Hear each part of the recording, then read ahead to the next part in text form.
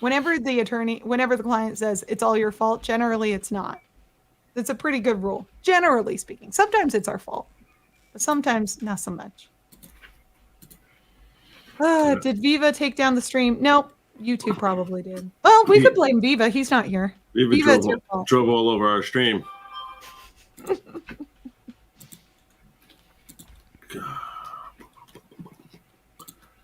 Okay, are we going? I think I am. So. So tricky to sort all this out, but in the meanwhile, I got to 99,532. Nice little boost. I'm working my way there. Nice. Cross that 500 threshold and it's just storming on past. Heck yeah. Can you guys not hear the audio? We don't hear any audio at all. I didn't. Okay, give me a second. I'll fix it. All right. We are confident that you will. You're great. Everybody's great. Share tab audio. Okay. Recorded a portion of that day. You hear it now? Yes. Yes. Yep. Okay. Thank God. You didn't find any. So let's back it up to when they come back from the sidebar. All right, no problem. Okay. Because I want to know. I want to know who won the sidebar. Prosecutor was looking pretty dang smug when she walked away. Yeah, so. for sure. For the foundation. Was that really all over foundation? Really? We spent that much time on foundation? 21. How long does it take to discuss foundation? Oh, shoot. If they spent 15 minutes discussing and arguing over foundation, I'm going to be really salty. Damn it. As you testified yesterday, you collected items from the church that you thought were relevant to this case, correct? Yes. And some of the things that you thought gave insight into what happened, correct? Yes. And including in those was a copy of the script and the shot list, correct? I believe there was paperwork that was photographed, but I don't think it's correct. Okay. Well, I'm going to pass up to the witness what it's marked as 8-3 and 8-11. No, I thought he'd actually pass it. They never do. Yes. And what are those? Working. It appears to be scene paperwork. That you collected. Yes. And those are shared in the photograph? Yes. Yeah, I'll give them that. I don't believe that's an adequate foundation. Of course you don't. Oh, Lord. You want him to do? But what we discussed at the bench. But As the judge at this point, I'd be like, F it. Let's move But on. I'm relying on the conversation we had. It's enough. Let's go. All right, so they are conditionally admitted pursuant to the discussion up at the bench. Everybody in bingo, that was a speaking objection. Go ahead and mark it on your sheet. Apparently, you should have foundation That with last the bingo sheet. sentence. That's going to be a thing, I guess. Russ Colt talk quietly now. And I'm now going to publish Whose keyboard is 8-11. key? Is it you, Joe? See, this will Holy. in focus.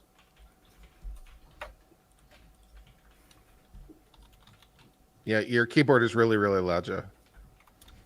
When you were typing. He got it. He got it muted. Yeah, that's fine. Okay, I apologize. Maybe it's... I kind of enjoyed it, honestly. Like, Joe is super into it. It's a whole vibe from that typing. Get out some of the frustration from the typing noises. Writing an angry letter. I like mechanical Permission to keyboards. approach. Oh, again?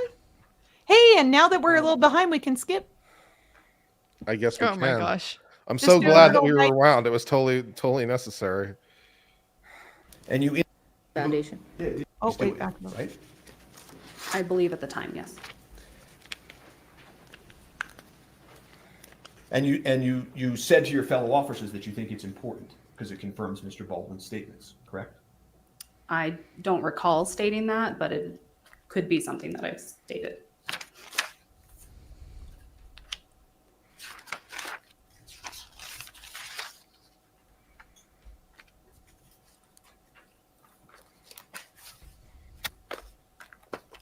And you indicated that you thought it was hers, meaning Ms. Hutchins' paperwork, correct? I believe that one of those papers does have her name on it, which is why I thought it was hers. Right. And the other paper that you already testified to, A3, was found around where she fell, correct? Yes.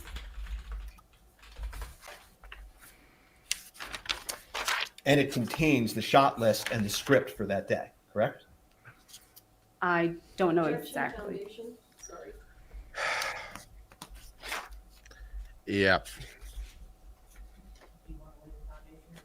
So you have laid Did the you- foundation? Yeah. Did you believe at the time that what you were looking at may have reflected things that were supposed to occur in the church? Yes. You also recovered Miss Hutchins' cell phone, correct? At a later date, I believe. And that was sent to Byron French in the investigation division to extract the cell phone results eventually, correct? I believe so, yes. Now, you tried to find video recording in the church, correct? Yes. But the video cameras for the scene in question did not record that day, so you were not able to find that. Fair? They recorded a portion of that day. There was a recording that was recovered. And you didn't find any live ammunition in the church? Yes, there was one live round located inside the church. There was, okay. And where was that found? That was in Mr. Baldwin's holster. Right, so, right, the bandolier that we were talking about before? Yes. Okay. And you have no reason to think that Mr. Baldwin had any idea that was there, right? Correct. At that scene, and at this time in the investigation, Detective Kano was in charge, correct? Yes, I believe so. So while you're now then leaving the church, we're going to move on, okay? You have to figure out how ammunition works on a movie set, right? Yes. That wasn't something that you were familiar with before the incident in question, right? Correct. And you sort of became the subject matter expert on that topic, right? Yes, I'd say so. Right. I mean, you were For called the sheriff's into, office. for the sheriff's office, right? But also you'd be called into meetings with Corporal Hancock and the prosecutors and try to educate them on those topics. Isn't that fair? Yes. Okay. I mean, you weren't running the case, were you? No. But you were there to assist not only with the evidence, but to be a specialist on this sort of unique topic. Fair? Yes. And again, you said this on direct, but I think it got a little confusing perhaps. But there are never supposed to be live ammunition on a movie set. That's the court.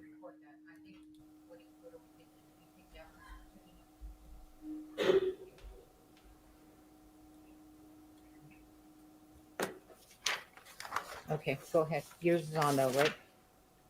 Yes. Okay. Thank you. You understood that there should never be live ammunition on a movie set, right? Yes.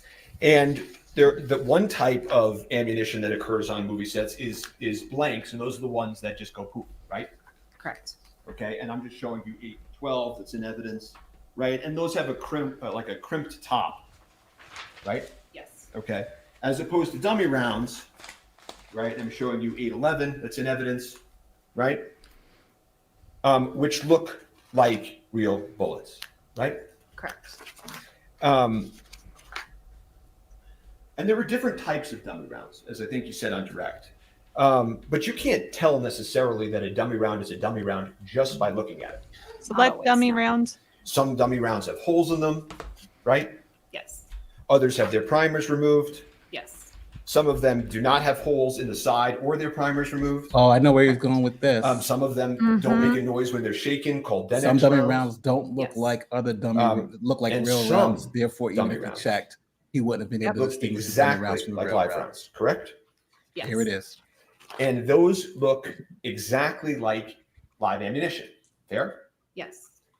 And those type of exact replica dummy rounds were on the set of Rust, right? Here it is. So even if he checked, the dummy rounds and live rounds looked exactly alike. He wouldn't have been able to distinguish. And those were Seth Kenny's dummy rounds, right? Yes. And in terms of identifying dummy rounds by shaking them, right, which is something you talked about on direct, some of them are louder than others, right? Yes. Some of them have 1 BB, or 2 BBs in them, or 3 BBs in them, right? Yes. Sometimes if you shake a bullet, you can hear the powder, or because of oxidation, you can hear things inside of a bullet when you shake it, right? Yes. And depending on the setting of something would impact the person's ability to hear it. Isn't that fair? Yes. So, right, if I shook a dummy round right now in a courtroom in front of a microphone, right, it would probably be, you would be able to hear it. Would you agree? Yes. But if people are all moving around in a movie set, you don't know that everybody would be able to hear it. Isn't that fair? Not everyone, no. He's taking And it too some dummy far. rounds don't shake at all. Isn't that also true? Yes. The only way to determine definitively is to send them to the FBI and to take apart the dummy round to figure out what the powder is inside of it, right? The powder inside of a dummy round? Yeah, I'm Or moving the ball on to- bearings? Well, the ball bearings versus the powder that could be in a live ammunition. Yes, Right? that would be the comparison, yes. And so one of the questions that I'm going to ask you is there different grades of gunpowder used in blanks versus live rounds? I do not know the answer to that question. Okay. And so as you proceed in this case, you are then executing the prop truck search at the scene of rust, right? Yes. So about a week after the incident, approximately, you go back to the setting of rust and you execute a search warrant on the truck that housed the prop cart that you found the shell casing on, right? Yes. And when you went to do that search warrant, it was light outside, right? Correct. And you were with your fellow officers, Hancock, Kano, Sergeant Zook was there, correct? Yes. And you had a good working relationship with all of these people, right? Yes. And Detective Hancock and Kano, signed off on what you collected as detectives involved in this, right? Yes. And Sergeant Zook, who was their supervisor, signed off as well. Fair? Yes. And there was a witness there that day that assisted law enforcement with the search of the prop truck, right? Yes. A man named Seth Kenny. Correct. And not only did he assist, he actually was the one that opened the safe, right? Yes, he had the combination too. Well, do you know how he got the combination? He was the owner of the safe. You sure about that? That was my understanding. You collected dozens of guns from the safe, right? Yes. And you understood that there were a dozen plus actors, extras, stuntmen that used firearms on the set of Rust. Yes. Just like we talked about with Mr. Ackles and his bandolier, right? A lot of these actors may have at one point or another, unbeknownst to them, God forbid, had live ammunition on them, right? Yes. And the prop truck, we can look at A13, was a little disorganized. I don't know if it's quite at the level of the car, but it was a little disorganized, right? Yes. Okay, and we'll just show A14 for completeness. I will say he's doing a lot better job than he did yesterday. Way. Agreed. He has so much better And control, inside the breathing. prop truck, there were boxes. Well, he's telling a very good story. Yes. Everybody had live Ammunition. rounds. No, you can't tell Yeah. the dummies between the And live these rounds. This is all screaming are reasonable doubt to me. a lot of Reasonable them doubt. Yeah, this is the reasonable doubt. most effective model white stuff box, he's right? come up with so Yes. far. And I'm just going to show you 816, which is a close-up. And do you notice one box that looks a little different than the other boxes? Yes, there is. And which box is that? The box in the center, instead of it being stamped, it has handwritten in blue marker, dummy rounds 45 LC. Right, and I'll just blow up that, which is in the state's exhibits, exhibit 19, right? Yes. And you don't know who wrote that writing on it, do you? Seth Kenny. And if we could look at A22, can you tell us what that is? Out of context, no, I can't. Okay, well then we're going to look at A23. Can you move that? This is the rounds that were inside of that box with the styrofoam insert that were removed. Okay. And you see that they are star-line brass, nickel, dummy rounds, right? Yes. And again, the difference between a star-line brass nickel-plated dummy round and a live round is effectively that one has powder inside, the other does not, right? Yes. And do you know where all the ones in this box went, the ones that are missing? I do not. So we're in the prop truck, and you have star-line brass, you have nickel primer, but they're not live, right? Correct. And you don't know when that box ended up getting to the prop truck, moved to the prop truck. You don't know any of that background, right? Right. You don't know if somebody placed that box with the handwriting on it into that Mary Kay bag, do you? No. And on the prop truck that housed all the ammunition, was there any live ammunition on the prop truck? No. So I want to ask you something, Investigator Popple. Did that surprise you? No, not necessarily. Well, you've got all this, you're finding these live rounds all over the set, right? Yes. Sort of seem to be a little bit of everywhere without much cohesion between where you're finding them, right? Yes. And they're housed originally in the prop truck, right? Yes. And so you go a week later to the prop truck, which has all the ammunition, right? Yes. And there's not a single live round there, right? Correct. Why did law enforcement wait a week to go to the prop truck? The search warrant needed to be written. I'm not sure of why the time difference occurred exactly. Okay. You,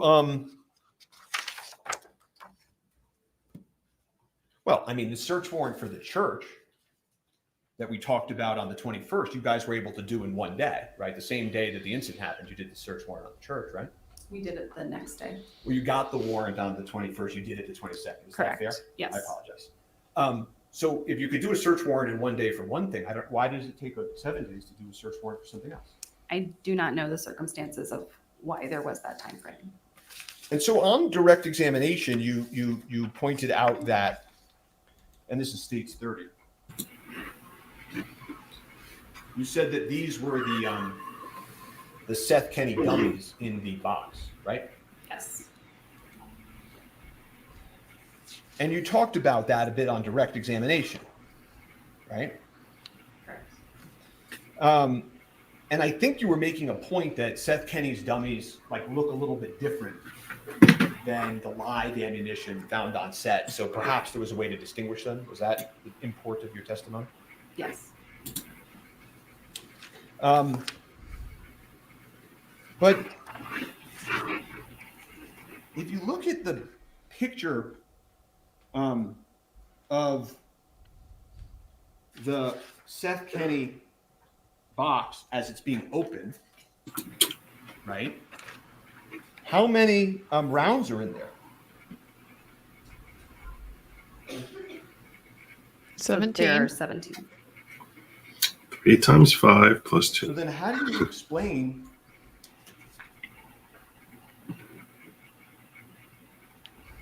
why there's Already more better than rounds Trooper Paul. in your picture? I'm really impressed by those both of you. dummies I taken was from like, the box? 1, 2, 3. If I can refer to my I'm report. like you, Danny. I was counting them too. Fine with me, huh?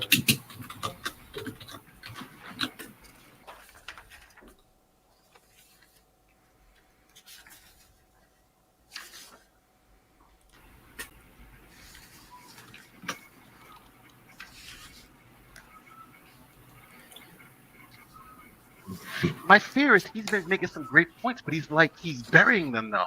in this long cross. Like the points he's made have been so great. Maybe he's gonna come back around. I don't understand this claim that Dershowitz saying pointing a gun at someone isn't a crime. First of all, it is. It's brandishing. And second brandishing. of all, and second of all, it seems criminally. It seems irresponsibly reckless. So I don't know what the point of that is. Is this Alan Dershowitz? Assuming, Yeah. Yes. Oh, the man who apologize. allegedly had his These- foot massage? The maybe photo that was it's, just maybe up it's Jackie 22 Dershowitz. rounds were actually removed from a bandolier that was located inside of the prop truck. Defense 826, right? Yes. And it has the exact number as the picture you showed the jury, right? Yes. Okay. And in fact, the real picture of the ammunition that comes out of Seth Kenny's box is this one. A27, right? Yes. And I saw you counting. I just wanted to make sure the number of rounds. Fair enough. No, I think that's a good way to that's how I figured it out. That's from the right one, though, right? Yes. And there's something important about this picture, isn't there? Yes.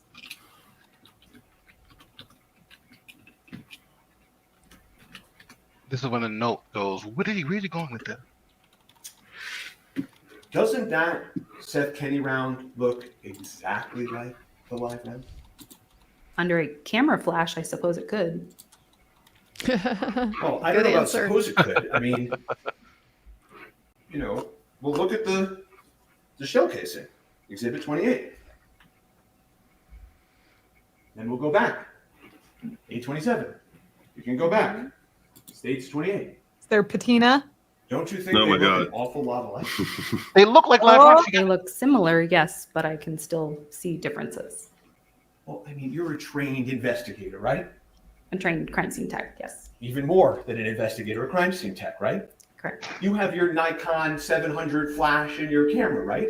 Yes, You have the opportunity to take this ammunition back to the precinct, lay it out, and photograph it, right? yes, You have no reason to think anybody on the set of Rust was able to do that, do you? no, Yeah, nice. You kind of ate her with that one. You turned in your report in this investigation. Hancock signed off on it, correct? my supervisor signed off on my report. Sergeant Zuck? At the time, yes. So we're still on the topic of the ammunition, and you and law enforcement were trying to figure out the source of the live ammunition, correct? Yes, In fact, it was incumbent upon you to try to find the source, because if there were people sending live ammunition to movie sets, that would be very dangerous condition, wouldn't it be? yes. And as you were going about your search, Seth Kenny actually walked into the precinct one day and gave you ammunition, right? Yes, Okay, you remember that, right? I do. That was. Did you think Mr. Kenny was being helpful? I believe so, yes. I mean, were you suspicious at all of that? That was not my place to be suspicious of him. I hadn't had much interaction with him. Yeah, I mean, it may not have been your place to, but I'm just asking you if after this point, Seth Kenny, comes knocking on the precinct and shows you all some rounds, whether or not that Asked and answered. I don't know what it was. Overruled. I'm just asking whether it's your place to be or not. I'm just asking when the man showed up and just presented ammunition to the precinct, did that make you suspicious at all? No, Well, let me ask you this. I bet it didn't surprise you that he didn't turn in the exact matching lethal ammunition, did it? no, I wasn't surprised by that. Okay. And so what he turned in, and now you have your report there if you need to refresh, but he walks into the precinct, and this is Seth Kenny.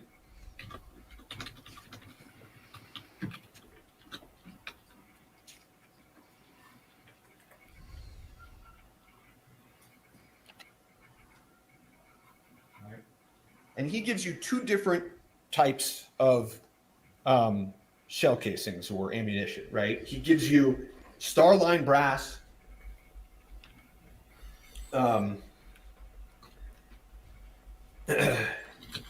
he gives you spent shell casings, right? Yes. And those were Starline brass, nickel primer, but they weren't live, right? They had been shot or they were spent shell casings, right? If I can refer to my report to refresh. I don't recall if any of them were Starline brass. If you turn to the last page,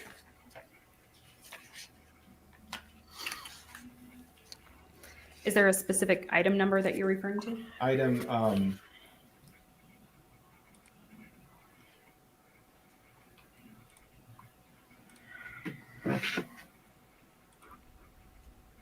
set, I think 215. You're going to be better at determining these reports than me. Yes. Okay. And he brought you, again, he also gave you live ammunition with nickel primers, but they weren't Starline brass, right? Yes. Okay. So he just seems to have, he just missed sort of on what you were looking for, right? Yes. Because you were. Yeah, objection to the form of question. She doesn't know what Seth Kenny's motives are. No, I don't, I don't, What he's overruled.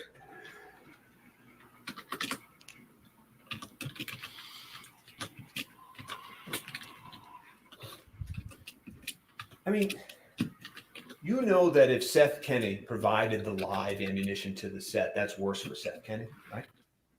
It's worse for whoever provided it. Yes. I agree. So, but as members of law enforcement, you all know that the person who provided that would have a motive to not be found. True? Yes. So you headed to execute a search warrant at Seth Kenny's prop house, right? Yes. And a judge signed off on that search warrant, correct? Yes. Because you had probable cause to believe that there was live ammunition that matched the ammunition that killed Miss Hutchins, right? Yes. And this was you and again, Detective Hancock and Sergeant Zook, right? Yes. And yeah, I wanted to ask you, how come you executed the search warrant at night? I don't recall. And I wanted to ask you, how come Detective Kano waits outside? I don't believe that Detective Kano was there the entirety of the search warrant. So, well, while he was there, you know, do you know why? Do you have any information as to why he didn't come inside? I do not. Before you went on the search, you discussed it with Detective Hancock, correct? Yes. And just like the truck we talked about, you all had done nothing to secure this prop house while before you got the search warrant, correct? Yes. Okay. And tell the jury, how long did you wait to execute the search warrant at the prop house? I don't recall. Well, on direct examination, you knew the dates right away. Don't you remember? You nailed it. Oh, 10/27, November 30th. Right? I apologize. I thought you were asking from when it was written to when it was executed. Oh, no, I apologize. Yes. We executed the search warrant on November 30th. Okay. So that was a month and a week at least, right? After the incident in question. Yes. Okay. And just like the truck, you're executing a search warrant, and who was there to help you? Seth Kenny. And your purpose was to find the matching ammunition, correct? Our purpose was to locate any .45 caliber live ammunition. Well, sure, but the ultimate investigation that you all were conducting was to try to solve the open question of how the lethal round got on a movie set, right? Yes. Joe, I'm not a fan of libel and slander. You talked a little bit about this when we talked about the prop cart, how the disorganization of it could lead to commingling, right? Yes. How was the organization of the prop house? Some things were organized and some were not. Well, if you could give us a sense, did you find it to be more organized than the cart or less organized than the cart? I would say they're probably about equal. And you knew, did you not? Yes, a dummy this is round can be relevant turned into a live because round is and it a live round reasonable can be for turned him into a to dummy round, expect any of correct? this? Yes. It goes to the So a reasonability person with or the spent shell reasonableness and casings or foreseeability. dummies, they could reuse them, correct? Yes. That would be economically efficient. Yes. And you knew as you enter this search that some of the ammunition on the set of Rust definitely came from Seth Kenny, right? Yes. He admitted that, right? Correct. There were invoices he didn't have much of a choice, correct? Yes. And you were also looking for tools that could be used to manufacture dummies and live ammunition, correct? Yes. And you were also looking for a green ammo can, correct? Yes. You know, the white boxes that we keep looking at are, they look like each other, right? Correct. A green ammo can is a more unique item, fair? Yes. So why don't you tell the jury why you were looking for a green ammo can? I don't recall specifically, other than at some point in time it had housed live rounds. And law enforcement That's had that interesting. information at the time of going to a judge to get the search warrant, and very much at the time that they were executing the warrant, right? Yes. And I don't want to belabor the white box conversation too much, but other than, I have to find it too, on the white boxes that you found at the set, and at the white boxes that you saw a lot of at Seth Kenny's, there were these initials in the middle of the white box. It said JS.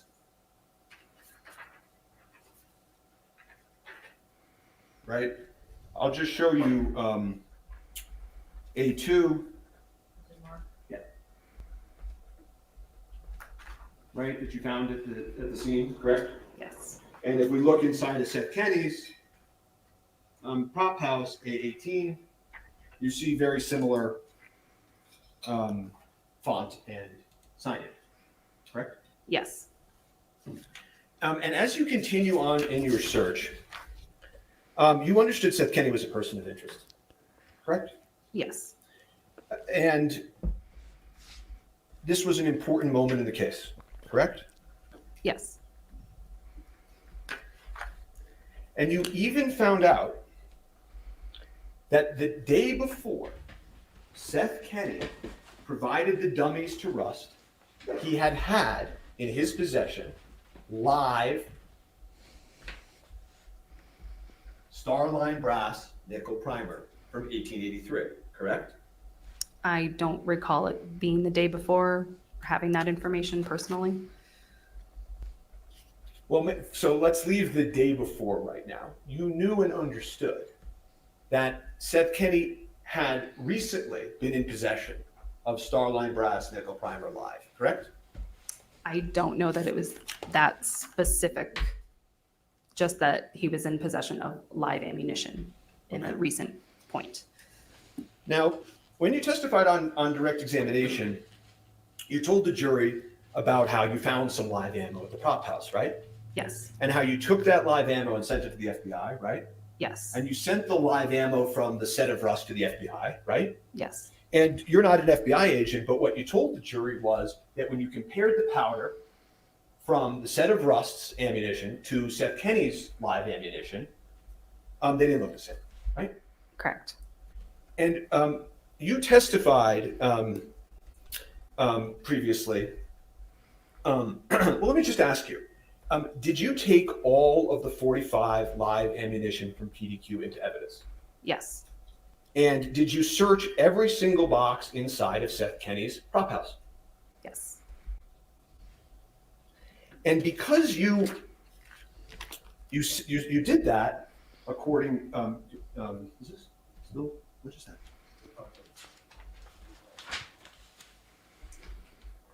Did I do something? Oh, it just goes to sleep. Talking too much. And because you've told this jury now, Not a good sign. you found every 45 live ammo there, correct? Yes. And that you searched every single box, correct? Yes. What you're telling this jury is they can be sure that if there was a live round on there that matched the set of Rust, you would have found it, right? Yes. Let's take a look at A19. Does he have evidence to the contrary? Because that would be amazing. I think it's just that it looks like it. It's the it looks like it argument from the Yes. photograph. You see those boxes packed all the way to the ceiling? Yes. Did you all have a ladder or anything when you guys were searching? No. Okay. Looks as chaotic as the set of Rust. I believe they were taken down or at least looked into.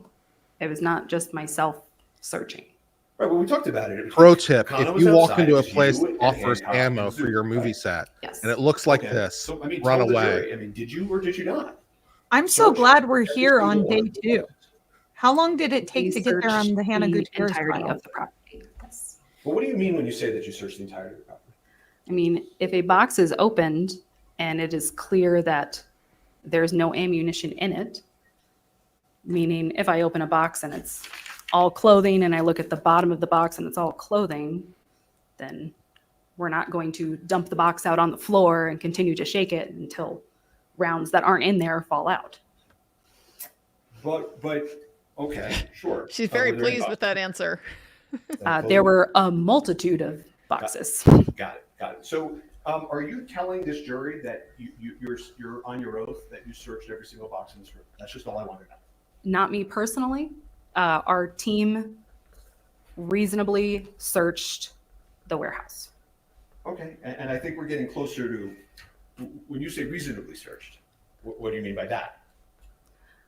I mean, how would you approach searching this kind of area? Well, I can tell you that law enforcement. I know from the movies. Defensive. I'll move on. I know from the movies. How would you search it? Sir, regain If I control were of doing your a witness. make-believe search, We conducted outside, where you would I'm reasonably the one asking the set up questions. in a way Yes that or no answers, this please. area Thank you. And- Please answer the question as asked. search each section on that grid.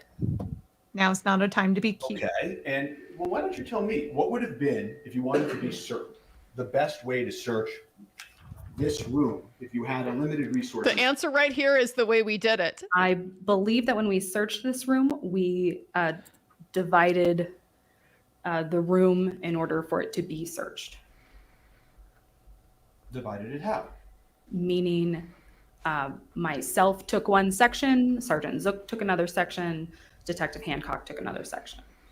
Are you certain of that, or are you best estimate that that's what your memory tells you? I do not recall exactly how the room was searched. Okay, and then let's say you open up a box with ammunition. How would you search an individual box? It would depend on the box. So tell me. If we open a box and it's all 38s, we're not looking for 38s at that time, we're looking for 45s. Okay. And so if you opened up a box and it was commingled rounds, how would you do it? We would have to go through those rounds individually. Right, and there were boxes like that here, right? There were a few, yes. Okay. And how many rooms were there inside of this location that had lots of boxes in them? There was the back room that we see here. There was a front room that didn't have many boxes, and then a side room that had nicely organized boxes. And what about the bathroom? Weren't there boxes and ammunition in the bathroom? There were boxes in the bathroom, yes. So 4 rooms, right? Yes. 3 of you, 4 rooms, right? Yes. 820. What are we looking at here, Investigator Papa? This was a table that was located in the side room. Okay. And what do you notice? I don't know why that arrow's there. What do you notice on this? It's probably because of me.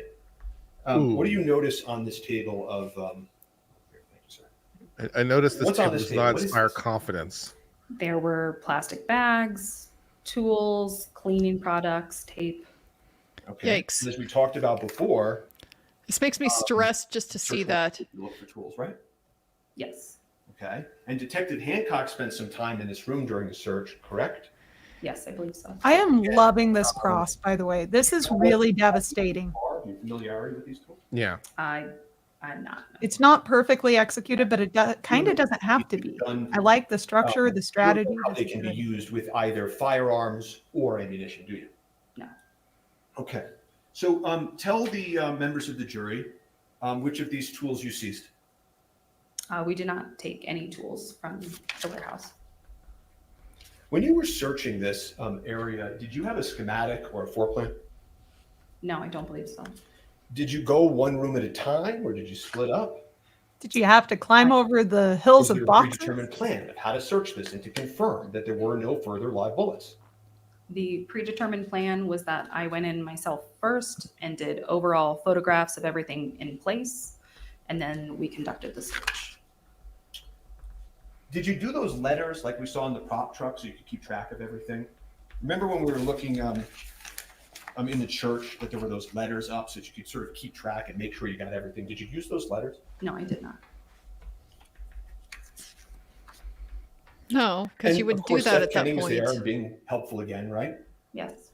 He told you that there were no 45 long Colts there and offered to show you the dummy rounds at one point. Do you remember that? I don't recall that. Do you remember him saying, I bet you $1,000 there's no 45 long Colts in there? I do recall that, yes. Okay. And did he win the bet? He did not. He lost the bet. So he tells you that, and law enforcement continues, and you look in the bathroom and you found him, right? Yes. Let me ask you something. At any point, did you become suspicious of Seth Kenny? No. A21. You were able to find this container that says live ammo on it, right? Yes. And that was helpful to whoever wrote that to show you where the live ammo was, right?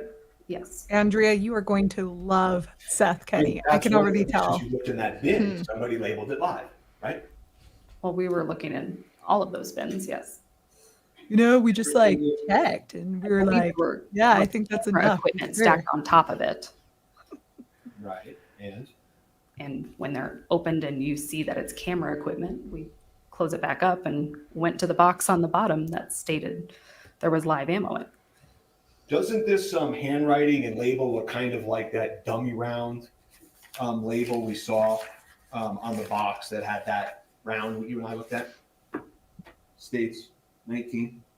Yes, it is similar, yes.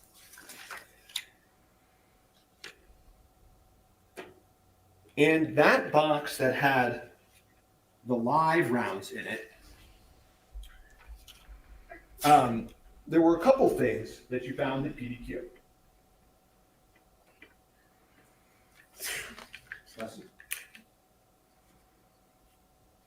This handwriting is getting worse. Yeah, I'm with Steele Manning on this one. I'm And losing the you point of this. found- I don't know What- why it matters what- where the live round came from. Yes. What is the point jury supposed to take from this? That's going to make it Yeah. less irresponsible. Starline brass live. This Not is the just tone and such demeanor. Such Yeah. a flood of stuff that I don't know what matters and what doesn't. And you found Maybe Starline. he'll you wrap it found up. Nickel Maybe primer he has lives. like a punchline coming. That's my hope. Correct. Nail him on the Every punchline. time you were with Seth Kenny, What would that punchline look like? you got close to finding something that matched the scene, Starline brass, nickel primer live. Oh, I really hope the punchline isn't this came from somewhere other than Seth Kenny. Because that sounds like what the punchline just was. And as you continued on your search, you found the green ammo can.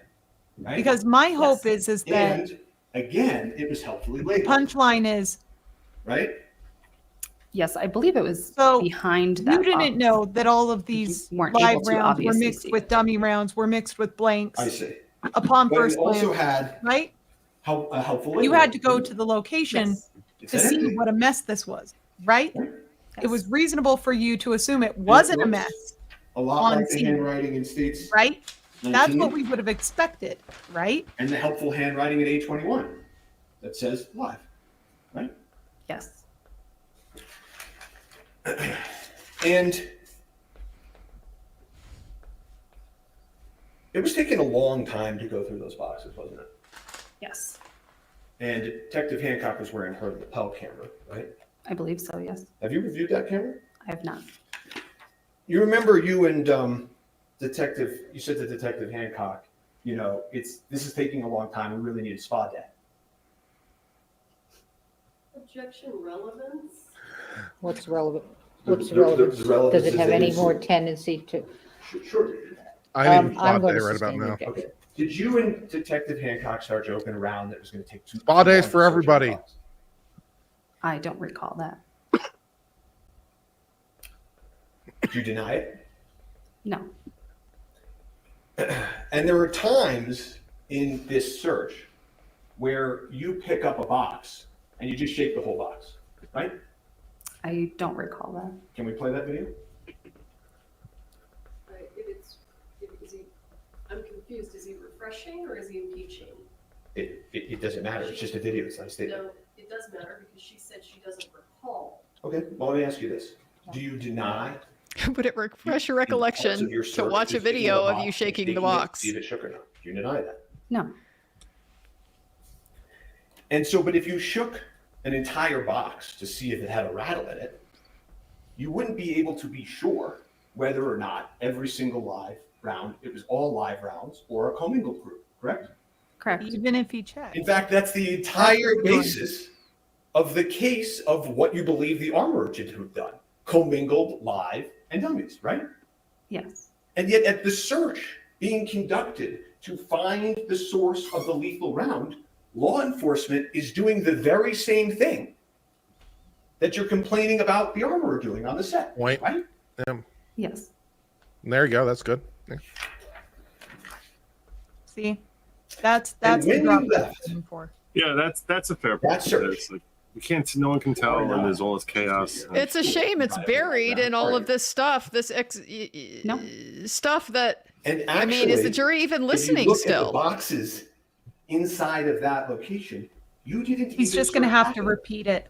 He's going to have to draw the objection and keep hammering it. Did you? I don't recall. So then why on direct examination, if you do not recall, did the prosecutor ask you and you tell this jury that you were confirming that you searched and found every single live round? Why did you testify to that? I found what I believe to be all the live rounds at the warehouse. But that's not what you said. What you said was that you found every live round, right? I don't recall the exact words that I said. I do. Well, you definitely certainly said said that you searched every single box just 10 minutes ago in front of this jury, right? I believe that a reasonable search was conducted of the warehouse. You're softening And your investigator, language I from understand, earlier. You were much more definitive earlier. You Now were you're prepped softening Yeah. to it. testify today, correct? I spoke with the prosecution before I testified yesterday. Okay. And the jury heard something about pre-trial interviews where you're interviewed and the defense can be there to watch you be interviewed, right? Yes. But every time you talk to the prosecutors, defense is not there, correct? Correct. In fact, the vast majority of times you speak to the prosecutors, the defense is not there, correct? Correct. In fact, you and I had never met before today, or yesterday, I guess, correct? Yes.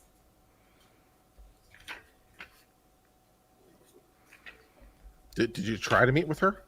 So Good question.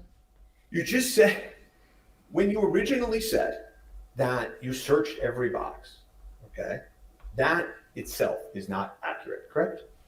Correct. Okay. So now what you're saying is that you did a reasonable search, correct? Yes. Okay.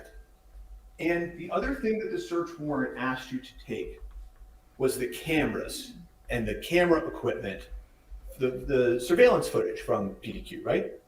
I don't recall that. Okay, I'm going to pass up the warrant to refresh your recollection. Well, do you recall that there was camera equipment there? There was lots of camera equipment inside of the warehouse. In fact, you remember Seth Kenny showed you the camera equipment, right? I don't recall exactly. Okay, I'm just going to mark this as defense Z and just approach this quickly. I'm sorry, is that a still frame from the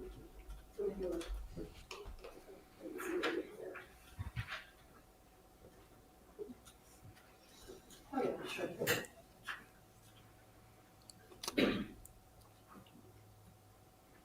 Are you going to mark that? Well, she's going to identify it and then you're going to, I'm just going to see if it refreshes. Does that refresh your recollection about the?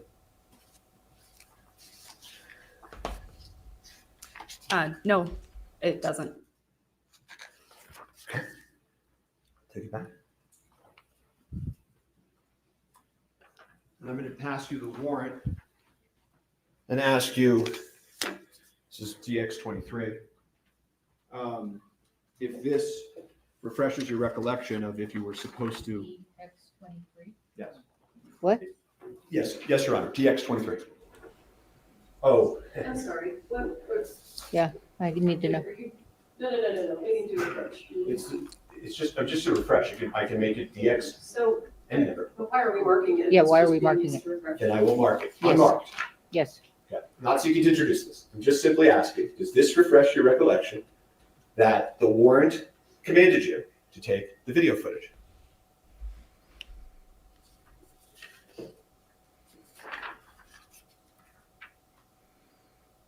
Number 6. She can refresh her memory without being directed. Of surveillance footage, yes. Okay. And so, and you tell the jury, did you take the surveillance footage? No.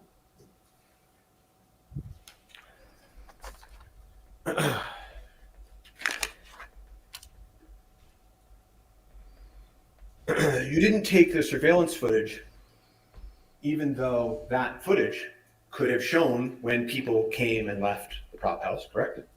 I don't recall if there was surveillance footage. And the photograph of Mr. Kenny showing the surveillance footage didn't refresh your memory? No, because I'm standing in the foreground of that photo. Okay, well, tell the members of the jury what you did to search for surveillance videos that satisfied you that you had complied with the warrant's order. Tell the jury. I don't recall looking for surveillance footage. Okay, thank you for that answer. Because you didn't, right? I don't recall. But if you did, it would be on the lapel cameras of Detective Hancock and Sergeant Zook, right? Yes. And so if it's not on the lapel cameras of Detective Hancock and Sergeant Zook, you would agree with me it didn't happen, right? Not precisely. They don't follow me around the entire time, and I don't wear a lapel, so it could have not been captured. But you're not telling this jury that you looked for it, right? I'm saying that I don't recall looking for it. And if you had taken that footage, if any there were, right, you agree with me that it would have shown when people were coming and going from the prop house, potentially, correct? That's a possibility, yes. It's a possibility you could have seen when the ammo can got there, right? Possibly, yes. You could have seen Sarah Zachary picking up the ammunition, correct? Possibly, yes. You could have seen Seth Kenny disposing of ammunition in the 40 days between when the incident happened and when you arrived, correct? Possibly, yes. And there's one other thing that it would have shown, isn't there? What's that? Tell us. It would have shown whether or not you all really searched the place, wouldn't it? Possibly, yes. And so you didn't take it. You did not voucher any of the surveillance footage. I do not recall looking for the surveillance footage. Well, again, I know that answer, but you know what you vouchered in this case, correct? I'm not sure I understand your question. You didn't take into your custody and add to the evidence any surveillance footage, correct? No. And you never spoke to any witnesses, you yourself, about what you found later, did you? No. And you testified on direct examination that you did collect DNA, phones, prints, things like that in this case, right? Yes. And you got the armorer, the first assistant director, Dave Hall's, Sarah Zachary, and Alec Baldwin's phones, right? I did not. I don't believe so. You ultimately vouchered? I would have to refer to my report. I don't believe I collected all of those things. Okay. What about DNA extractions? I did collect DNA swabs from certain individuals, yes. Okay. Including Hannah Gutierrez-Reed, Dave Halls, Sarah Zachary, Alec Baldwin? Not Alec Baldwin, but the rest. Okay. And what about prints, fingerprints? Yes. Okay. From Hannah Gutierrez-Reed, Dave Halls, Sarah Zachary? Yes. Okay. Did you take the cell phone of Seth Kenny? I don't believe so, no. Did you take the prints of Seth Kenny? No. Did you take the DNA of Seth Kenny? No. Everything that you did take into your custody, in law enforcement's custody in this case, is in your supplemental report. Is that fair? Yes. And most importantly of all, it's your testimony you never were able to discover the source of the live ammunition, correct? I don't believe that's in my supplemental report. I'm not sure how you're phrasing that. I'm sorry. Yeah, sure. I'm asking you. When we started, we were talking about solving this question of how a live round got a movie set. Remember that? Yes. Okay, so I'm asking this, trying to solve that question. Did you ever solve it? I do not have any physical evidence to show where the live rounds originated from. He's been on this too long now. You know, I was asking you questions earlier You think? about. He dropped it. He needs to move on. Yes. Yeah, he's beating this horse to death. I don't recall. Okay. Why Detective Connor stood outside? I don't recall. Okay. You asked This that is the question truth a that half you're hour trying to ago. get We're this just going to over redo with. the whole So testimony the now. prosecutors could focus on Alec Baldwin. No.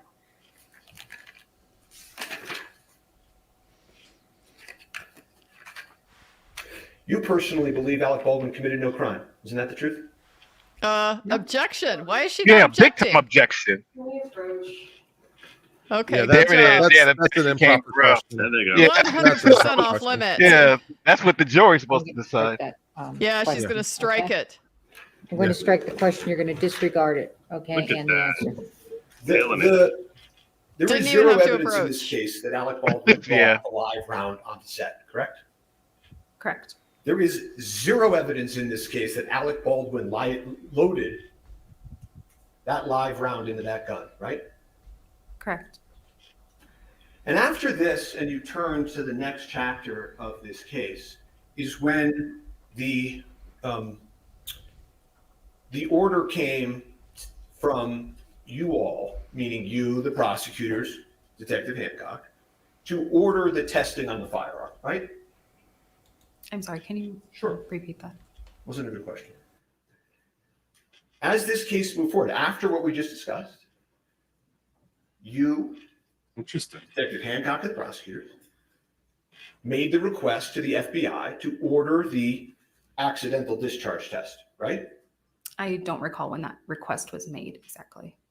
Well, forget exactly when it was made. Do you have any general recollection? I don't. Okay. Are you testifying that you don't know whether it was after the PDQ search? I don't recall. And at that time, when that test was ordered, you knew that Mr. Baldwin had told you that he had just pulled the hammer of the gun and not the trigger, correct? I don't recall. Okay. I'm going to refresh your recollection.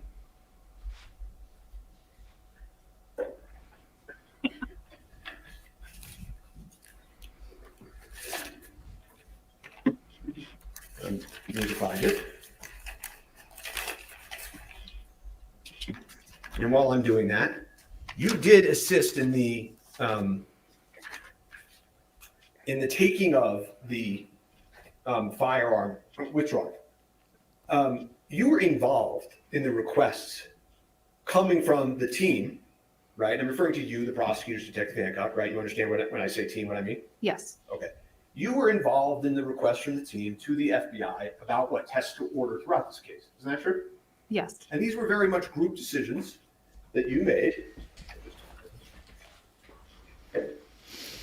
Of what you would test, fair? Yes. And everywhere in this case that you went, Detective Hancock went, right? Yes. So when you were Even at he's bored with all this. the church, the day that it happened, Detective Hancock was there, right? Yes. And then, when you were at the truck search, she was there, right? Yes. In the precinct with Seth Kenny, she was there, right? Yes. At the PDQ search, she was there, right? Yes.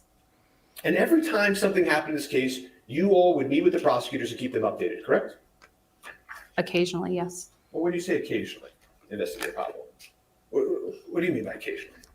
I mean that I was not always in direct contact with them about every single thing that would occur. I'm going to approach and show the witness. Yeah, she has a copy. Well, she doesn't know. Page you're looking at, I don't know what line you're looking at. You told me I have a copy, I'm assuming it's the previous transcript. It is. Again, Page it's and line, please. the body worn camera from 10/21/21. Page and line, please. Is that Morrissey shrieking? Page 3. Yeah. Line 1. Mark it on the bingo. Same objection, Your Honor. What is it? Ms. Popple is not Ms. Popple is not in this transcript. Well, he's what are you doing? She doesn't Asking have for to the be. refresh She was there. I'm asking if it refreshes her recollection. All right. Overruled.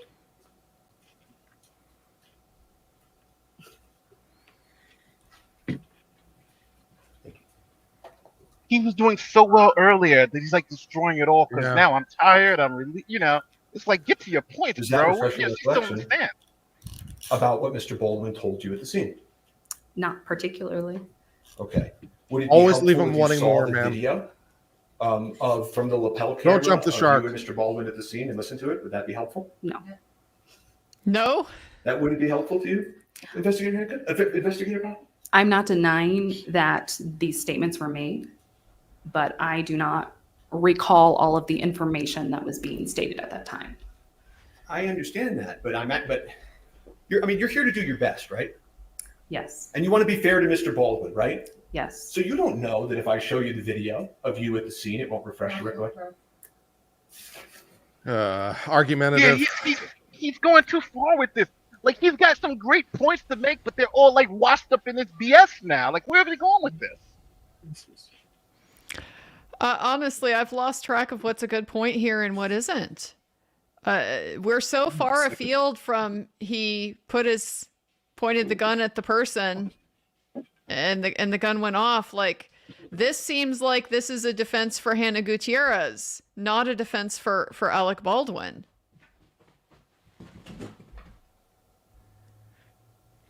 Yeah, but the point that I think he did get, which is now lost, is the fact that all the rounds look alike.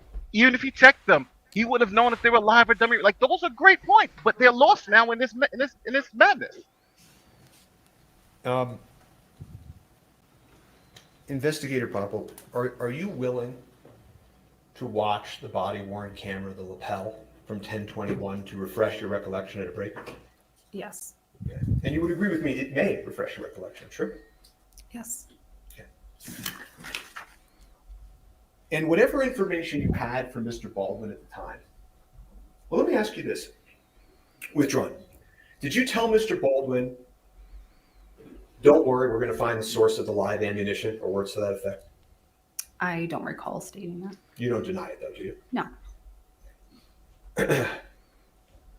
You and the team end up ordering the accidental discharge test, I think you called it the drop test, on the firearm in question, right? Yes. And when you all ordered that test, the FBI told you that this test may very well destroy the gun, right? Fine. I don't recall that. Okay, well, let's. It's not right here though. It's pretty alright. I can't And put you can anything on put her down screen. things for the signs to keep the sun from the signs if you want. You wanna I'm put down going the thing on the to sign? show you an email in a minute. Yeah, I'm like for you, Joyce. It's beautiful. But you Beautiful woman, beautiful. do agree with me that you were involved in the team's decision to send that firearm off to the FBI for that testing, correct? Yes. Okay. That firearm that you told me earlier in my examination was something that you were entrusted to keep track of and to protect, right? Yes. A piece of evidence that you knew was critical in this case, correct? Yes. And the FBI told you in no uncertain terms that if they do this test on the firearm, it would alter the condition of the firearm, correct? I don't recall that. Okay.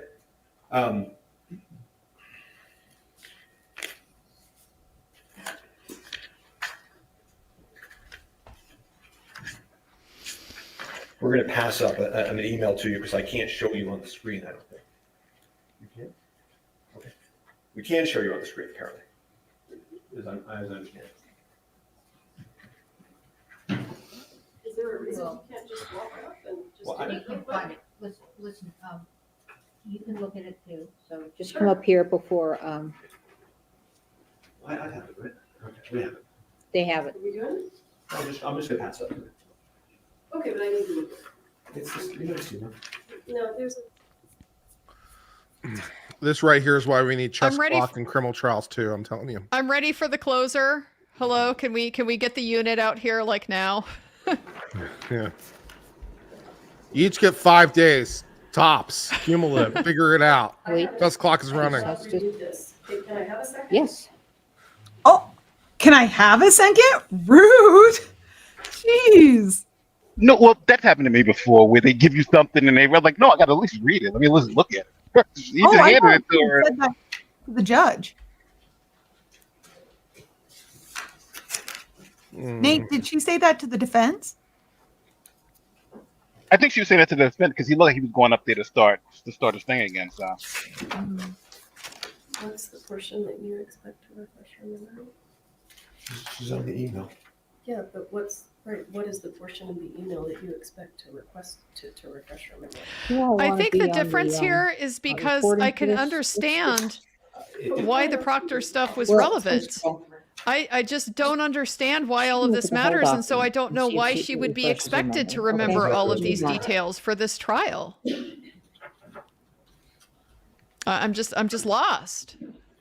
yeah, what point is she getting at? What's the overall point? Do you think he's getting at? 'Cause I've lost it. Yes, I do. Let her, see if she can refresh her Oh, memory. of course, I just wanted to point out.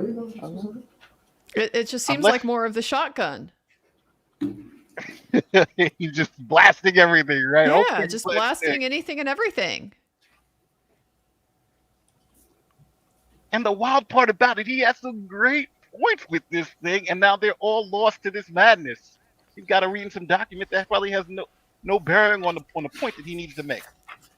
Yeah. It's buried. Whatever point he's getting at, to me, it's just buried. I don't know. Okay, so he doesn't like how they did the search. I don't know why that matters. Something Seth Kenny. I don't know why this matters. I mean, I can accept live ammo made it onto the set, and maybe Alec Baldwin didn't specifically know that. Okay, should he have a reason Maybe- to suspect that the set conditions were refresh your unsafe anyway? recollection? Yes. Okay. take it back. I think it's basically the everyone is guilty, so no one is to blame defense. Look at how sloppy everyone else was. That Yeah. Alec Baldwin is just as sloppy as everyone else. Therefore, everyone is guilty. No one's to blame. And it is true, right? You're on this email, correct? Yes. And on April 21st, 2022. Either way, he outgrew his welcome long ago. After You should say that again. the search of the prop house, you and the team sent the firearm for testing at the FBI, correct? Yes. I apologize. I think Asked you and can hear answered, the come wrong thing. Can we approach? You can have my Yeah, he's copy. going over the same thing again. I'll take Yeah. yours. Oh my Hang on. god. If Please he says approach Seth Kenny me. again, I'm going to take a shot. I've been taking a shot every time he says Seth Kenny. I'm on alcohol. Sorry for the hot mic. May we approach? Yes. Oh my gosh. Hopefully this approaches the end of it. I really hope Yeah. that this just Do I hope- you have can we approach on your bingo board? Cause yeah. we need to include that Yeah. next time. Ah, Yeah. I've never been rooting for Morrissey more than I am right now. I'm like, win, girl, go get him, win, end this. I think the fundamental problem is like it's none of it is bad. It's just gone on too long, and we're repeating points, and the good points that are there are kind of lost. So if you isolate, I don't know, any given 20 minutes at a time, it's probably fine. But in their accumulated form, it's just like you add one too many spices to the dish, or whatever the Mhm. analogy is here. It's like, yeah, everything's fine by itself, but you've just put too many things in. Is he still up there? I walk away for 10 minutes hoping he'd wrap up. Is he still going? Uh-huh. It's hard to tell. Oh yeah, Yeah. he's still up there. Did we ever leave the bench? Did we ever leave it? Yeah. He's still talking about Seth Kenny. He's like, that guy Seth Kenny got some issues. Well, I just want to take a moment to thank everyone who's watching us on all of our collective streams. We really do appreciate you all being here and spending time with us. And hopefully you're enjoying all the commentators that are here. We hope to bring you value. We've been bringing up your super chats on screen, as I'm sure you've noticed. And any chat over $20 we'll read out loud during a break. In fact, now is an exceptional time to do that. Jonathan Perosi earlier gave $20 to say, I just want to say something for a while now. Alex does have an out. While the whole world criticized him for saying he didn't pull the trigger, but to a person that doesn't know guns, that gun can go off without pulling it, fanning. Maybe he does. And there are defenses here. I think that's fair. But the points are getting lost. But I do appreciate it for your super chat. Thank you.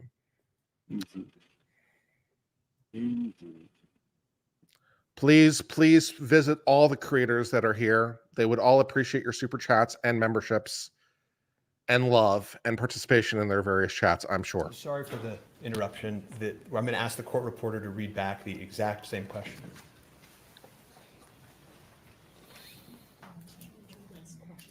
Please.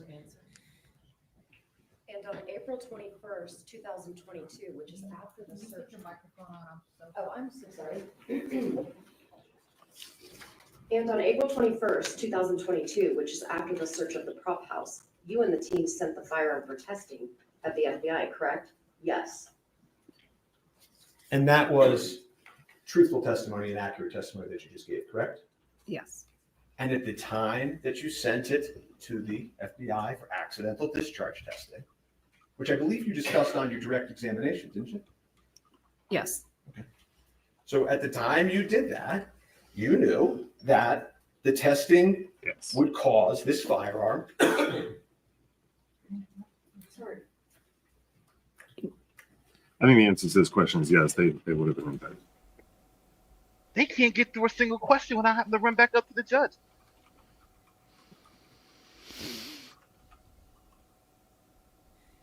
Okay, I take back everything I said earlier about he's doing such a great job. He's so good today.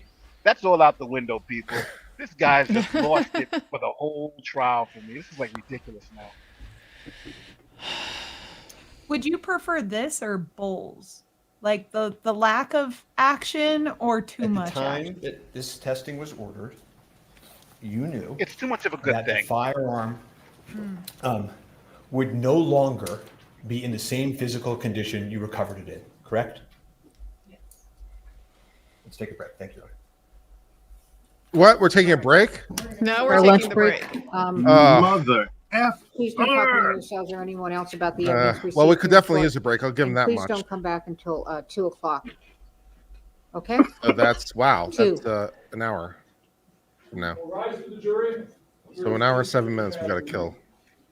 An hour and 7 minutes. All right, we're in. Ish. Ish. Now, just so everyone knows, this stream will not be cut off. We're gonna have a placeholder here just to keep the stream going, and then we'll all be back. Because a lot of people who left yesterday were like, "We couldn't find a new stream." I'm like, "How could you not find it?" But we're gonna leave these streams running. So wait, are we going on hold? Is that what you're saying? Is that what you're saying, Nate? We're gonna walk away and come back here? Is that? Yes, and there's a card that Eric has that's posted that has trial on break. Please come back later. You said 2 o'clock, right? Yeah, it's an extra hour. So that's a 2 hour break. That's a 2 hour break. Wow. No, wait, just a cotton picking second. It's an hour and 7 minutes. So we need to No, put down like because Eastern it's time. it's 11:54 It's there. 2. So Yeah. that's 2 hours. Yeah. Oh my gosh. Are we, So should hold we on a shut sec. down then? Yeah, we can't leave this thing running for 2 hours. No one's going to know when to come back here. They get notifications when we go live. I mean, look, I don't know if there are other considerations that are a factor. Okay, that's a reason to. But if there are no other considerations, I think leaving it running for 2 hours, people don't know when to come back. They get notifications when we go live. Okay, that makes I think makes shut it sense. down. All right, so let's do our little after thing commentary then. Well, we got it. Let's pull up these chats first, probably, right? So, Bella Stella, thank you for gifting 5 new followers. 5 new followers. I hope you guys said thank you because that's like a big thing. Right? So, God bless you. She is the queen of recruitment for the following. So, there you go, Bella Stella.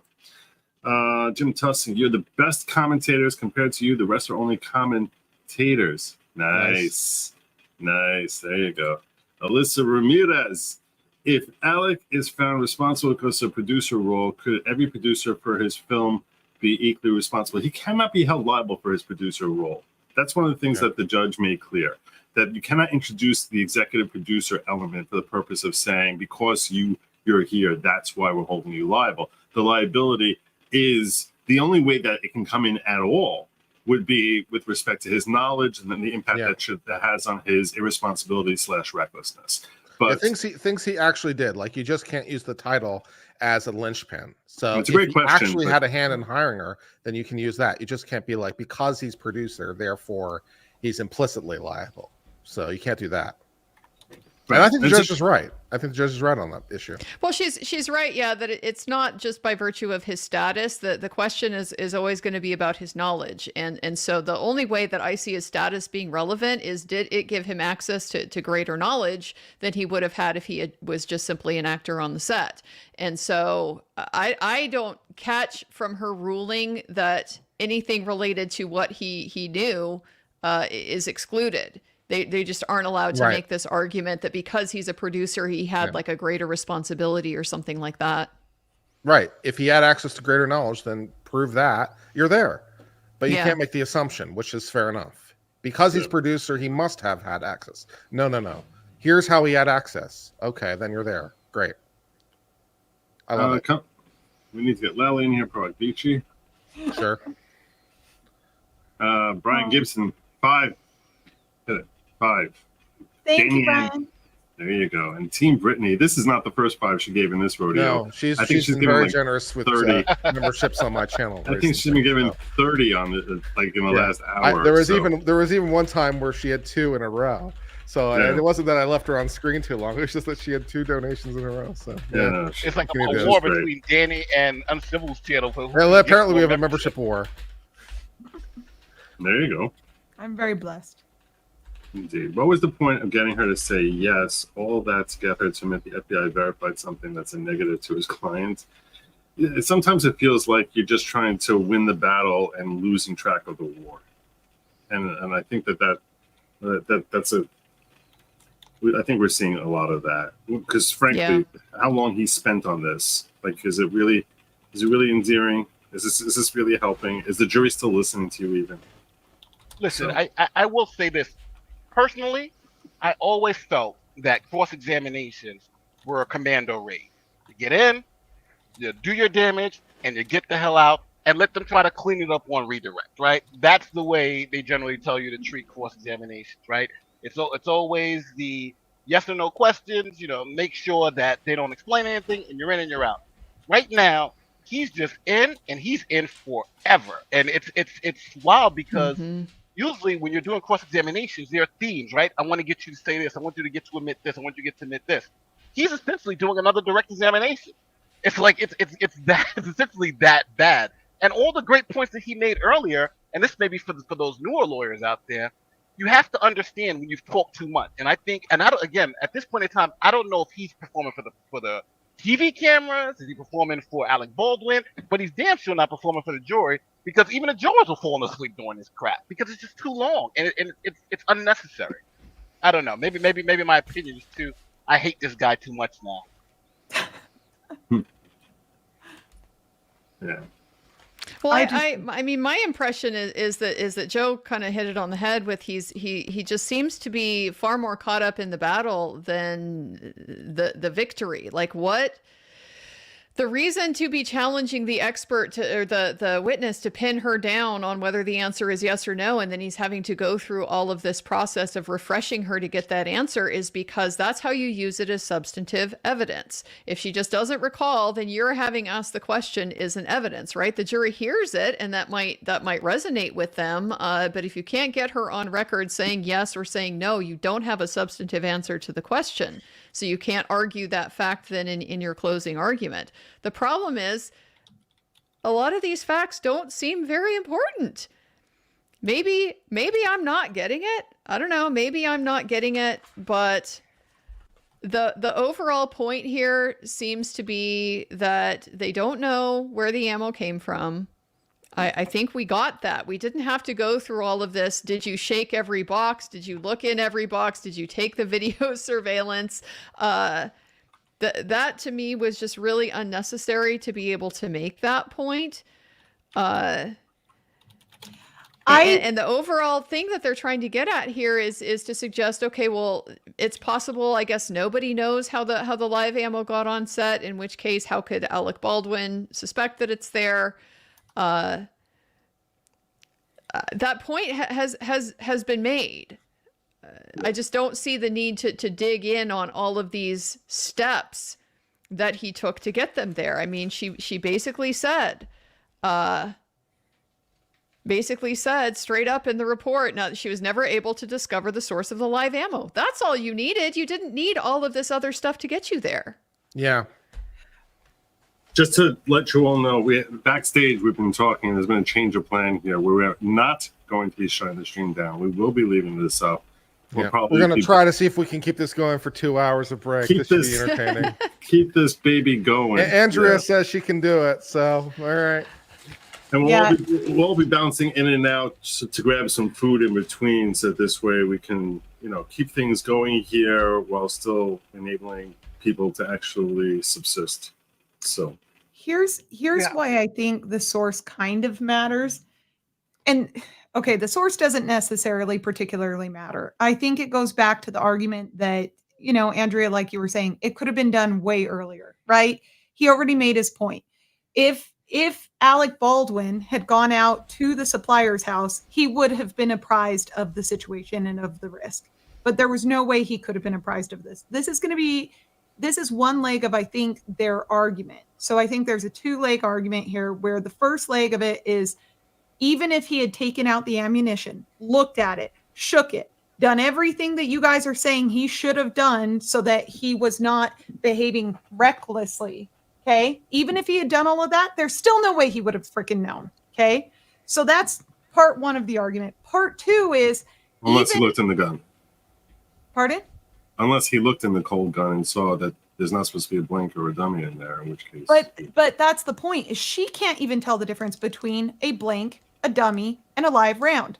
And nobody was even aware that there was live rounds on the set. So he wouldn't have even been aware that he should have been looking for a live round and been able to identify the live round. That's what he just proved through that very, very, very long and arduous cross, is that nobody freaking knew. Nobody was unaware. Now, you may disagree with that, but that's going to be part of their argument. The second part, I think, of the argument is going to go, hey, look, even if he had taken the proper steps, we don't know how the gun went off. So he's only liable for those 2 things. Those are the only 2 things that he did that would make him guilty of involuntary manslaughter. And you can't prove either of those things. And so there is not a case here. You have to acquit him. I think that's where they're going with this. Just my 2 thoughts. You're free to disagree. I just think that's where I think this is going. You sound like Johnny Cochran there. There was no case here. You must have quit. You gotta rhyme it though. So I think I agree with you that is where they're going. I guess I'm just not sure that I think that's enough. Oh God, no! It's not a winning argument. Yeah, it keeps bringing me back to the whole reason you have these safety standards in the first place is because you accept that you may not know everything. You accept that you may not have all the information. That making assumptions is a bad thing when you're dealing with something as potentially dangerous as a firearm. So, to me, this is kind of circling around the bigger problem here, which is that it's foreseeable that mistakes can happen. And so given that's why you have all of these other protections in place with the set safety meetings and the blocking out the scene and the not pointing the gun at people, et cetera, et cetera, et cetera. Because you don't have to have actual knowledge that the bullet is in the gun. That would be a murder charge if you know and you do it anyway. You're talking about a very different mental state here. Mm-hmm. It's the fact that he doesn't specifically know it's there. There's a risk that it's there because that risk is always there when you're dealing with firearms. That's why you treat every gun like it's loaded. Yeah, I agree. And I think that's what the defense's argument should be hammering on, is that he wasn't aware, because was he aware of this risk? And I think today they started building those bricks with the whole, hey, all the bullets look the same. Everyone had live ammunition all over the place, right? This guy had ammunition. This guy had live ammunition. This was a dangerous set, and it's going to the part where even like Danny said, even if he did check the gun and saw that ammo, he wouldn't have been able to distinguish the two. But I think Joe's point to that was even more profound, where it's supposed to be a cold gun, and the lawyer at the beginning said cold guns have nothing in it. So I think it kind of cuts both ways. Where if I'm looking at a cold gun and I see bullets in it, my first question is, hey, there's bullets in a cold gun. Why is it even possible? But now it's like he's arguing two things. One is the cold gun just shouldn't have been anything in there, and then the second, well, even if he did see stuff inside there, he wouldn't have known if it was live ammo or not. So which is it? So that's what I'm saying. He's making it a little bit more confusing, but I don't think the jury's going to see that. I think the jury's going to say, if he couldn't tell the difference between fake ammo and real ammo, then what are we doing here? And I think that's how regular people look at these situations and try to figure it out. If he couldn't tell the difference, then obviously there's no way he could not have been reasonable, because he wouldn't have known it even if he did check. I think the counterpoint to that is, if nobody can tell the difference between these things, then how is it safe to have any of it on the set? That's why you don't have the live ammo. That's why to have all that other stuff is great, but live ammo, because you can't tell the difference. And matter of fact, and that's why I think the part where she was trained, professional, blah, blah, blah, blah, you can tell the difference, but not all these other people aren't you. That's why you have an armorer. That's why you have these people can tell the difference. Me, as a stupid actor who doesn't know anything, don't know. So I think that's that's all been lost. And all this returning to my analogy that, maybe more relevant to people who are not familiar with guns. Yesterday I was analogizing a gun to a car and the usefulness of a tool. So if we look at in that analogy, if he's driving a carpool for toddlers, and he goes and picks up from a playgroup, and the playgroup teachers are the ones who strap the kids in, and this kid is completely unstrapped, and he doesn't bother looking over his shoulder to see that the kids are strapped in, and he just takes off and starts driving. The kid, God forbid, gets killed as a result of an accident that he gets into. He's the one who didn't bother looking at all, and he is saying that I'm relying on the armor, I'm relying on the babysitter or the teacher to strap the kid in. But why the hell are you not you're the one who's ultimately responsible for where you point the gun. You're the one who's ultimately responsible for pulling out of the driveway. That's why I think there's a fair analogy here. You're the one who's operating this machine and saying that I'm reliant on other people to do their jobs. And now that there's no irresponsibility on my part for not taking the 2 seconds to ensure that someone's not going to die. There's certainly a certain level of recklessness. Whether it rises to a level of criminal recklessness, that might be up for dispute. And especially if you consider it, which many people consider a gun to be far more dangerous than a car, that if you consider it to be far more dangerous, it's that much more irresponsible for him not to spend those 2 seconds before pointing, which is something he's never supposed to be doing.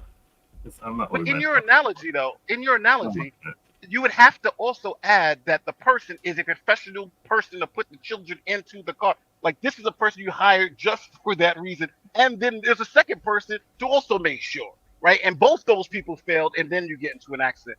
So if you add all of those layers to it, I do think it also changes the perspective, because now you're saying, well, the person who was trained to do this, who we hired to do the specific thing, failed, and then the person who we hired to check to make sure that person hired to do that thing also failed. I'm retracting my analogy for the opposite reason, because in this scenario, pointing a gun, the driving of the car, I'm comparing to pointing a gun at someone, and you're obviously always allowed to drive a car, and you're never allowed to point a gun at someone. So I'm gonna retract the entire analogy. I think there's too many ways that flies off kilter. I was trying, but I don't think it really works. But well. if you buy the argument that pointing a gun at someone is the industry standard and it's allowed only in Hollywood, then your analogy stands. Good luck. I don't think that claim was made. I don't think even he made it. Hasn't been made, and I think it's really dumb. And I think that you're totally right. I think the defense screwed themselves over in the very beginning. And I said this, right? In their opening argument or opening statement, he said a bunch of lies. He said a bunch of stuff that just patently is not true, that the evidence was going to show wasn't true. For example, a cold gun meant he thought it was a blank gun. Well, that's not what he said in the interview. That's not what anyone else is saying. You're the only one who's saying that. So, you know, they really set themselves up for failure, in my opinion. They've painted themselves into a corner. I don't see how. I don't think the defense has lost this anywhere close to this. I do think, though, they have a lot to work with. I just think the lawyer is not working it in a way for simple people on the jury to understand it. He's trying to take down the investigation. These people are sloppy. This investigation was all right, and it would be this is a great strategy if the facts were in dispute.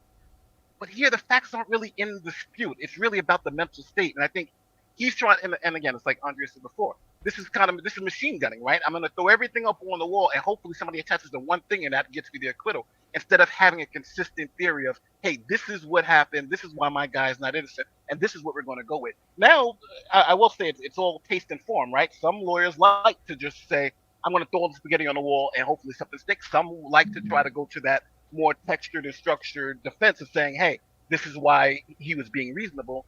And, you know, only time will tell. He could be right. This guy could win. But right now, I'm confused, and I'm assuming, as a trained attorney, most of these jurors aren't trained attorneys, and they're probably confused too. Yeah, they should have quit while they were ahead on this one. I agree. Well, sorry, go ahead. So Andrea.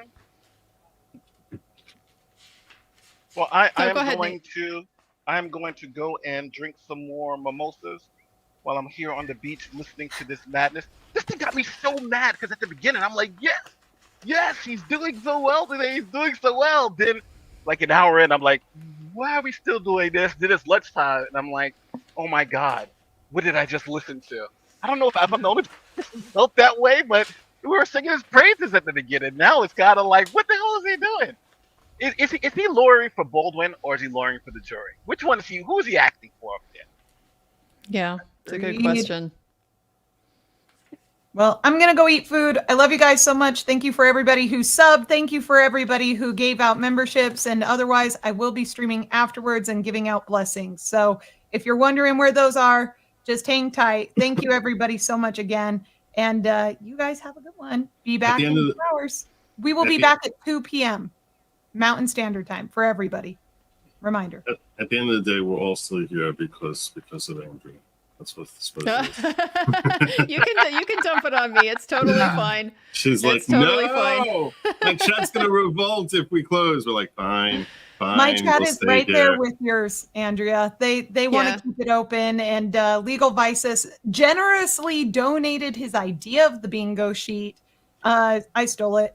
It was donated. Whatever. We use it together. But he also dumped all of his wonderful viewers into my chat. So we're very grateful for that. So it's great to keep it open for us too. All right. And remember, shots every time this lawyer says Seth Kenny. If we hear Seth Kenny's name, we take a shot. No, we won't make it to the end of the day. Good thing I decided to become sober last week.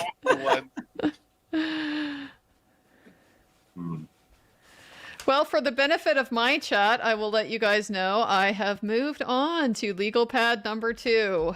So we are slowly working our way through things that seem to be worth writing down. Although I got to tell you, it's getting tricky this time because I'm having a hard time sorting through what matters here and what really doesn't. I think I'm coming back to my perspective that this is largely the defense creating noise as a strategy. And it's just because when I think about what she testified to, that they aren't really attacking, they aren't challenging. That's what kind of brings it to the forefront to me about what they're overlooking. And that's that they drew this comparison. He tried to draw this comparison between the conditions there in Seth Kenny's shop and the conditions on the cart. And she basically said, yes, they were equally bad. And we were hearing through her direct examination, yeah, everything was chaotic. There was live stuff all around. It was mixed in. There was live bullets, in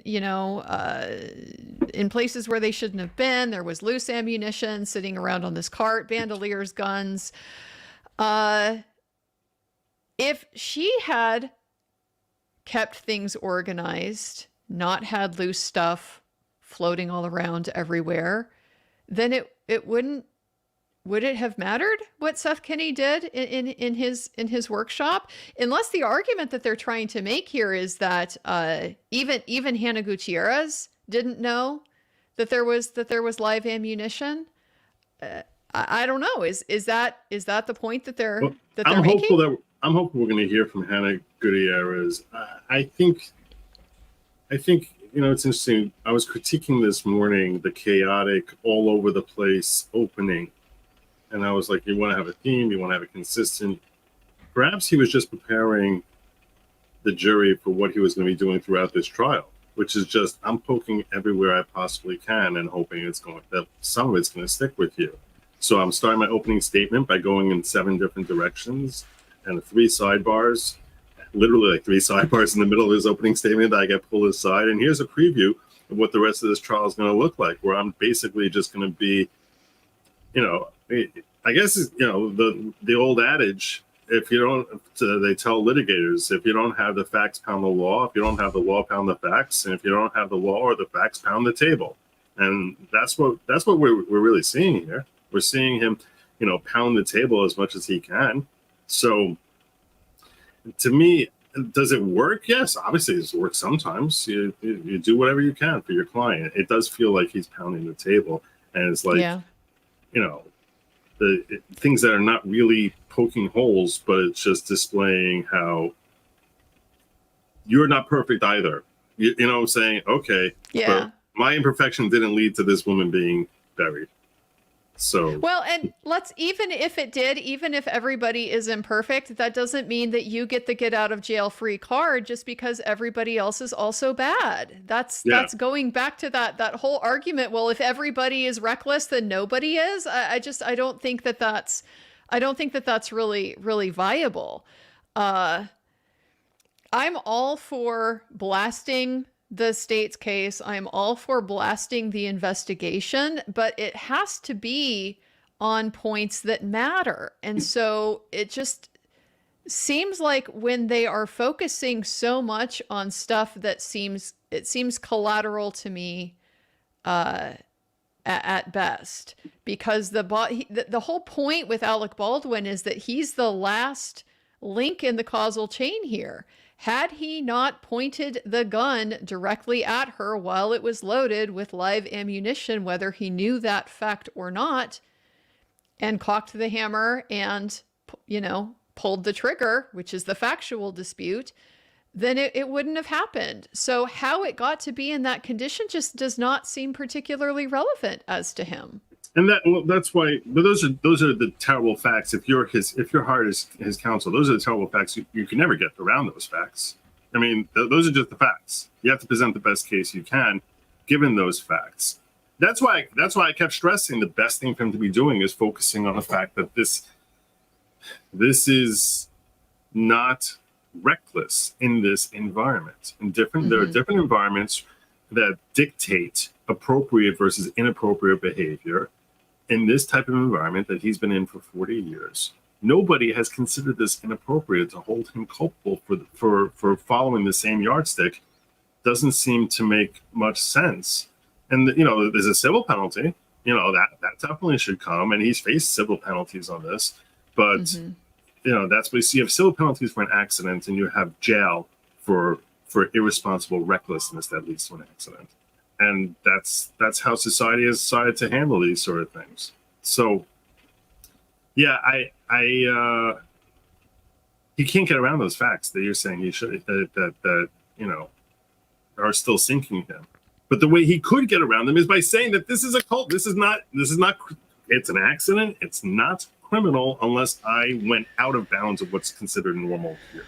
Yeah, I think that's the key to it all, because it's intentionally disregarding a known risk. And so the point I think he has to make is that, yes, of course, everybody understands that there are risks with handling firearms. That's a common sense perspective, and that's why they have the guidelines, and that's why they have all of these professionals on set to be able to ensure that some basic protection is there, given the risk that everybody is dealing with here. And so, absent some proof that he should know not to rely on them, I still keep coming back to that's really the strongest thing that he has to go with here. I don't know what other facts there are out there that might either help or hurt him in this regard. I just kind of heard these little bits. Okay, he was FaceTiming during his safety meeting with Hannah Gutierrez. I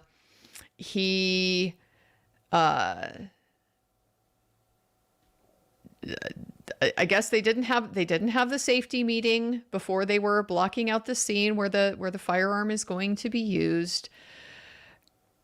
I can see the potential for leaning on the fact that he's there to take direction from people. When he's there in his role as an actor, he's really there to do what he's told.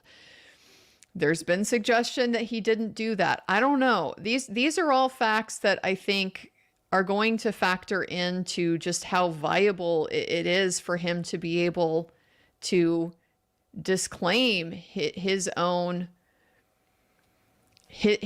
ability to suggest that he was doing a dangerous thing, but within the rules that exist for mitigating that and making it as safe as possible.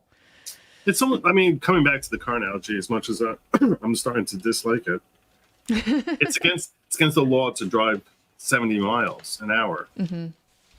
But people do that all the time. Mm-hmm. Would you, so are you going to consider that reckless? That, that now would become a criminal charge if someone ends up dying as a result of that you were going 70 miles an hour? I think most people would say no to that, right? Mm-hmm.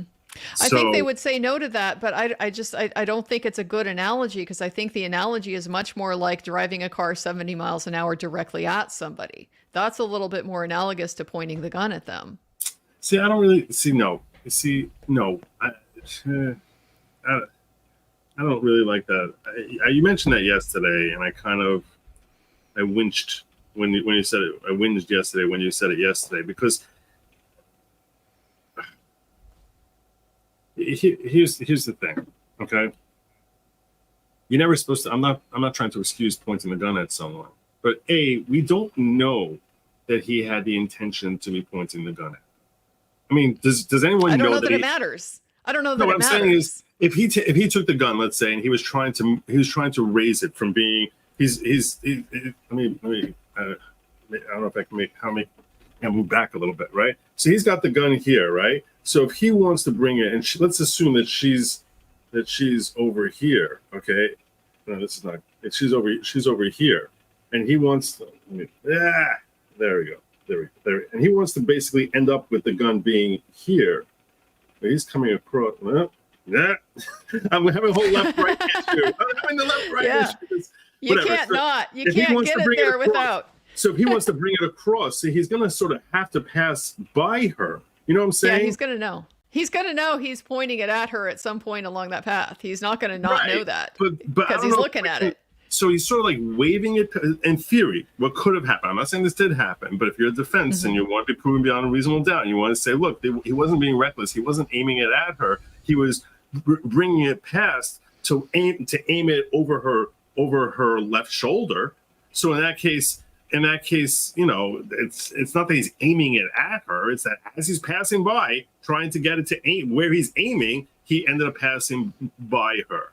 And that's very different than actually just pointing it directly at her and holding it there and pulling the trigger. Am I wrong in that? I don't know. You probably have more experience with guns than I do, but does that make any distinction at all if he's like waving past, trying to get to the point that he's pointing at, rather than rather than fixating it on her? It doesn't to me, because he knows that she is in the line of Zone? fire. She's in that zone of danger. She's in the line of fire. I mean, yes, if the gun is pointed at her at any point in your motion, it doesn't matter if you didn't intend to, stop with it pointed at her. You knew that she was going to be in the line of fire at least at some point during that handling. And I'm really just going through this as a thought exercise to sort of figure out what seems reasonable, what seems fair, when things become more unreasonable or more irresponsible. And to get to your point there, if he knows that his motion is going to have him waving it past her for even a moment, that's all the more reason for him to double check that gun and make sure that there's nothing in there, not a blank, not a dummy, not a live round. That's 100%. That's all the more reason. Like, because you can understand how maybe she'd be like, no, I need to be shooting from this angle. And the only way it's going to look real is if you point it over my left shoulder. Imagine I'm not saying she has said that, but imagine a situation where she did say that, right? And so if she did say that to him, you can understand that it's like, oh, okay, I'm going to have to wave this past you for momentarily. Let me double check this to make sure that there's absolutely nothing in here that could misfire and end up harming you, because he knows the motion he's going to be taking. It's not like something that's instinctive. He's just reacting to. He's planning out the motion he's going to be taking. So yeah. Joe, something in what you're saying that has kind of come to my mind is that I think part of what I find just objectionable in this line of reasoning, that it's different because it's a movie set and so forth, is that it seems to be kind of incentivizing actors to remain ignorant about firearms, firearm operation, ammunition, safety. It's almost like the less they know, the better, because then they just rely on the armorer. Let the armorer tell you. Don't ask any questions. Just go ahead, and because they're the ones that are responsible. And if you know too much, if you check the gun, you might cause a problem with some aspect of the safety arrangements. The example I gave the other day with a revolver, right? When you with a single action revolver, it's when you cock the hammer, that's what rotates the cylinder. And so the bullet that is in, this part of the cylinder will rotate, and now it is behind the firing pin. So when you pull the trigger, then the firing pin will go. So you can have a situation where you have some round loaded in part of the gun, but if it's not in the chamber where the cylinder is going to place it in front of the firing pin when it rotates, it is still safe to fire that trigger, and nothing is going to go off. There's no bullet in the barrel. So I could see a situation, just hypothetically, where, okay, we're going to load up a gun with dummy rounds because we need to be able to see it from the camera, right? But we also need to be able to pull the trigger. So we're going to coordinate this in a way that both of those things can be accomplished safely. Well, if a know-nothing actor who doesn't know these things decides, I'm going to check the gun for myself, and they open it up and they spin the spin the cylinder and then put it back, now we're playing Russian roulette, literally. Yeah, in a situation where, oops, what if it wasn't a dummy round? What if it was a blank? What if it was live? Something like that. And now it's in a position where it could come out of that barrel. So to me, knowledge is power. It seems far, far better that if actors are going to be engaged in gunplay on sets, even if it's, for make-believe purposes, they should know as much as possible, because the more people that are familiar with how the gun works, what the safety precautions are, why the safety precautions are, how the safety precautions actually work in a kind of functional way, then it's going to minimize the risk of some kind of misunderstanding or somebody overlooking something. You have more people more empowered the risk of harm to spot problems. And what you're saying, I agree with 100%. But to be frank, I'm sure you're aware, but to clarify for the jury, that's not something that would be decided at the trial court level. That would be something that would be decided by legislature, or perhaps a court that's interpreting duty of law, duty of care, and things of that nature. But what Andrea is saying is completely correct, and there are many laws that are designed for public policy that we sort of, in fact, most of our laws are really there to sort of dictate healthier societal behavior. So, if you think about almost every law we have is, is designed that's restricting your freedoms in one way or another, restricting how you can act and what you can do. They're designed to promote a healthier societal behavior, and that's what you're really advocating for here, which would be consistent with that premise. So, and I'm not even necessarily saying like let's have legislation for this or let's change all the rules or so. I'm just going down to a basic culture, right? If the culture on set and the attitude that people bring to set is, well, I don't have to know this because other people are going to take care of it. I can just rest in this make-believe world where we're all pretending things. And they're not Alec Baldwin. Yeah, and there's not going to be real world consequences for that. That to me that's a big cultural problem because you are way too caught up in your own mindset that none of this is real and that you can pretend things that people out in the real world in reality it wouldn't happen. And it's just, it almost creates this situation where there is a misperception of risk because you aren't taking it seriously. If you were taking seriously that this is a real gun that is capable of firing real bullets that can kill real people, surely you would take that more seriously. And part of when I was assessing the terrible opening that he had yesterday, the Spiro, at a certain point he said, in that moment, he's not Alec Baldwin. He's Harlan Rust, and he lives 150 years ago. So you can't hold him accountable you can't hold him accountable as Alec Baldwin is what he's implying. And I'm thinking to myself, well, thank God he wasn't an arsonist, or there would have been like countless fires. It's like, oh, he's setting fires all over the place because he's not Alec Baldwin. He's Harlan Rust. It's go charge Harlan Rust. Go dig him up. I mean, what does that even mean? It doesn't mean anything. Yeah. So yeah, living in their fiction worlds. And it's one of the potential considerations or outcomes I guess I think I see with this particular trial, because yes, I recognize that on the sort of classical jurisprudence level, the jury is supposed to look at the evidence and they're supposed to look at the law that they're given from the judge, and they're supposed to neatly apply to the one to the other, and in this completely isolated rational world reach their decision on guilt or innocence. I don't think that's how people typically act with their decision making. I don't care if you're talking about economics and rational actors, or if you're talking about a jury room and decision making about justice. There are just other things that influence people and how they think about those decisions. And the fact that this seems to me to be a situation where it's not just Alec Baldwin that's really on trial here. It is the culture on the movie set, this culture of impunity. We are special. We are different. We don't have to know the ins and outs of how a firearm works before we're going to run around and, play pew-pew games with them on set.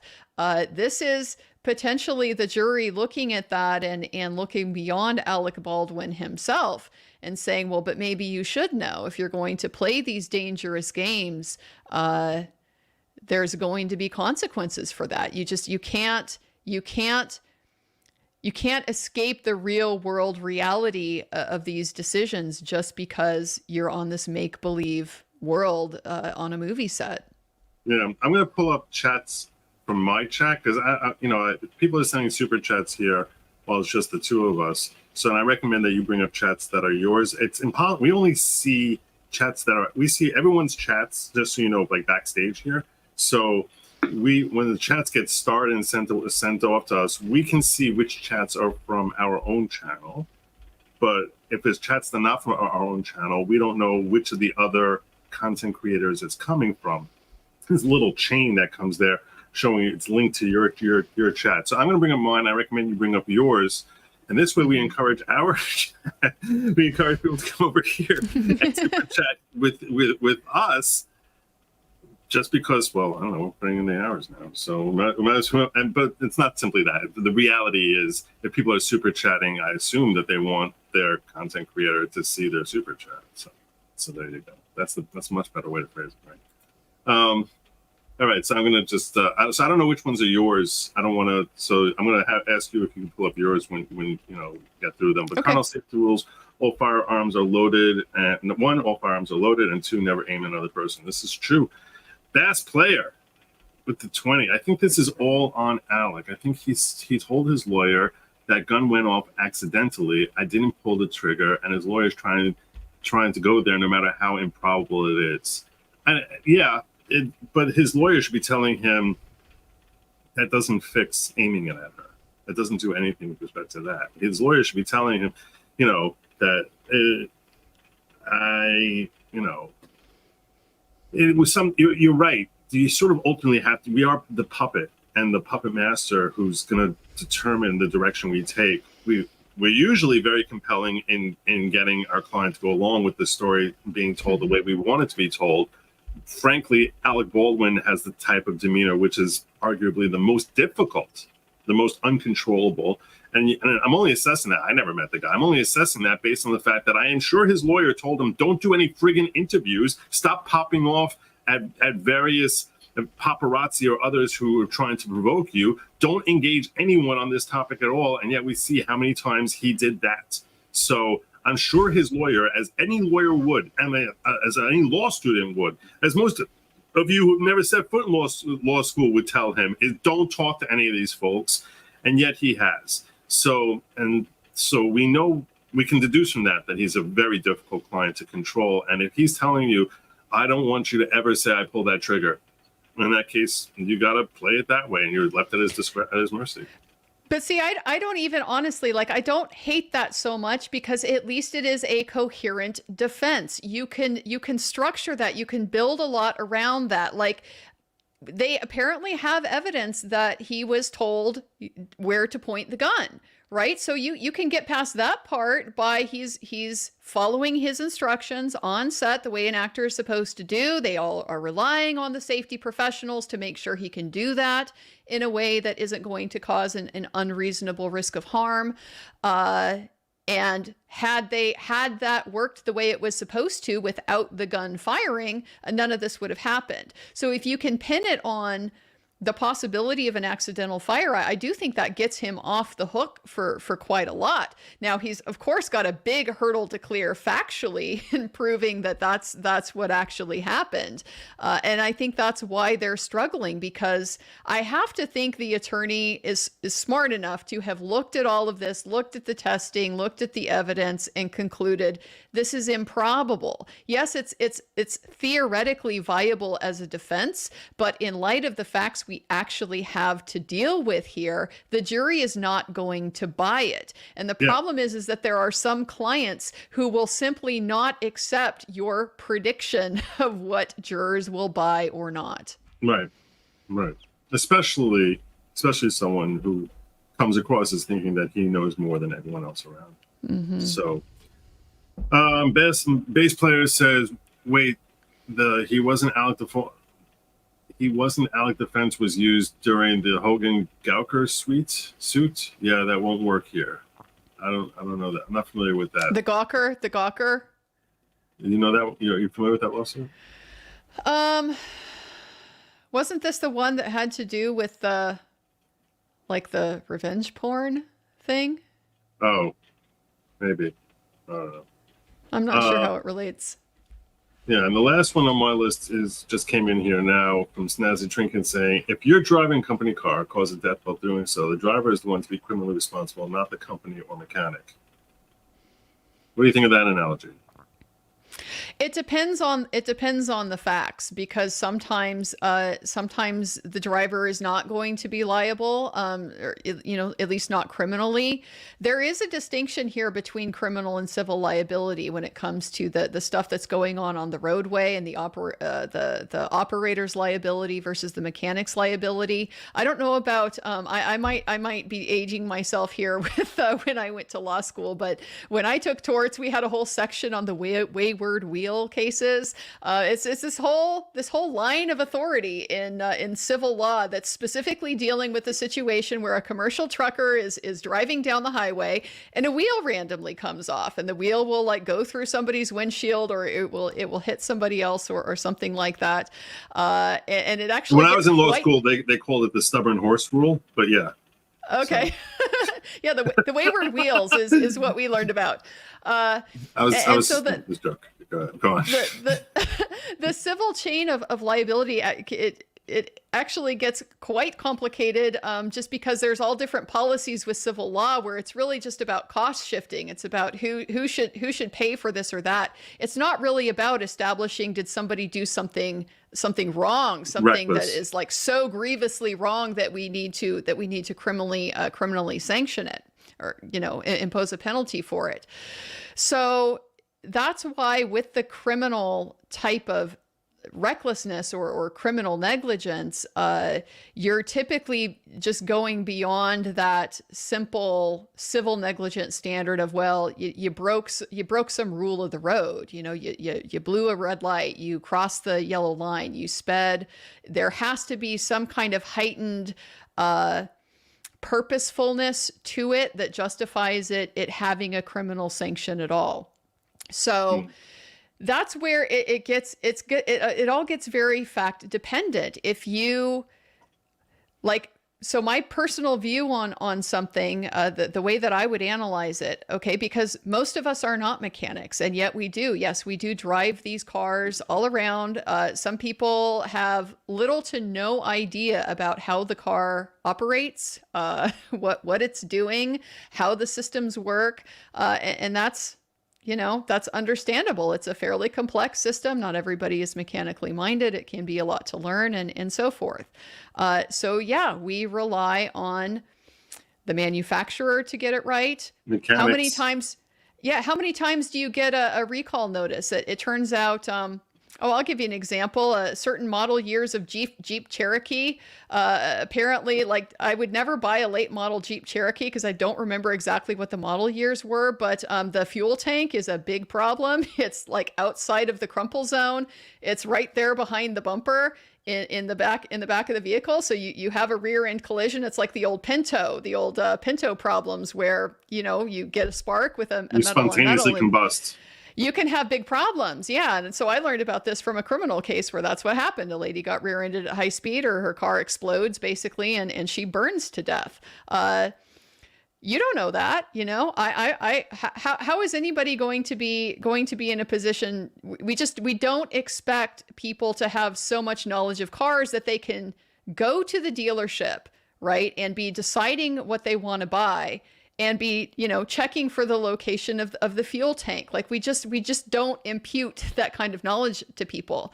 So if you're driving that car and, I don't know, you back into something and there's a spark and a fire that results, are you going to be criminally responsible for that? It's pretty unlikely. The issue, though, is once you do become aware of it, if you have reason to suspect there's a problem with the fuel tank, if you have had a problem with the fuel tank before, this is now going to increase the likelihood that you could be held responsible for that. So I will tell you, by the way, you don't know what you're missing, because my mother had a Grand Cherokee, and it was the most fun car to drive. I can't even tell you. It is not more fun than my VRZ, I guarantee it. Really? I love my VRZ. It's like driving a go-kart on the road. It's very light. It's not a big engine. It's just a little 4-cylinder engine, but the car is about 1,000 pounds. So it's very zippy. It's just a lot of fun. BRZ is cool. Yeah. Kurt knows that I'm on about. Yeah, same car as the GT86 Toyota joint project. Yep. Very cool. Yep. It's also the only non-4-wheel drive car that Subaru makes. More facts you know. Exactly. But it is also the only 5-speed manual car that Subaru still makes, which, as a matter of fact, is why I own it. Did you get the one that has the improved engine or the original engine? It's the original. Okay, yeah. It's a little underpowered for my taste, but let's just say. Well, a lot of this is the programming. I've been threatening to go get a tune on my engine for quite some time. Go get a turbo on it or something. That'd be awesome. You could put a turbo on it. I don't want to go over the top. I don't necessarily want that much horsepower on a light little car like this. It ends up driving kind of like a lawnmower, you know, just it's too jerky. I like where it's at. What I would like is more responsiveness up front, like right off the line. That initial torque. But I haven't done anything to my car. I've been threatening to for years. I haven't even like done the intake or anything like that. So cool. I got a lot of room to play still. I have a 2009 Infiniti FX35. I personally love the car. It's got this wavy grille that they had in that model year. It's a very reliable car. It has a 3.5 liter V6 that they put that engine in everything. Nissan did. So it's a bulletproof engine. It'll last forever. I love it. It's a very fun car to drive. Nice. Well, my bulletproof engine is my 2003 7.3 liter diesel. It is 100% bulletproof. It's already got 260 some thousand miles on it or something. It should get 1 million on it. It's just leaky. It's so leaky. This thing will last. It's a cast iron engine. It will last forever, but it's constantly blowing O-rings because it's very high pressure. So it's a little bit annoying. Got to be constantly wrenched on. But if you're willing to put in the work, who in chat said the MX-5 Miata? A guy can't drive a Miata and get away with it. I liked it when they when the Honda made the S2000. That was such a cool car. I was disappointed when they discontinued it. I don't know what a guy's supposed to do now. Maybe the Audi, the SR3, maybe, or something like that for that same platform. Yeah, don't know. You guys want to start pulling up your chats? Yeah, I'll go ahead and start pulling through some of these. So track worker, Baldwin knew about the target practice and safety issues. If they can prove that, I think that's a big problem for him. It puts all of this other stuff to the side. It doesn't matter. It doesn't matter if Seth Kenny provided live ammo. It doesn't matter if the set was, if his workshop was a mess. It doesn't matter. If he knew this was happening, then all of that stuff becomes irrelevant.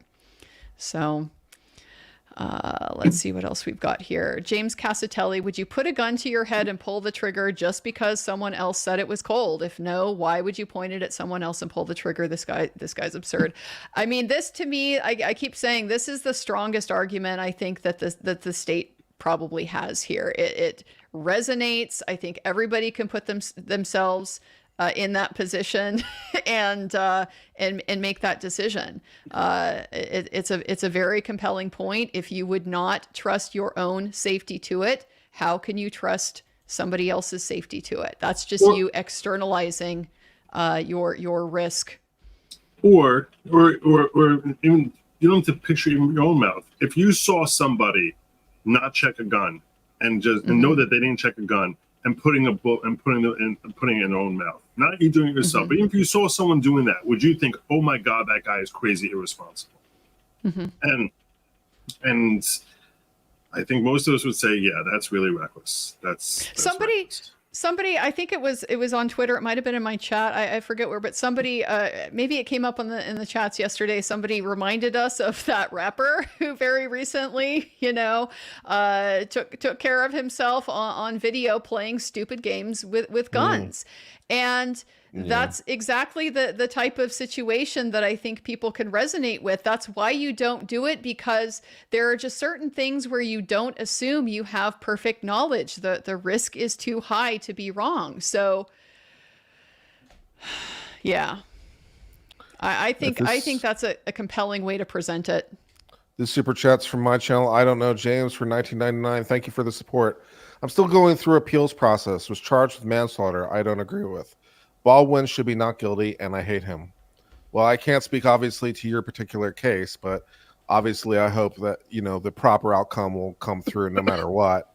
Baldwin's case is factually interesting, and the what we've heard so far, to my mind, is mostly a distraction, because how messy it was at the prop center or something is neither here nor there, because unless he had contact with the ammo at the prop center or something like that, it doesn't matter to him. So he's just presumably handed the firearm with the live round in it. So where that live round came from, it's kind of neither here nor there to some degree as to his liability. So there was a point to be had in there somewhere, but mostly not so much. So I was hopefully we'll actually- get into his. The more interesting thing is the mental state, and if Hannah Gutierrez Reed actually winds up testifying tomorrow, that actually winds up happening, it could be real interesting, especially if the testimony will be Alec Baldwin had the opportunity to attend safety briefings and kept blowing them off. Yeah. And we told people about what they're supposed to do. And so he had willful blindness, which would go to his recklessness. I'm like, okay, so if that's what we're going to do, then that goes a long way. Thank you for the super chat. I haven't been able to dig into the updates nearly as much as I would like, but I'm trying to make sense of the source of this information that she's going to be testifying tomorrow. I'm going back and looking at the order to transport. This is more than a week old. This was signed on July the 3rd. It says that she would be released into the care and custody of the Santa Fe County Sheriff's Office on July 13th, 2024. That's not tomorrow. That's in 2 days. So that's on Saturday. So that she can be transported to the Santa Fe Adult Correctional Facility, so that she can provide testimony in the jury trial, and then they're going to take her back on July 19th. So they basically made arrangements for her to be transported there Saturday and then be there for all of next week. But none of this is new. This is the order that's been in place for quite some time. I haven't seen anything additional that's come up about that. So it's hard to make sense of this report and what it's I'll really believe it based when I on. see it. Can I speak? Yeah. They're on a break, by the way, not done for the day. Go ahead. Okay. Couple things. Sorry, I'm all pent up. I had to sit there listening to you driving in the car, and I couldn't do anything about it because I was like, But okay. Number one, I checked with Seth Kenny. Yes, I know Seth Kenny. So if you guys have any questions about Seth Kenny, what was happening, what was at the warehouse, things like that. Is he testifying? That's the first question. He will be testifying. He's scheduled to be testifying tomorrow. He also told me that Hannah, according to his sources, is testifying. His source is typically Detective Hancock. He's very, very much in with the prosecution, has been for a long time. But while all this is going on, I didn't hear any of you say, because I wasn't listening every second I was trying to, I do not feel that Spiro is acting as Alec Baldwin's lawyer. In a lot of ways, he seems to be laying down or retrying the Hannah Gutierrez case. Because to me, all of that is noise. And I'll just give you my personal opinion. I'm not the lawyer, so you all can pile on in a second. Let's say that Seth Kenny, who he's obviously painting to be the boogeyman, who Joe Bowles is painting to be the boogeyman. Let's say Seth Kenny took a brand new box of live ammo and he put it in Hannah's bag and said, take it to the set. Does that exonerate Alec Baldwin from his responsibility to not be pointing at people and not controlling these sets? And this is the same Alec Baldwin who gave a master class, and I was going to pull up the interrogation where he talked to the cops about the differences between the live rounds, the blanks, dummies, and also stated, no, never point at anybody. I would never point at anybody. If this was any other actor on the set and we didn't have all this testimony, 100%. I don't even know why they would try the guy. You'd be like, hey, the professional gave it to him. He was confused, didn't necessarily know. But this is a guy who very clearly is knowledgeable, has proven his knowledge at intermittent points. He's given a class while he's flirting with them, in my opinion. Other times he's less knowledgeable. So I'm curious what you guys think about my opinion about he's acting like Hannah Gutierrez defense lawyer versus Alec Baldwin's, because I think that all that stuff in the shop and the mess and it just seems kind of beside the point. For me, I think it was for the best explanation for it is the blame is everyone is guilty, so no one's to blame. So if you can show, for example, that his place was a mess and he wasn't doing his job, if you can show that the tech didn't do a proper search and they didn't do their job, if you can show that basically everyone is guilty, then you try to occupy a moral place where no one is to blame. But we already have two convictions. Eric, I tend to agree with you a little bit. I do feel like it was a little bit of a copy and paste type deal. Yeah. I feel like they were kind of following along with the Hannah Gutierrez trial, and they said, oh, this is a great argument. I think I'm going to use that. Let's go ahead and go for it. And I think that that's where they went from there. So I tend to agree with you. I think that there was probably some copy and paste element there. I was talking about earlier, though, I think that they're going to try and argue that if you guys couldn't even tell the difference, how the hell was my client supposed to tell the difference? That too. And in what way did my client act recklessly? If what they did was not reckless, if what they did didn't rise to the level of criminal negligence, how in the hell did my clients? Now, Back to Baldwin, though. Back to Right, Baldwin. back to He answered Baldwin. that. Yeah, so back He to said it was Baldwin, there's supposed to going be to have empty. to be the pointing argument, right? They're going to have to argue industry standard next. So there's got to be two arguments being made. And I agree with the other panelists. The argument about industry standard hasn't really been made yet. Now, it doesn't mean it won't be. It's just we haven't seen that yet. But for right now, it does seem completely useless. Like I said, he buried the lead. There was definitely a murder that occurred today. We all died of boredom. Okay. There was definitely unintentional homicide here. And we all died of boredom. And my wife was crying in the car. I mean, she was screaming. Really? Why? No, I mean, not. Oh. I mean, like literally, like, just shut up. But why? I mean, she was just like, what does that have to do with anything? And by the way, back to Baldwin. Baldwin himself is the one who said, well, even for that shot, we weren't supposed to have that. It was just a dress shot. We didn't need anything. Again, his interrogation, I feel, is devastating. And Kurt, I mean, you said it.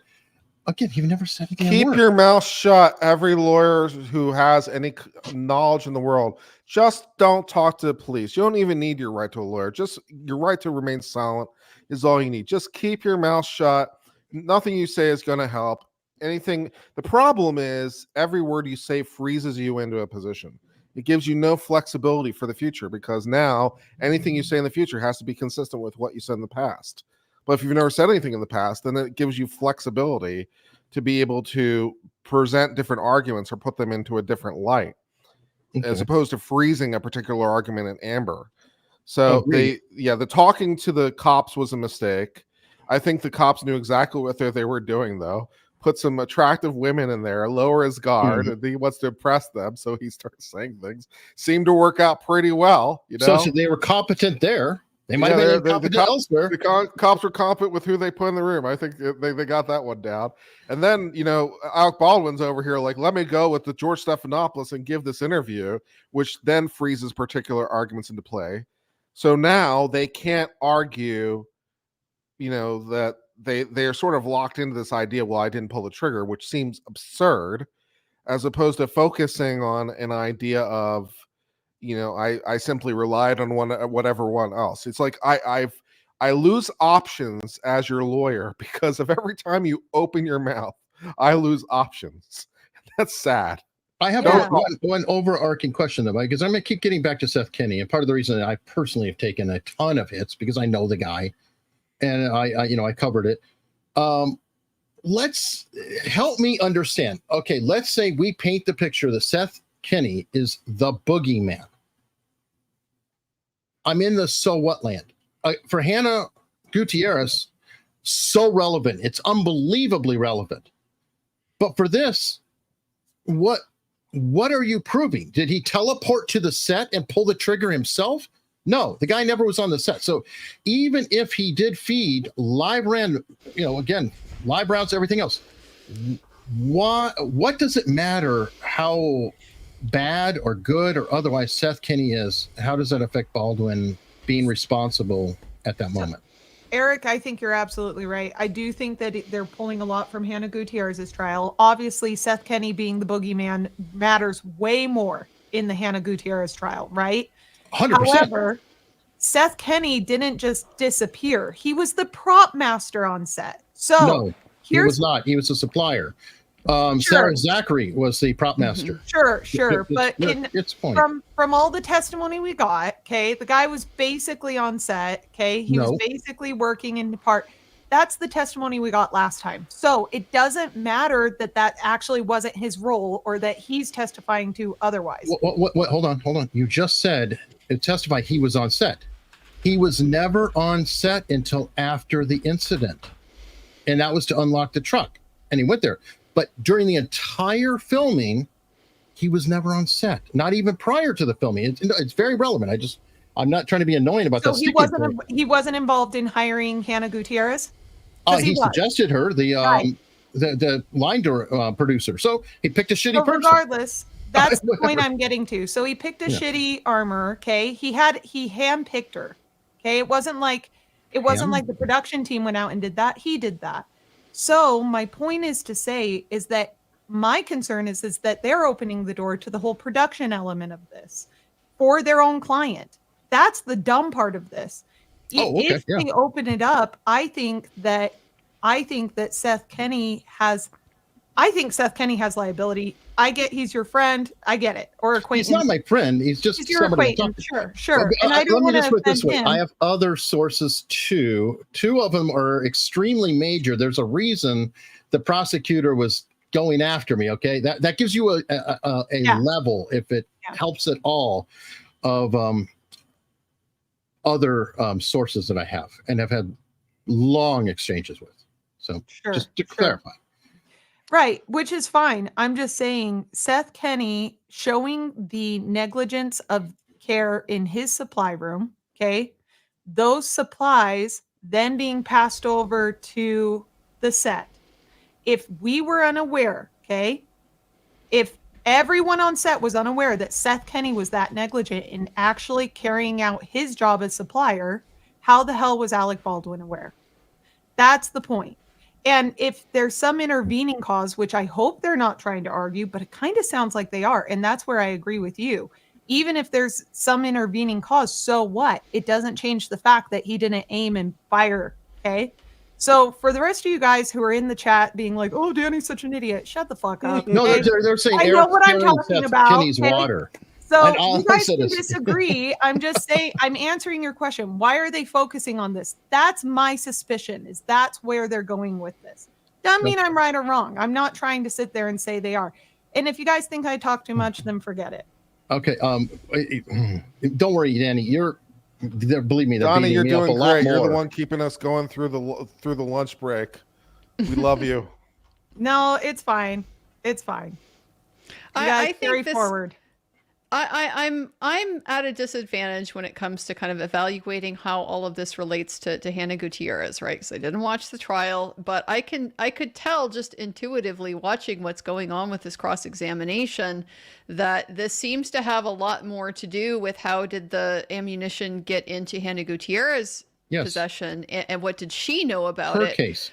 Yes, far more than it does with Alec Baldwin, and so I'm with you, Eric, in the sense that I'm not sure I see the point here. I think it's possible that they're trying to just draw a line under how could Alec Baldwin have known there was live ammunition. If it's possible, even Hannah Gutierrez didn't know that there was live ammunition. I just don't think that gets him out of harm's way, because to me, it just keeps coming back to, you always assume the possibility of live ammunition. That's why you have the safety standards. And so it's always going to come back to the situation of what happened during the shooting. What happened? Did you pull the trigger? Did you cock the hammer? Did the gun go off by itself? Did you point it at her? And were these things reasonable under the circumstances, or were they reckless? No, and again, that's what everybody's saying. Eric's carrying water. Eric's buys for Seth. Whatever. You say anything you want. That's why I said, let me just say that Seth literally took a box of ammunition and put it in Hannah's bag. So I'm taking 100% of that, saying, let's say he's 100% culpable for getting live ammo to the set that he was not on. Let's say he was. That counts for everything in the Hannah Gutierrez trial, but I don't feel like I don't even know if it does that. I mean, it's relevant, but I'm not necessarily sure it's positive, because that would potentially expose him to liability, but I'm not sure it gets Hannah off the hook, because she might have an independent duty to check too. And I'm not sure it necessarily gets Alec Baldwin off the hook, because he has an independent duty to check. The question is the nature of the duty, and the question is the nature of your disregard of that duty and whether or not it amounts to recklessness. So, name one time I blocked anybody, Bumpy Johnson. Name one. Wherever you come from, whatever feet. Tell me when I did that. Yeah, don't worry about it. But yeah, I mean, so there might be a lot of independent liabilities, and this is true in other cases as well.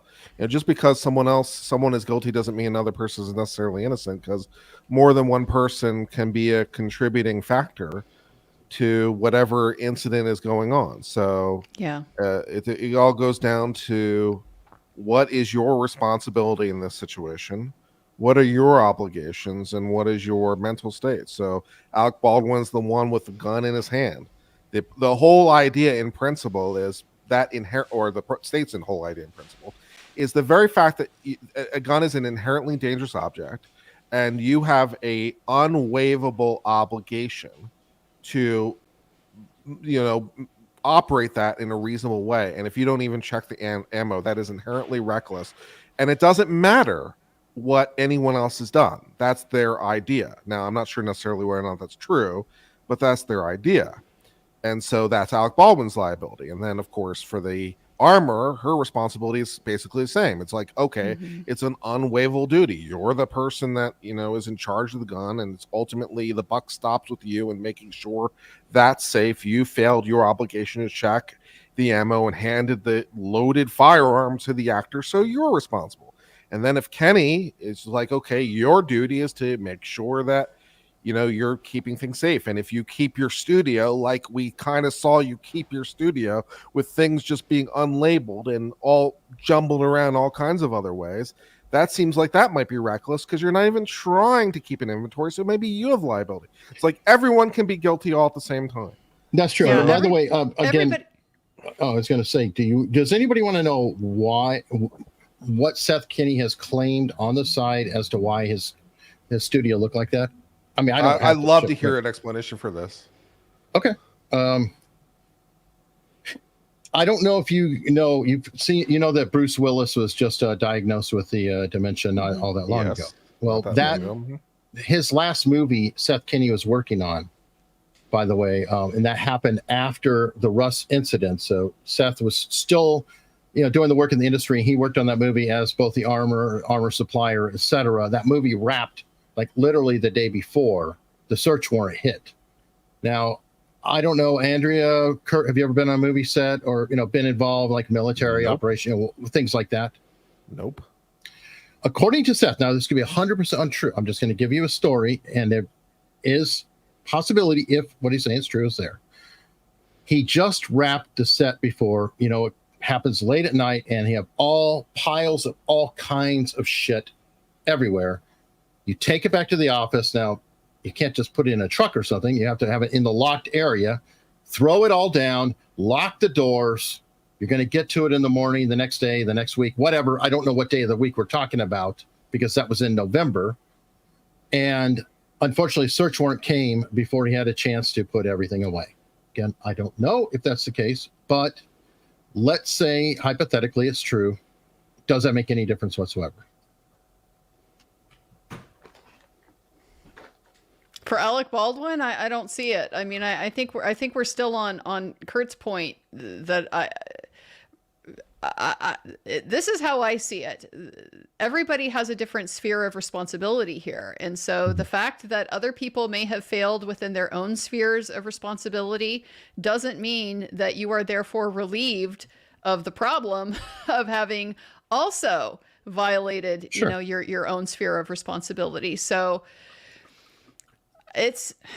I don't know that it matters. It doesn't matter how the live ammunition got on the set, got into the gun, if his responsibility is to not point the gun at people, not to pull the trigger, not to, treat it like it's not loaded. He fell short within his own sphere of responsibility. Had he not done that, this would not have happened. So it just comes down to his mental state. What did he know? And I think it's just a question of, is the jury going to hold him to a standard of some kind of specific knowledge to this set, that he needed to know this particular set is bad, this particular arrangement for the ammunition is not good, the handling is not good? Or is it simply enough that he knows he is holding a real firearm and pointing it at somebody and pulling the trigger? I think that's going to be up to the jury. And I guess that's my big question, because I thought that, Dave Hall's was one particular case. His case was that your job as the safety coordinator or whatever, the first AD is in charge of the safety on the set. Your job was to, supervise, not to touch the gun per se. That's the chain of custody problem is a big one there. But to go to the armor and say, show me that that's good. And he said, show me. And he claimed that. But he said, I only saw the 3 rounds. So then he is not guilty. He did plead. Now, we can question about his sentence or whatever, but he did plead out. He's guilty. He is convicted. Fair so enough. that was one case. He fell down on his responsibility for what he did, and that was the case against him. Now, the case against Hannah Gutierrez Reed is a different case. She was the armorer, the professional, and was in charge of the safety of the weapons on the set and bringing them on the set and handling the ammunition, correct? So that was her case. And then Alec Baldwin's case was, were you acting in a reckless manner with a firearm? Now, am I correct on the basic outlines of 3 different cases? Yeah, that sounds right to me. I mean, I think that, so formally speaking, Hannah Gutierrez, she was charged with the same thing. It's the same crime, right? It's involuntary manslaughter. It's just that she's not the one who pulled the trigger. So I think she's just under the reckless, she's not under the negligent handling of the firearm standard. Alec has these 2 alternative ways that he can be convicted. But otherwise it's the same reckless disregard of a known risk that led to her being convicted. Yeah, and there's a lot of other situations where that kind of thing could pop up. Like if I have knowledge a particular dangerous situation exists and I tell you to go into that situation when you don't know, and I just say, go into this situation, it's safe, and then a bad thing happens because I behaved recklessly because I knew it was happening, I might have liability and someone else might have liability. So yeah, I have no problem with multiple people being guilty of this.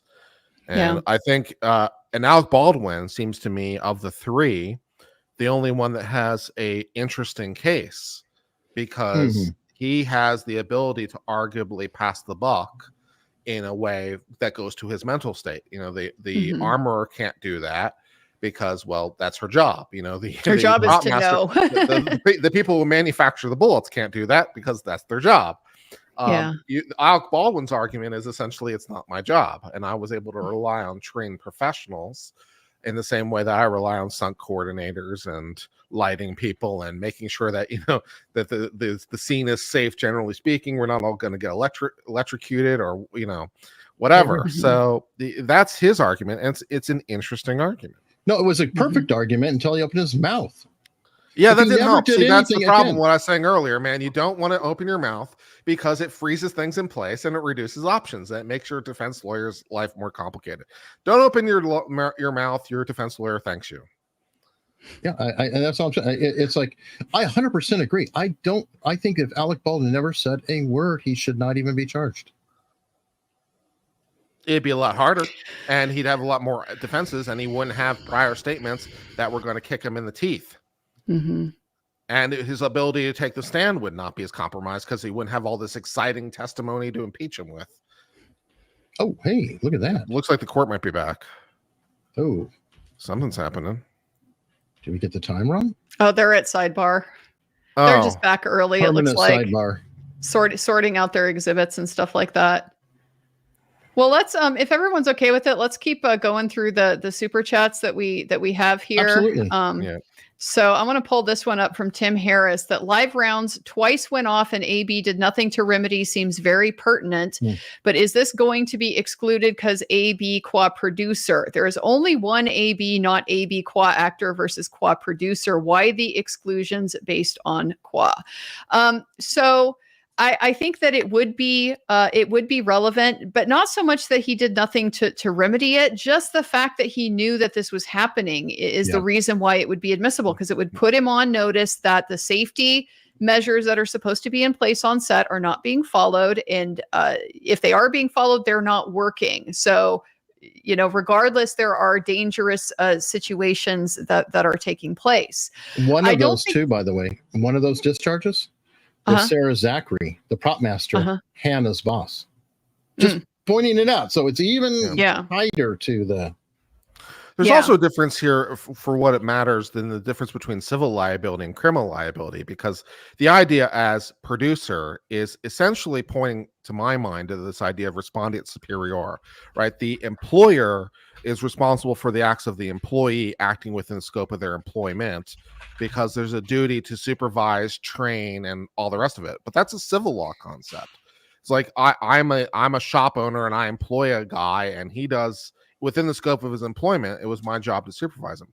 But in criminal law, we don't really allow for what's essentially vicarious liability. You're liable because someone else is liable because of your tie. It's like, that's not really a thing. We only hold people responsible for what they do. So the fact that he's an employer in and of itself won't get you there. You have to show his knowledge, his actions, and you have to actually show it rather than assume it, where you can kind of assume it more in a civil law context. So hopefully that's more answers your question. And I think that I think that where this comes down is to just the idea of it being the status itself being relevant, because the status itself really isn't relevant. It doesn't matter. It doesn't matter what, I mean, like you're saying, what hat he was wearing. All that matters is whether he disregarded a known risk. And so to the extent that his role as producer would have given him access to greater knowledge, that would then inform how he chose to act in that situation, I think that's still going to be admissible. They just aren't going to be able to say, you had some responsibility beyond what you did, just by virtue of the fact that he's a producer. And so, I mean, when they argued this in the motions in limine, I didn't think that the state made a particularly good showing at all. They were trying to say that the reason why it mattered is because it showed that he was in charge on set. He was rushing the armorer to do things, and their argument is basically that contributed then to the unsafe circumstances. But you have to kind of show that causally, right? Like it could have, but is there any evidence that Hannah Gutierrez being rushed to reload guns is the reason why this live bullet ended up in the gun when it shouldn't have? I don't know that we have that. So they just didn't make a very good connection. I think that anything he did do as a producer had a specific influence on the outcome that they got. It was because he was the one holding the gun and fired it. That's the reason why he's being charged. So if he knew something because he was a producer, great, that can come in. But just the fact that he was a producer in and of itself and had authority on set, I don't think they showed that contributed to the outcome. He wasn't as a producer, that's always been problematic. I think the judge's decision actually is correct. I don't think that the producer really matters that much, and the defense still has the problem of Lane Looper, because Lane Looper did go to Alec Baldwin directly, spoke to him in person, and then also sent him an email stating that they had all these problems on the set, and supposedly, in the email at least cited the accidental discharges with the blanks, and I am assuming he said it in person. We'll have to see how Lane testifies. But if Lane Looper does testify that these are going off in person, then Alec Baldwin had the knowledge. Now, as far as Alec Baldwin's producer role, that is trumped up. And I do have specific, I'm trying to find it in my chats. His job as the producer was not like an on-set producer or working producer. He was more than just a money man, because like he could make things like, no, you have to change the schedule type of things, like I can't do that day or I can't do that day. But really his biggest influence, whether he had the producer title or not, was being the damn star. He has incredible swing on that set of, let's get this moving. I mean, without Alec Baldwin, there's no money. He's the guy. And I'm Yeah, trying to that find makes sense. the specific description of his job that I got. God, the pain. Here we go. He was a creative producer.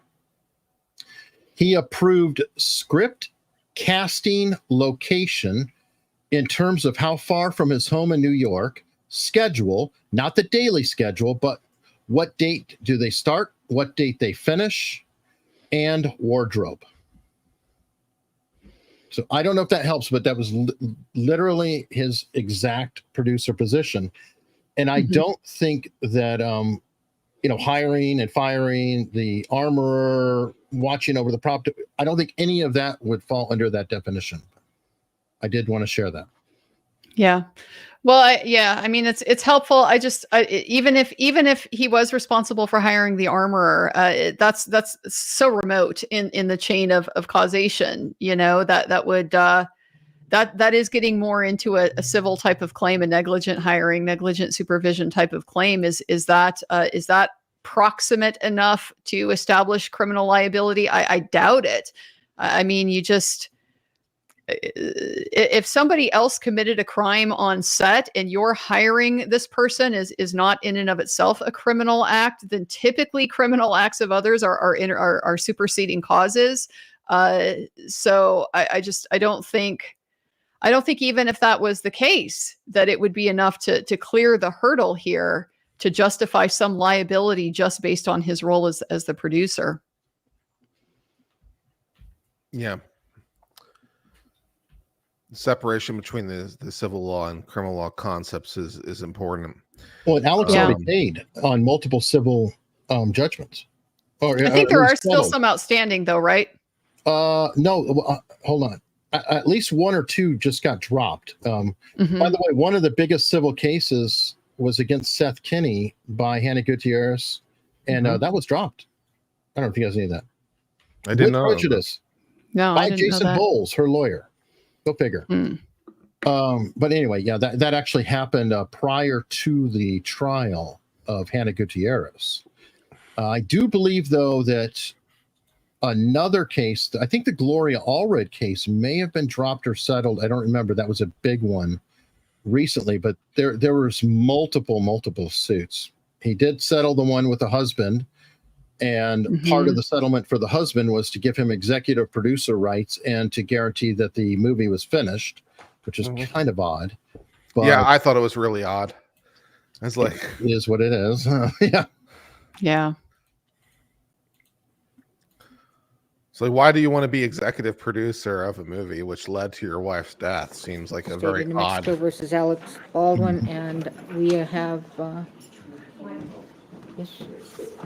We have issues. Oh, news. We can't begin without the defendant, please. All right.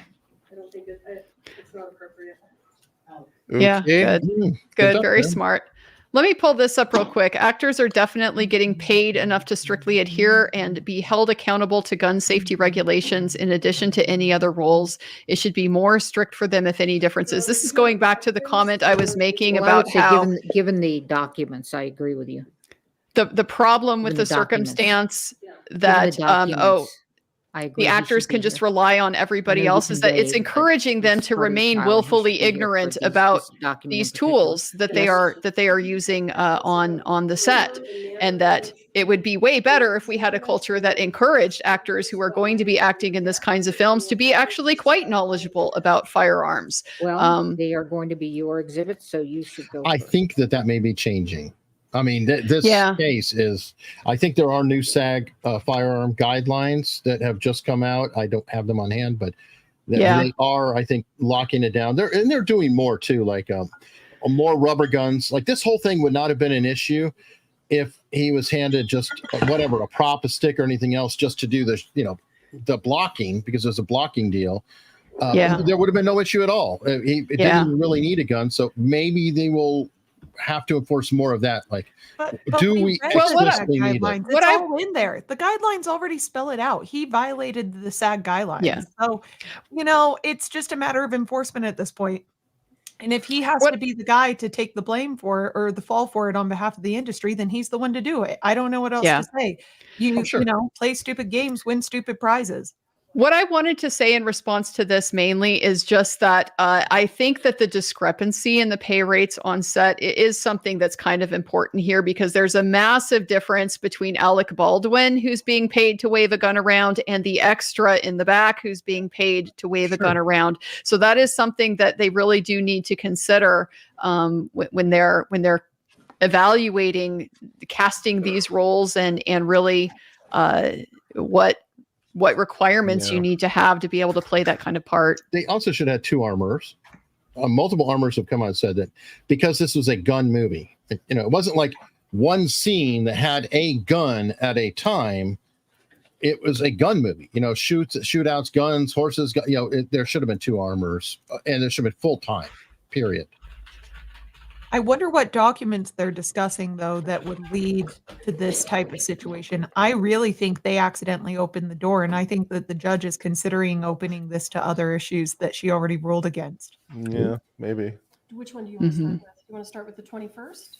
Yes. Okay. Is the volume on this share? Can we turn it up? You should be able to hear it. Can you not? It's really faint. I don't know. Maybe my ears are. I can make it louder if you can't hear it, or I can re-add it or Yeah, if whatever. you could make it a little bit louder. Dialogue here that takes place Yeah, I'll make it louder. between pages 2 and 5. How about now? A little bit more. You have heard the defense attorneys on appropriate questioning of the witnesses, and also during opening statements talk about how upset Mr. Baldwin was, that he was upset, that he was panicked, that he was ashen. He was even ashen in color. What pages 2 through 5 demonstrate, and I want to tell you, let me make one correction. Sure. The highlighted is the portion that you want redacted. That is correct. Okay, well, I only see, oh, got the wrong one in front of me. Okay, all right, sorry, I transposed them. Okay, go ahead. Let me find this part. Hang on just a second. Thank you. Danny's great. Yeah, and I know we keep saying that SAG Love it.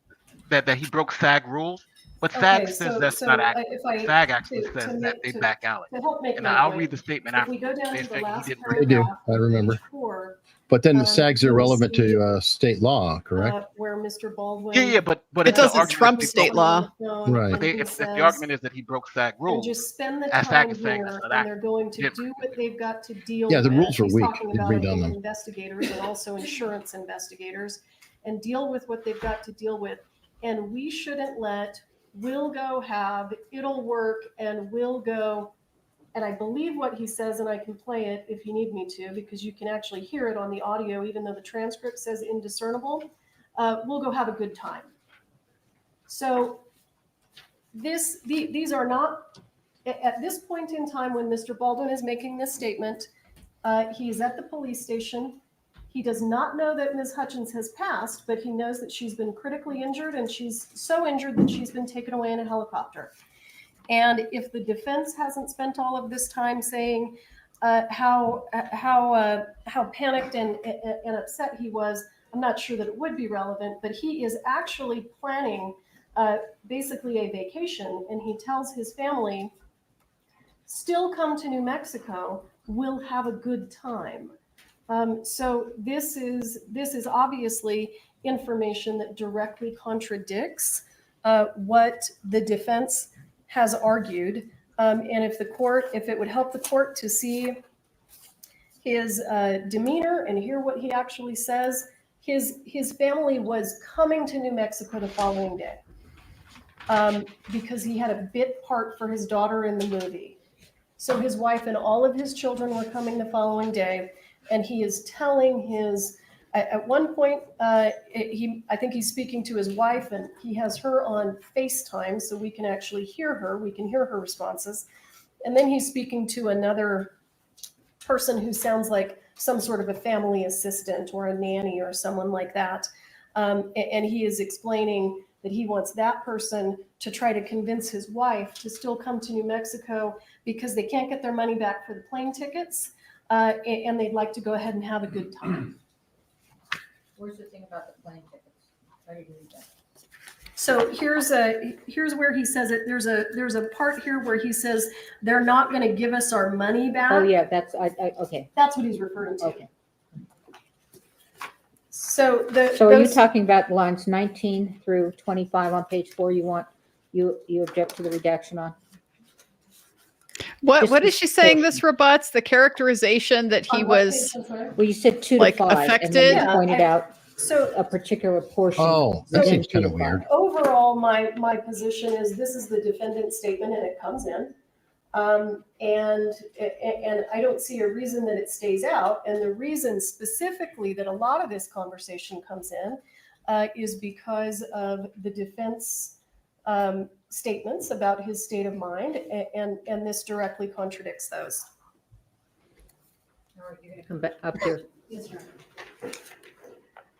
No? Do you want me to stay? Yeah, I want you to go over there. Can I leave these here? Okay. So this is what we've been arguing on the panel about the last couple days. It's his statement. It's a party opponent when it's offered by the state, and so it's not a hearsay problem.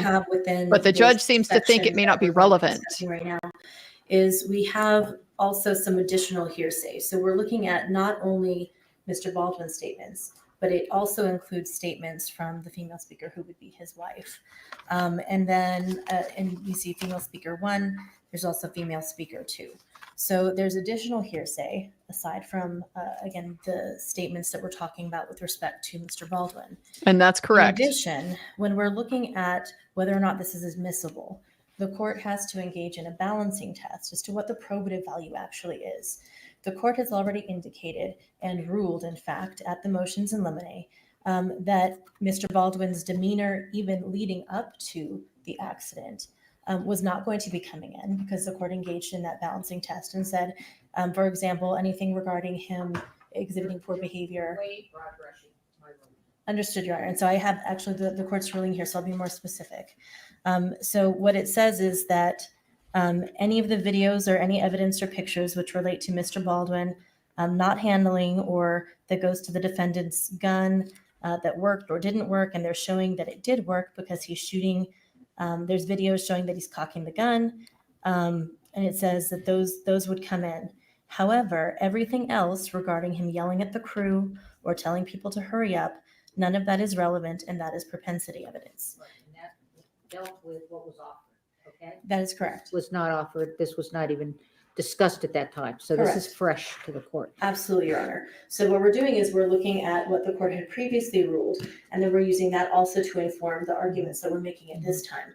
And so certainly when we're talking about state of mind for after the fact, that becomes even less relevant than state of mind or actions that were happening leading up to the accident. So when we're looking at what this is actually probative of, the state is saying it's probative of that he's, talking about he's going to go have a good time. He's really not that distraught about it. But if we look again at what is Mr. Baldwin's state of mind after this has happened, what element does that go to within the proof that the state has to demonstrate in order to meet the elements to demonstrate that he is actually guilty of involuntary manslaughter? And the answer is that none of this here is probative of any effect of consequence to any of the elements of the crime that he is charged with. Consciousness of guilt. He He knew he was supposed to act. We have to look Hold on, distraught. Andrea, what are they talking about in terms of but the danger of what unfair prejudice conversation? is substantial.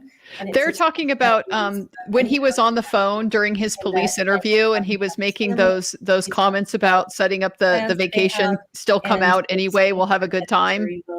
Okay, I see.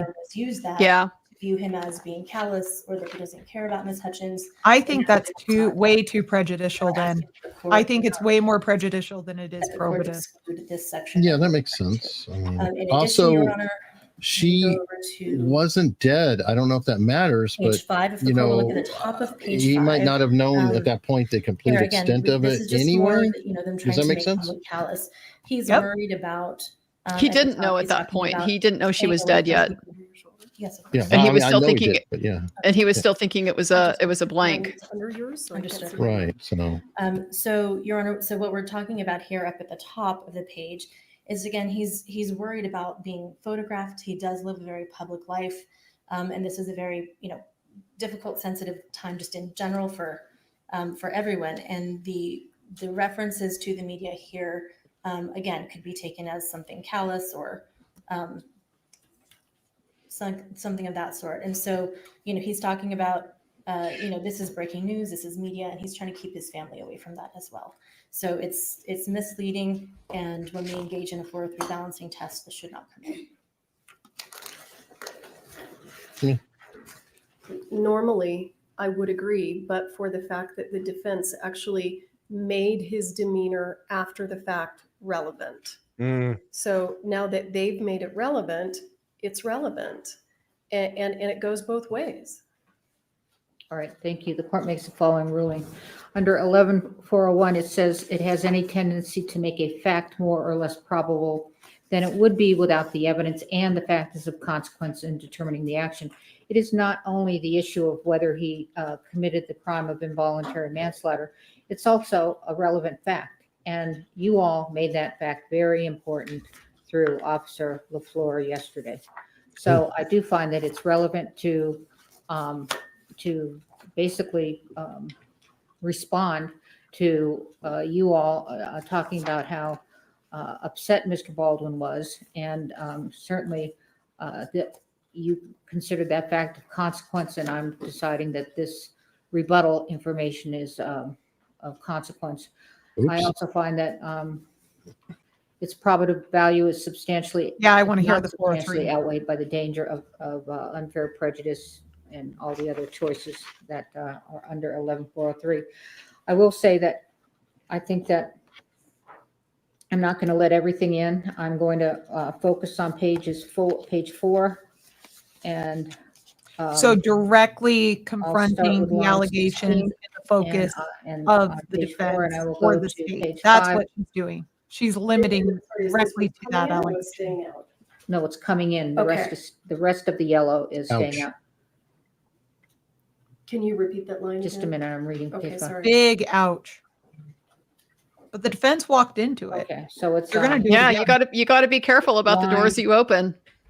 16, starting with Alec Baldwin, finishes the rest of the page 4, starts on page 5 at the top, and finishes on line 10. The rest of the yellow will will be redacted. There we go. You guys might want to bring up your super chats. Are Those we- of you who are weren't we here, ready to move on to the next one? Joe and Andrea Next one deliberately I didn't bring showed any was up the that were one not on their just correct channel. me if I'm wrong.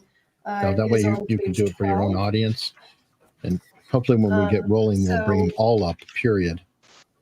This issue goes directly to Mr. Baldwin's state of mind, and I'm looking, Your Honor, I'm sorry, at basically 12 through 14. He understands that whether there's a live round on set or not, these guns can be dangerous, and he says it right here between 12 and 14. What he's talking about with the wadding can come out. If you're closer, you can get a burn. we That's go. him talking about All his those knowledge statements of are the coming back to danger of burn these 'em, huh? guns. That Yep. goes Yep. directly to the heart of the state's case. Yeah, that's not prejudicial. As the court knows, the state doesn't disagree with 15 through 17. And again, when we start here on 18, where Mr. Baldwin says, "I'm told," that again goes directly to his knowledge of the injuries that can occur if these guns are not handled with safety. He says right there, "I'm told even with the flash powder, you can cause contusions and you can do a brain bleed and die." And you know what? We can take out this part here that says which both of them died, because that is relevant to Brandon Lee, John Eric Hexum that we agreed to remove. So I don't oppose taking out both of them died, but this goes directly to the heart of the state's case. And then I think it's 21 through 25 we've agreed to redact. Obviously, this part here on the top of page 13 is very important to the state because Mr. Baldwin says, my point is I've been doing this. I shot enough guns in my day in movies. I've never seen it before where a flash round was. Obviously, what I'm trying to get in is he's got experience with firearms, and he talks to Detective Hancock pretty extensively about that. So his personal experience with firearms on movie sets and off movie sets is all absolutely relevant. Yep, and it's directly relevant. Yeah, I think it's on point. But in that statement, he also said that he's never checked it after it's being handed to him. So that one, I think, can cut both ways. So, Your Honor, this was already the subject of a defense motion in limine that the court ruled upon. So we have in the transcript of the pretrial proceedings, the parties were arguing about whether or not this knowledge of danger of blanks would be admissible. And so what the court ruled was, the court said, the court makes the following ruling, weighing whether it has any tendency to make a fact more probable or less probable than it would be without it, and whether its probative value substantially is outweighed by the unfair prejudice. I think it's difficult to deal with what I read in the grand jury transcripts about, the theory about the negligent use of a deadly weapon is that this manner of handling, that he shouldn't have cocked the gun, etc. And then with respect to the alternative is that he failed to check the gun.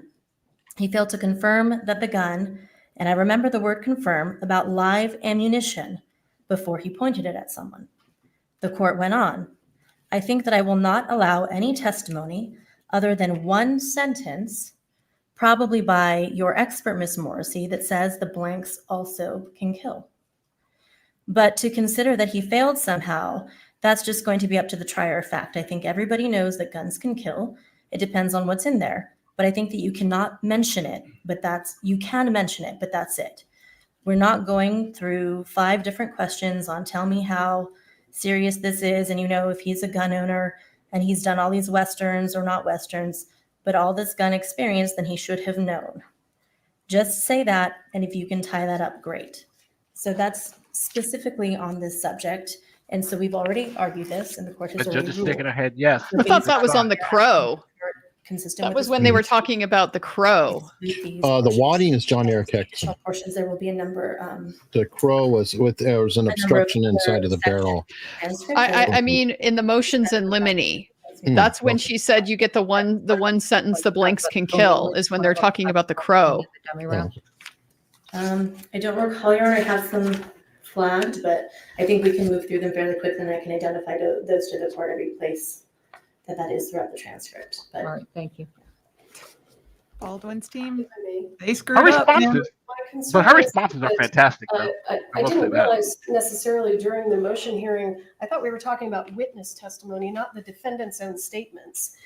And let me try to articulate for the court where I think some difficulty may come in. If I have my expert do what the court suggested and just have him give the one sentence that blanks can kill, then what we're missing, the important part is that Mr. Baldwin knows that.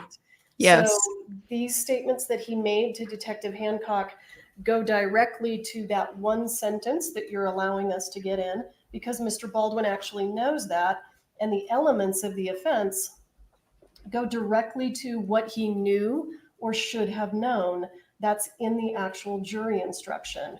So this is something that he knew or should have known. There are rules that say don't point the gun at anyone, and this is obviously one of the reasons, is because even if you have largely inert ammunition, it can still hurt someone, or Mr. Baldwin even indicated he knew that it could kill someone.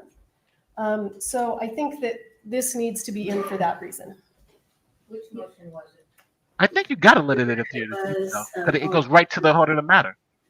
And he even specified the cases. He knew who.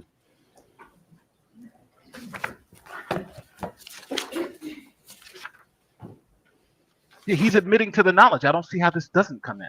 He's You're admitting right, to having this prior is knowledge. number 3. This would be defense 3, is that correct? Defendant's motion eliminate 3, I believe it was. And we have the transcript if the court would like to review it.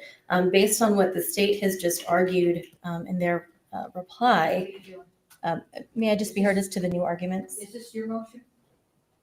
I'm sorry, Your The Honor. new argument? Yes, this the That's state. her the reply, state- isn't it? Didn't she go first? She did. She And did. You're doing a surreply. And if I may have just a few sentences, Your Honor, because I think this is important as what she stated is new, since she's now talking about disagreeing with the ruling that we had. But we relied on the court's ruling. In our jury selection, we did not cover this topic. In our opening, we did not cover this topic. It's not 3. Where is it? I believe it's number 3. It's the foreseeability. It's Oh, always seven. so risky to talk back to Seven. the judge and push back, but it was Mhm. necessary. It is necessary in mean, this. Yeah, their whole And trial strategy may have to change defendant's now. 7. Yes, Your Yep. Honor. It's our motion to exclude.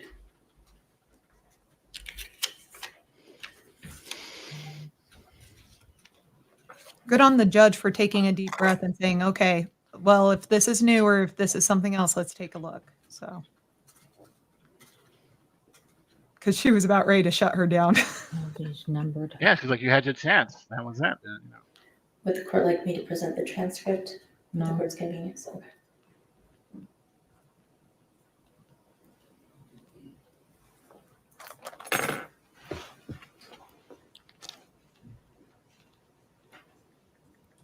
This right here for the defense and the prosecutor is where silence is golden. Just let the judge cook. Let her think. Let her ponder what her prior ruling was. This is where minds can be changed. This is where minds can be cemented. And it's so hard to just sit there and wait.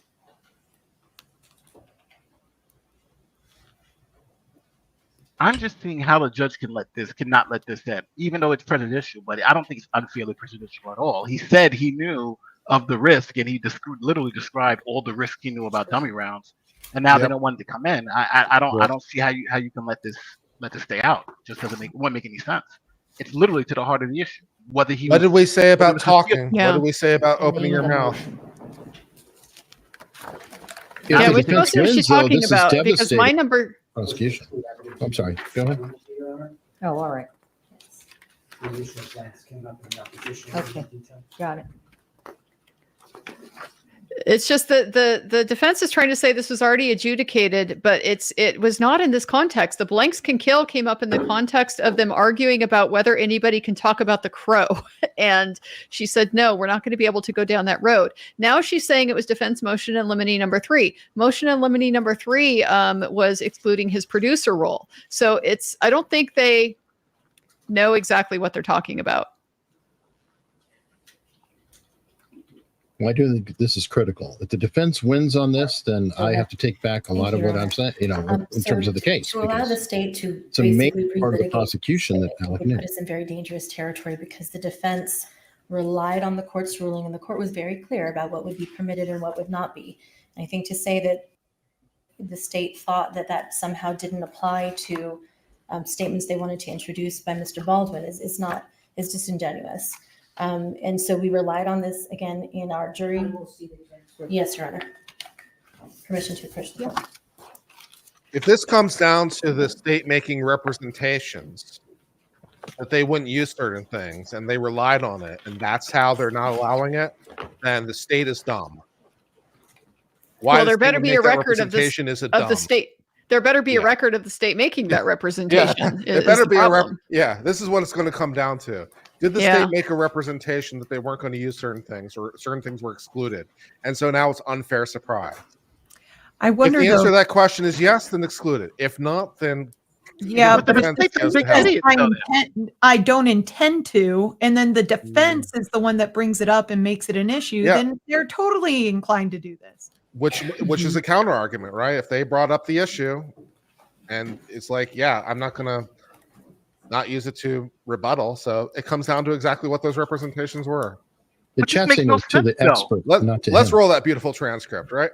Yeah, but this makes no sense though, because if the case is all about whether he was able to foresee the risk, and he's on TV saying, "Yeah, I knew of the risk," then why wouldn't they come This in? was And related to, I just don't understand. Mhm. I think I say it here where I talk about on page 154, which you left out.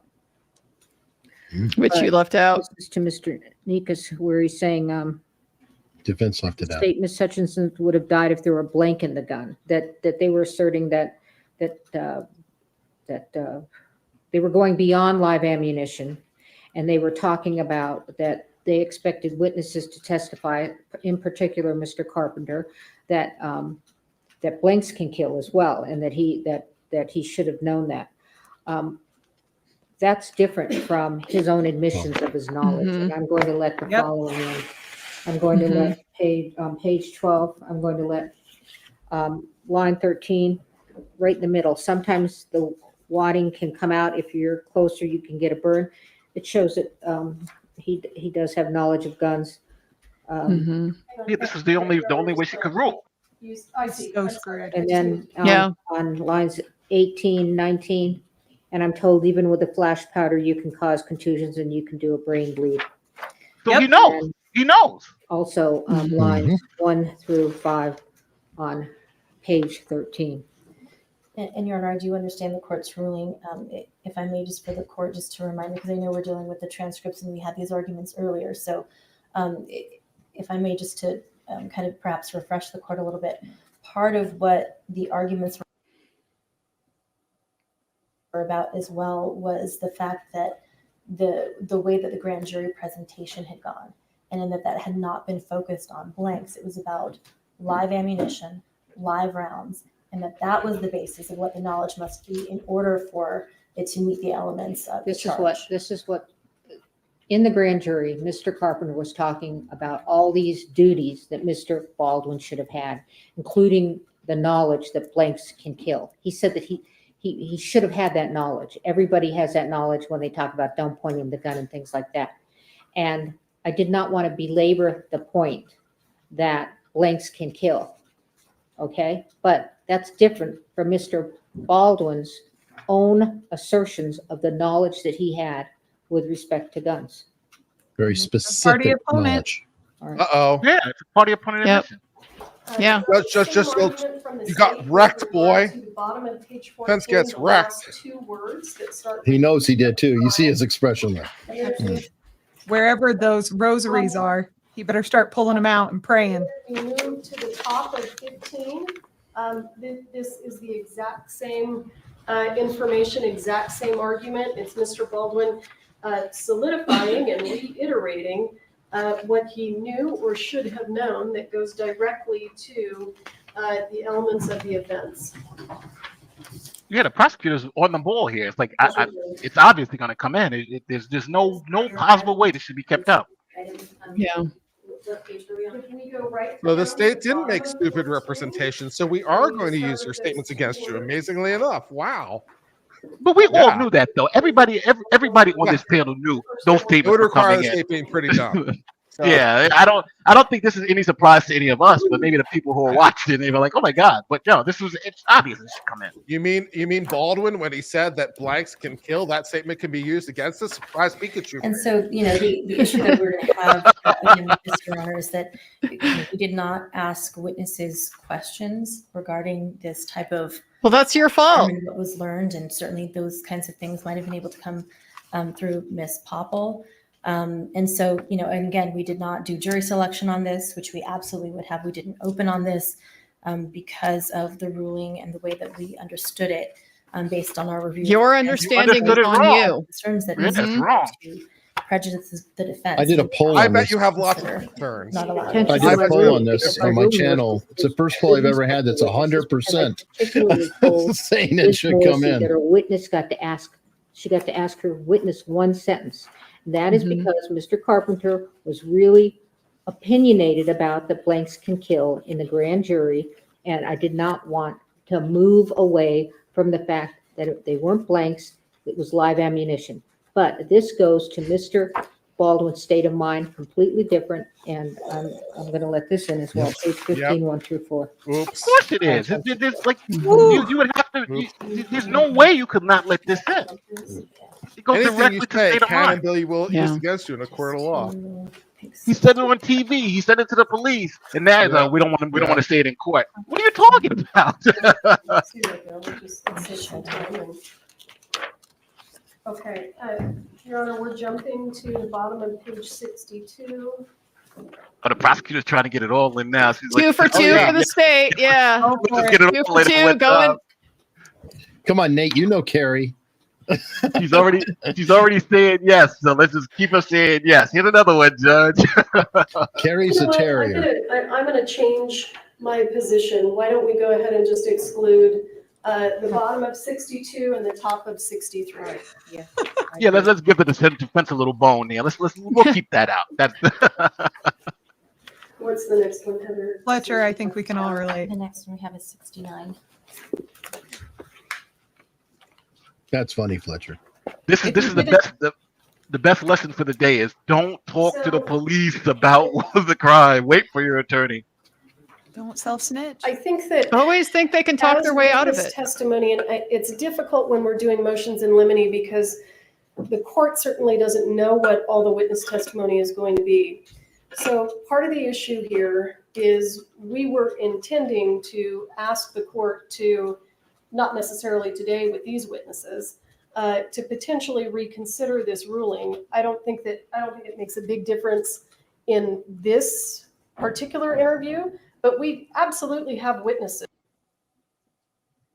Stop spinny thing. Keep going. Stop spinny thing. We're in the middle of this. Don't spinny thing me. There we go. Who will testify if the court were to permit them. The safety bulletins speak directly to producers and their responsibility for set safety. I can show it to you. In addition to that, the witnesses who were on scene with Mr. Baldwin would discuss the fact that his role as producer is what enabled him to be in a position to disregard the safety rules. But with regard to this particular line, I'm not married to it. I can try to revisit this issue with the court when we have relevant witnesses on the witness stand. Your Honor, the court had the ability to reserve. So all I'm looking at is this line, okay? Both of you, and I'm going to not let it in. Okay.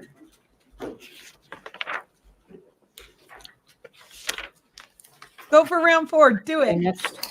Next is, this one's out. Well, they are doing it. Next Oh, is yeah. 81. That producer one is fair That because is it's like out by it's stipulation. because he was a producer. He should have known. You got to give me more than that. The next is page 81. Yes. The top portion of that is out by stipulation, I believe, but then I the agree lower part of completely. Page 81 is still subject I always like to cold as ice assassins better. disagreement. Yep. Let me just refresh my memory. You on get what it hot, is. you do stupid things. Yep. Judo is always more impressive, just the ability to deflect, take someone else's energy and redirect it, rather than being aggressive So- yourself. I prefer. Some of this contains his. When dealing with Morrissey, have Nate do your talking. No, yeah, she was I guess screaming the on the top phone, right? part of that is directly related to what he's talking about at the beginning, which the court admitted. So my concern is I don't think that if we take out, and on Saturday, my daughter was going to be in the movie, we had a little part for her, and this top, so Robber? I Okay, want never mind. to point out that here at the bottom of page 81, Mr. Baldwin says, well, let me ask you this. Originally, this is very complicated. I mean, none of this compared to what happened to them, but my wife and my whole family was here. They weren't, but his daughter was going to be in the movie. So again, this goes to the opening arguments, the continuing defense, that we are going to hear throughout the course of this trial. Mr. Baldwin, at this point in time, knows that someone's in the hospital and another person has been taken away on a helicopter, is critically injured, and what he is concerned about during the interview is what's happening to his family and whether or not his family is going to come and visit him. So he's actually taking a moment in the interview with the detective to talk about, this is complicated because my family is supposed to come. That's maybe too prejudicial. I don't know if she let Yeah. that in. I So, think Your Honor, the this court is has something already about. ruled admissible the previous portion of this. And again, I think when the court is looking at balancing, the court can also determine how much of this to permit in. It is cumulative of what the state already has used the earlier statements to reference, which would be his supposed state of mind after the fact. I don't know how much we need to then, continue to allow in all of the rest of this over and over. And certainly, again, him wanting to have his family there with him is not shocking after something like this. It is certainly a very difficult time. But again, as the court is looking at the balancing, one of those things that the court will balance is the cumulative nature of what is being offered. The court has already ruled admissible the previous It is statements, cumulative. and we would ask that the court not allow That's additional also 403. statements related to that at this Cumulative. time, based on the limited probative value of the testimony or evidence. All right, I don't think this is of much consequence. I think that the part I ruled on earlier. This is the prejudicial part. To rebut. I don't think it's particularly relevant either, so I have no problem excluding. Coloring and everything else like It's that. funny, we're like 5 Granted, for 5 there's here. We're getting a all right. lapse in time, so that can be addressed in questioning. But the fact that his daughter was going to be in the movie and he's mentioning that, I don't think that, and she was so there it excited to is. come. I don't think that's helpful. It doesn't do He's just anything. describing really- Yep, irrelevant. Good call. Here we go. That's Good not call. coming I in. approve. What's the next one, baby? Is the next one that? Nate Dolores says don't talk to Nate. Yes, Yeah, yes. well, That's true. Amen So to that. I think 5 lines are up by stipulation, and then we're just dealing with then 6. Right, so 6 through 14, certainly the top part is an explanation of his comments at the beginning that the court has ruled are admissible. I certainly can forfeit. I told the producers I would stay tomorrow in case anybody else, their insurance investigators, their lawyers want to talk to me. I don't have too much heartburn over letting that go, but I do think that the fact that there are 2 people who've been taken away to the hospital, and Mr. Baldwin is upset because his wife wants to cancel her trip, again goes directly to the defense of this man was devastated. No, come on. Go ahead. It's So, still Your Honor, so. first, the state, this was I already think part we're of the going to have a stipulation. It was witness through testify to him page being 83, line devastated. 5. So I won't argue that since the state had already stipulated to that earlier.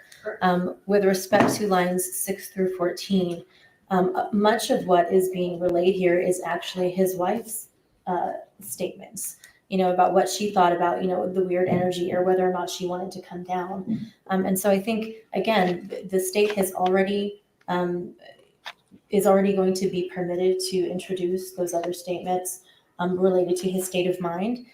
This has very minimal probative value, particularly considering the court's ruling a moment ago, and we would ask that the court exclude this, particularly, again, considering the fact that a lot of this is about his wife and her thoughts as well. And it's not sufficiently probative. Yeah, I don't think it's very relevant. I think, and the relevancy goes to the rebuttal of how he was feeling. I think that the pages 4 and 5 directly relate to that, but I don't think this does. So I'm not going to redact it. There. What witness brought in his feelings at the time? Has that happened Last yet? page. even? There is further down on. Yeah, it was. They brought it out through what was his name, LaFleur, the first officer on the scene. Continues on into page The body 84. cam. That's right. So Mr. Baldwin has critically injured someone and what he's saying to the detective, and keep in mind, Your Honor, Mr. Baldwin was going to stay and complete originally he was going to be in New Mexico to complete the filming until I think close to the end of October. And he is already making plans to return home to New York, even though he's critically injured 2 people. It is the exact opposite I don't know what that goes to. of what the defense is going to argue. She's arguing rebuttal, Which is, and she's arguing future rebuttal. this was devastating to him. This devastating. I think there's even phrases in this interview where he says, "I'm devastated," or maybe it's in November 3rd. So this is completely. I would want to go home if I'm contradictory to devastated other statements that he personally. makes where he says, "I'm devastated." I don't get this one. 2 people are in the hospital. Maybe and I'd he be doesn't upset even my wanna wife stay can't come and because make sure they're I'm okay. suffering. Your Honor, he offered to stay, and that's throughout this transcript. It even says it further down on this same page. He says, unless you tell me not to, or if you tell me to come back in, I'll do whatever it is that you want. He's making himself completely available, but not shockingly, his wife wants him home. He is a father. He is a father. Just 7 It's children. going to be redacted. One All of right. whom they had to Next. sleep in. But what about the children? The next one is out. Yeah, that one got redacted. On page 85. I think that's it. Just threw it out. Could it be? That may Yes, be you- it on this one. I will Oh, note, you Your Honor, stipulated to, okay, what? yes. There were other portions within here that we had found that were related to the blank situation. I understand the court's ruling. If the court is willing to consider as part of its gatekeeping function, limiting the amount of that. Too just late, the amount. too I late. understand. That's what happens when you do understand, 2 days before. Get right. Okay, let's go. Judge is like, no, I ruled. Just in terms of, I know that we've got one more statement to try to tackle. So now that the court has ruled on the redactions, because these are the defense requests, I'm expecting the defense to do the redactions and provide them to me quickly, because this is Hancock, and Hancock's going to take the witness stand as soon as possible. That is our intention. Well, you're finished, so you're gonna do the, oh, that's right, okay, I apologize. 10 minutes max. Okay, and then you're gonna do the redirect. So while they're doing that, go ahead and provide a copy with the redactions that I've ruled should Yes, be ma'am. redacted, which were minimal. Okay, Yes, Judge. what's next? Which There was one the is- second I statement. like So this, the- Judge. I really appreciate the I've made a decision. The We are second Yeah. moving on statement, this now. is a statement that takes place on I hope you November- got that. Do you need any clarification? Because I don't want, Oh, this going Give me a Oh, clarification. dang. stand. Zing. November dash. Do you understand it? Have it from the Okay. transcript, Ron? That's Hmm? what I I think we do. have it from the transcript. Judge, you're No, building in my heart. My rulings. So, Yes, just okay. we have the real time. All right, okay, good. Okay, what's next? I said the jury comes back at 2. They have 1 minute before I call back Yes. the jury. Yes, Otherwise, sir. you're going to abandon these. Yes, sir.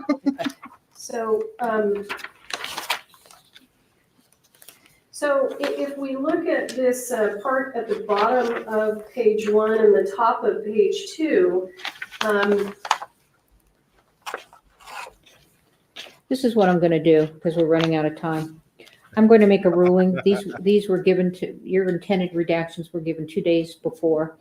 And so far, the only thing I've heard that was a surprise was the testimony of his knowledge of guns. So let's see. shit. Well, I mean, everybody got a point somewhere.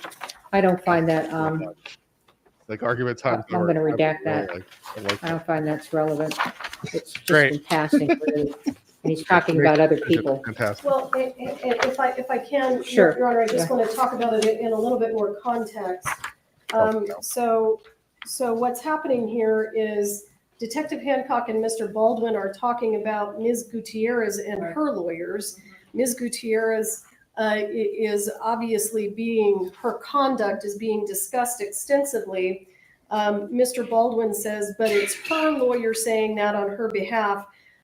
So if we're going to redact the bottom portion, then honestly, I think that we need to redact the part where he says it's her lawyer saying that on her behalf. I mean, I think if we redact the part about the lawyers, we redact everything. That's fine. It does take it out of like nowhere context. Okay, yeah, I'll tell you what I'm thinking, and then if you really want to argue it. All right, page 15. Yes, I don't find this relevant. About, Okay, Pete, I'm sorry, let me catch up to you. sure. Oh, you can just see his soul hitting the floor right now. Yeah. He's done.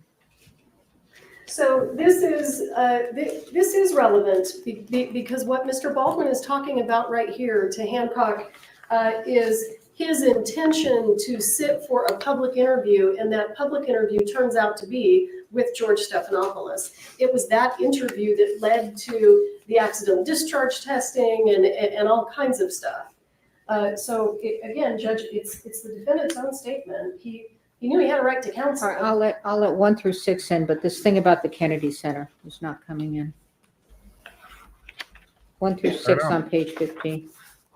Good for the defense fighting for the defendant. Understood. Page 18.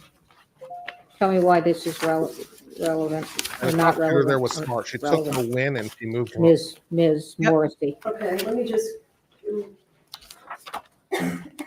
Yeah, she tackled the good stuff first, and now she's just trying to play around the edges now. Let me see what Sure. else I can get So in. the top part is him saying to Detective Hancock,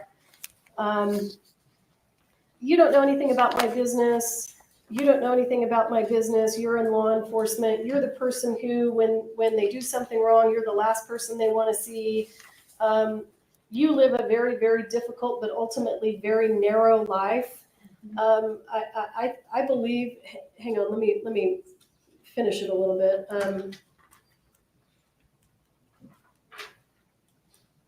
She's like, shit, where's the relevant part? Yeah, because all of this doesn't seem relevant to me. Well, He's like, I had it. all goes. I think we've got like three or four pages, so I think it all kind of goes together. Hang on just a second. I mean, he's definitely looking like an a-hole, that's for sure.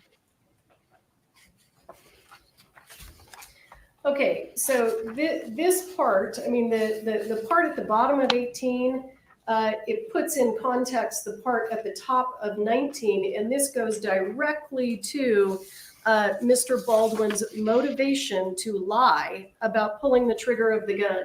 I'm 63 years old with 6 kids. I can't rely on luck anymore. Yeah. He's talking about his career and that he can't rely on luck anymore. This goes exactly to his motivation. Not Is he out? Yeah, he walked Guess out. Baldwin doesn't want to be here. Sure. Well, it He seems must like he's forfeited his right to be present, so we're going to still talk. I mean, they did Oh, file Lord. their waiver, so he Yeah. can go. Yeah, he might have just went No. to the bathroom or something. I like this judge right now. She's hearing them out and then she's making a decision. That- and we're like, That we're moving on to the depends next thing. joke hit a little too closely. Maybe he just needed a little break. Some people need a break, you know? Maybe he feels like vomiting because he was probably told by his attorneys, "Oh, don't worry, this isn't coming in. Oh, don't worry, we're going to be okay." I'm sure that he had this in the back of his mind from day one. He had to have, right? Danny, I'm assuming as soon as he heard the word Stephanopoulos, he probably started shitting his pants. He was like, "What? Stephanopoulos interview? Oh my god!" Oh, damn. And now all that stuff is coming in. You know what? Drink to you, Andrea, because Andrea said it right. She's like, Stephanopoulos is definitely going to be coming in. It's no problem. So you're the first one to mention it. Hats off to you. Well, Yeah.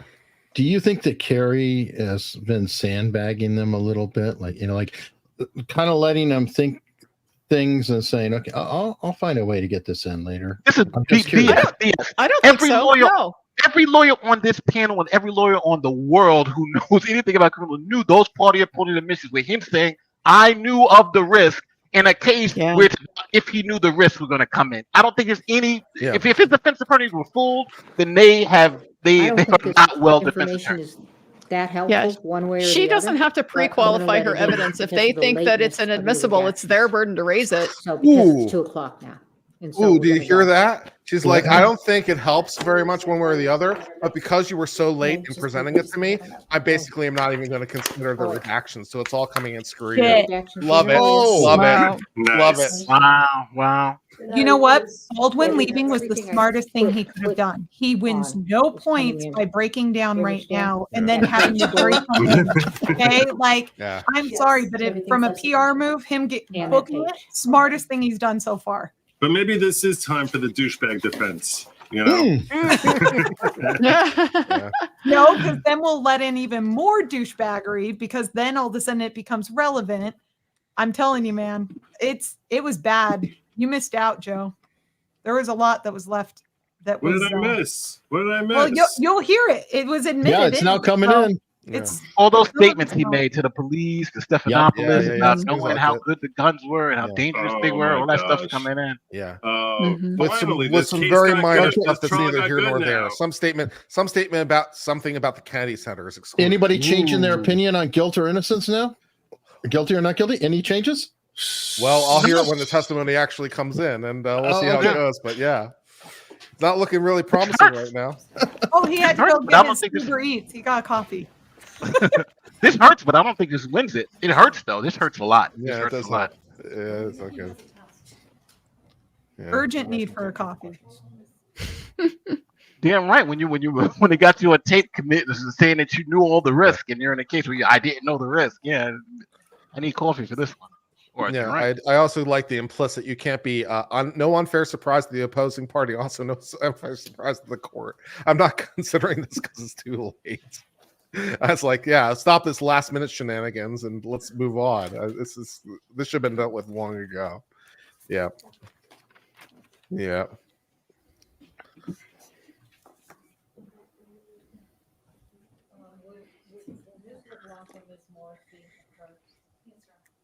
I do wonder if we're going to get a statement from somebody after the end of court today explaining to us what exactly just happened with Mr. Baldwin. Like, I'm sure we're not the only people that have noticed, that was weird. What was that about? They're not going to give a statement. They'll ignore it and hope it goes away. I think that's the smartest thing they can do. Just like the smartest thing he could Unless do was they run can- out of there and grab a coffee. Try to spin it to make him look even more victimized. Yep. $20 from Michael Mud Dragon, who's said on my channel, Baldwin gets to eat his words. Love it.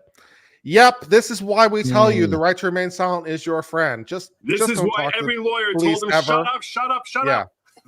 up. I'm of the general opinion, forget your right to a lawyer. Just your right to remain silent. Don't talk to the police even with a lawyer. Just keep your mouth shut. That's the right to go. Yeah. That's what Sean says, right? You have the right to remain silent. Always invoke that right. I'm loving Morrissey today. This is the most I've loved her since I've learned of her. She is killing it. So far, so Yeah, but good. This was an easy win, though. I don't see. Yeah. You know, no. It was, I but don't she think didn't over egg it. She has this Yeah. tendency Yeah. to just lean too far into it with her outrage and stuff. This time she kept it clean. I like how Danny characterized it. Cold assassin. That's the good approach. I Well, like my it from her. super chatter characterized Cleaner, it that way, better. but thank you, Andrea. Yeah, she If, was if there's going to be a stipulation that they're not going to use the client's words against them, I want that in writing and triplicate. Mhm. I don't want there being Good afternoon. Yeah. Comes now, Duncan, Idaho. You Thank had you. seen Yes. while He's you were got a testifying tough now on for the Mr. Baldwin in redirect. court today, correct? Oh my God. Okay. And this is the first time that you've seen him since, I believe, since the day that the incident occurred. Correct. And of course, you she's see still him on? here as a defendant in a Yep. courtroom wearing a suit jacket. Oh, He wasn't dressed that's like that correct. on the scene, right? Right. He was Harlan Rust, and he had his actor. He was outfit on, Harlan right? Rust. Yes. And you actually took those clothes and tested them for blood, like you said before, right? I did. And he was shaking as you did that, was he not?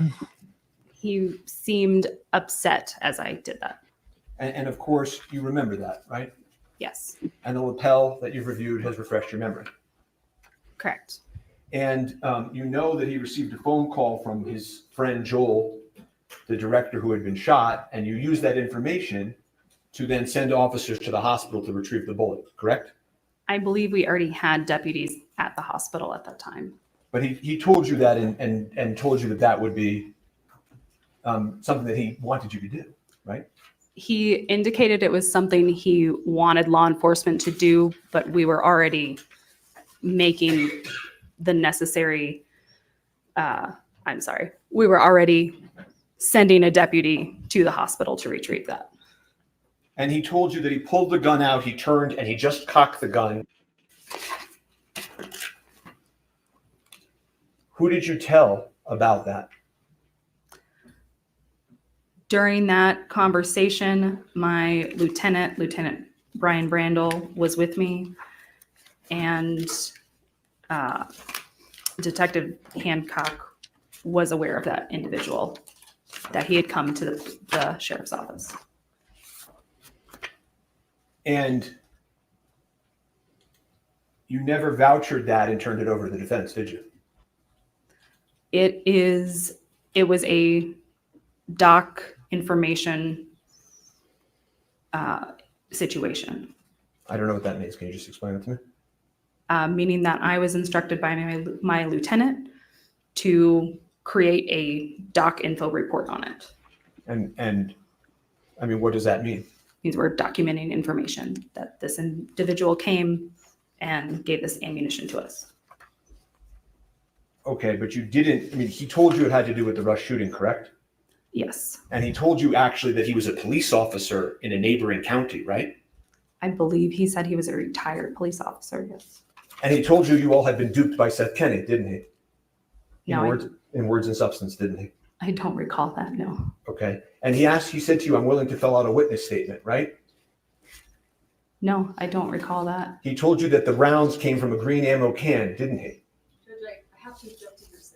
Is he talking about Tony Tesco? Sustained. Did you take the rounds that were provided to you? By the way, they were Starline brass, nickel primer, live, weren't they? I don't recall. You don't recall? Really? That is what I said. Nice. But really, True. really though, pinky promise.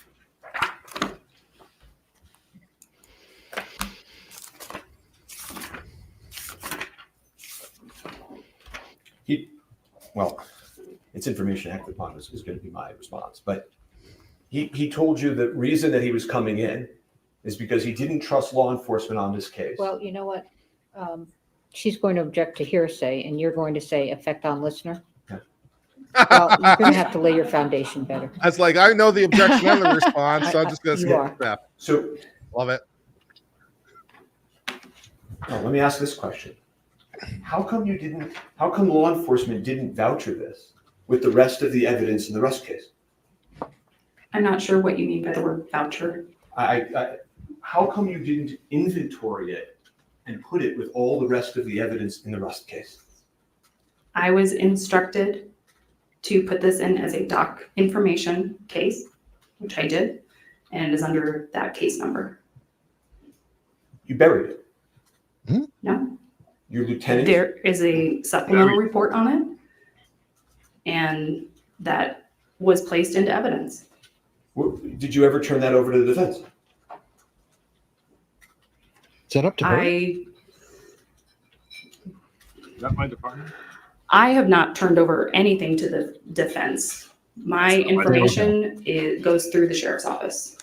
Are you aware of whether the sheriff's office ever informed the defense that a good Samaritan came in and turned in this ammunition? I do not know.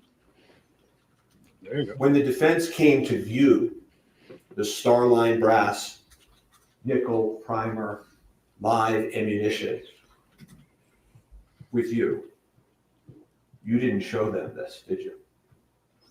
I did not have an evidence viewing with the defense. That was my coworker. Your coworker didn't show this to the defense, correct? I do not know. Do you have any? Well, reason to how would believe she your know? coworker showed this to the defense? He promotes her. He keeps calling her an investigator too. I don't understand that.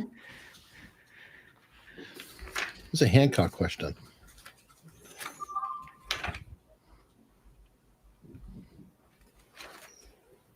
Did you or anyone from the sheriff's office ever tell the armorer or her lawyers that a good Samaritan came in after the verdict and gave you this information?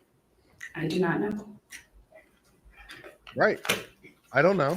How would she know what the sheriff's office did? Right. Yeah. He's treating her like she's Alexandria She's not the Hancock. sheriff. But you do agree. This is him just getting it in front of the jury without it being established as a fact, but they're hearing it. He So did tell you Shouldn't they that object Seth to it? said this was Yeah. the evidence from the shooting, correct? I don't recall what he stated, what someone else stated. Nice.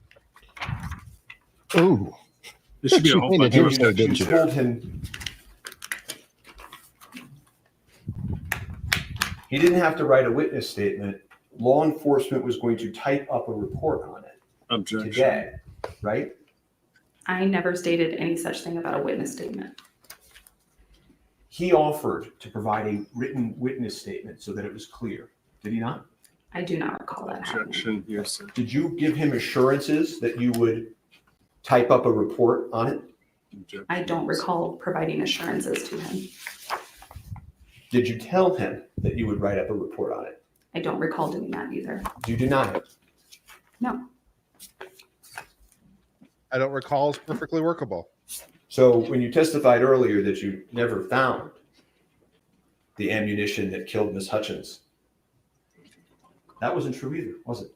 That's not true. We don't know that. Can you rephrase the way you stated that? Sure. As you sit here today, having had a good Samaritan turn in these 45 rounds into the precinct, right? If that's what you're discussing, then Yeah.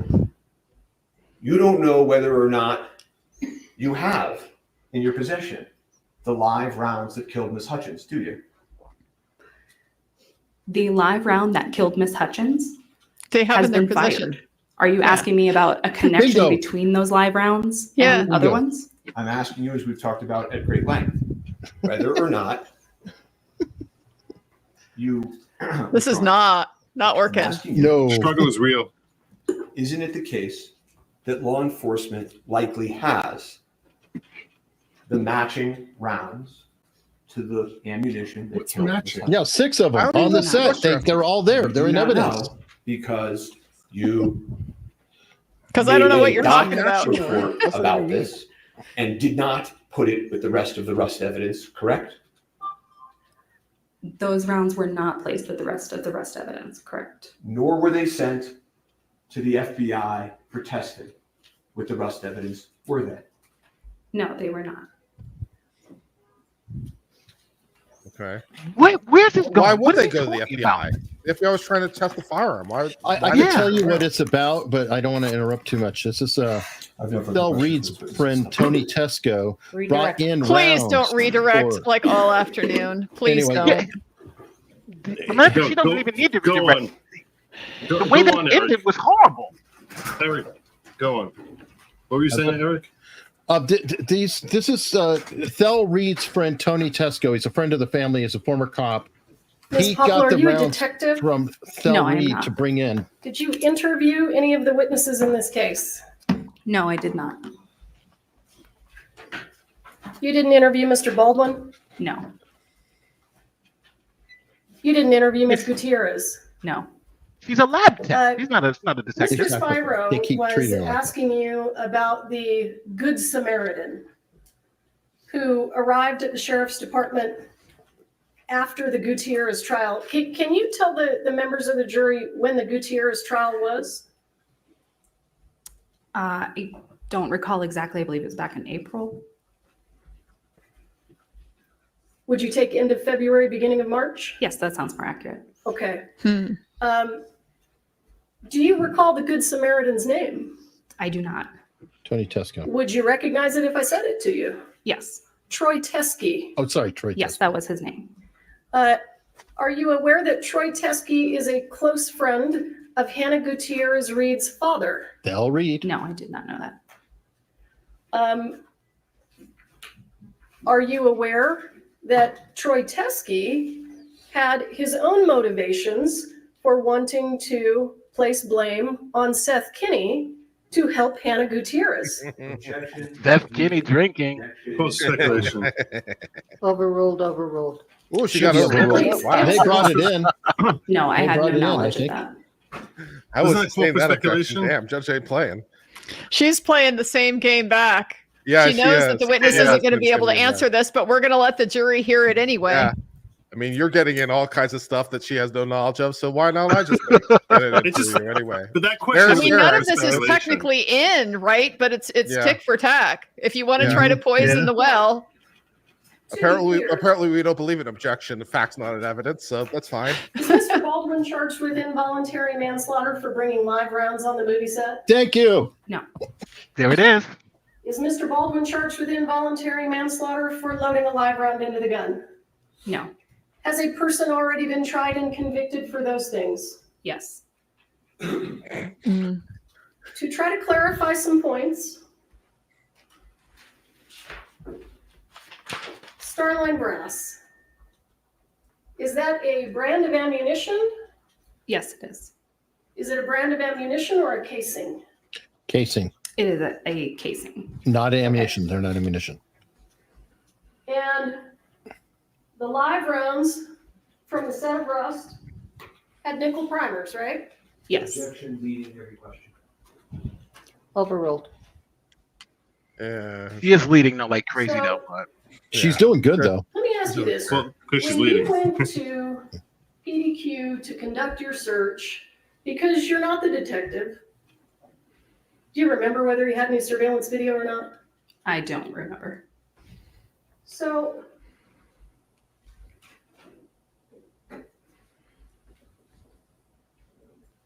with regard to Mr. Kenny, prior to the search of PDQ, did Mr. Kenny actually bring his own live ammunition to the police station?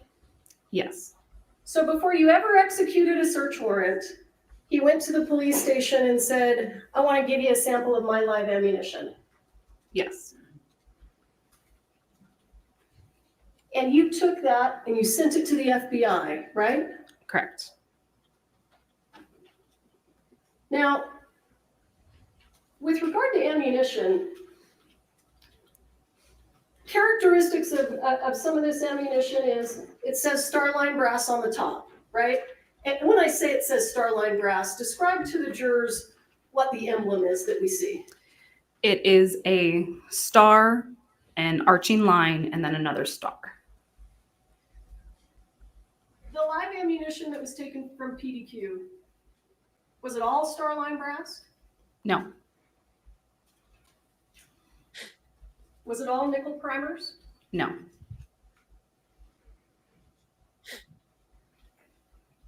Now, in addition to the stamp on the top of the casing and the color of the primer, does ammunition have different shaped projectiles? Yes.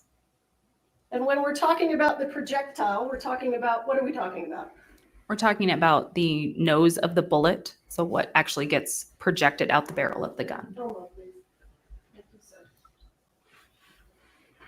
yeah, I would be having a crisis with this all these leading questions. I'd be like, come on, Judge, at what point are we going to give her some leeway here? Every question is like she's on cross-examination. Come on, give me a break. So it's not different on redirect than it is on, because she's addressing the points that were covered It in shouldn't be. cross. I'm just asking. Yeah. I'm showing you it's redirect is previously correct, admitted so at she's not allowed to leave. Exhibit 26. Remind us, which are the live rounds? The suspected live rounds, sorry, we'll get there. The ones to the right, And what are the ones on the left? they are dummy rounds.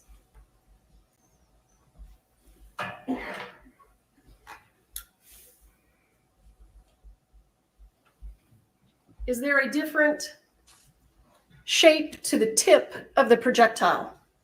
Yes. Tell us what the difference is. So the live rounds. Okay. So the live rounds have a flattened surface to them, whereas our dummy rounds come to a further point. Sorry, I was trying to draw That a doesn't line. look so big. That doesn't Almost like that a seems big. curvature. That's hard. I to a have better trouble seeing point. it personally. Yeah. At my request, prior to the Gutierrez trial, did you take out a ruler and measure those? Yes, I did. Do you recall the size of what we call the meplet, which is that very top of the projectile? Do you recall the size of the live rounds? Yes, the live rounds were 6 millimeters and the dummy rounds were 4 millimeters. Every single live round, well, suspected live round taken from the set of rust, was it a 6 millimeter meplet? Yes. All of the live ammunition that was taken from PDQ, to include the live ammunition that Seth Kenny brought into the sheriff's station, did any of those have 6 millimeter meplets? No.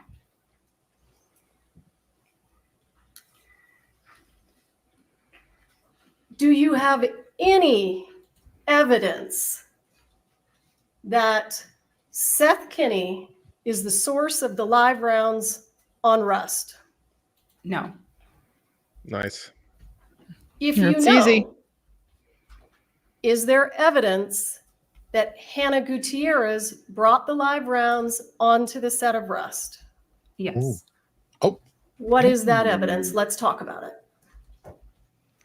The evidence that I am aware of is a photograph on a cell phone of the rounds in the background of a photograph that was taken with a cell phone.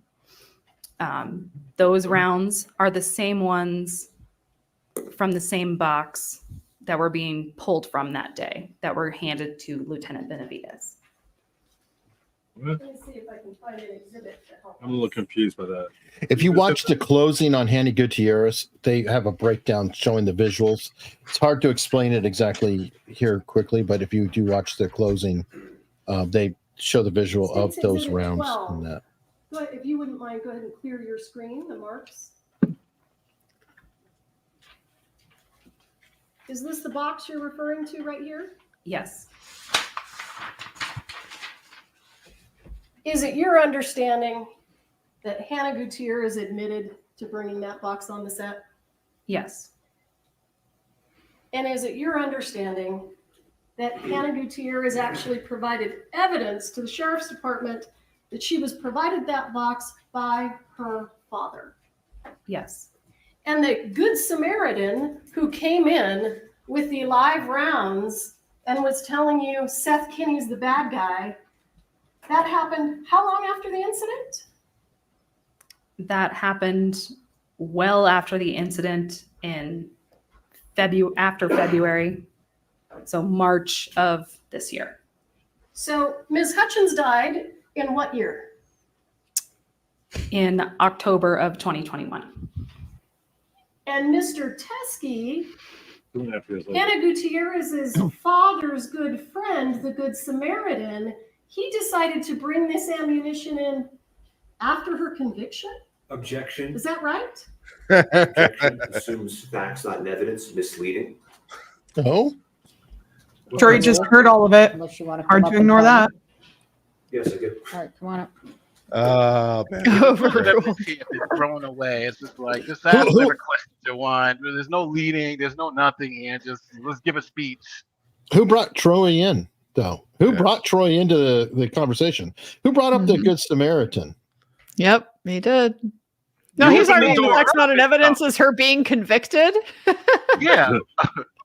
But this is all. But But what no, does this have to it do is with an what you know? evidence because it is an evidence because she already testified that somebody else has already been convicted for those specific acts, namely the bringing the live rounds onto the set and loading it into the gun. Oh yeah, she did bring it up. Would you read back the last question? Is this a please? bullet? Yeah.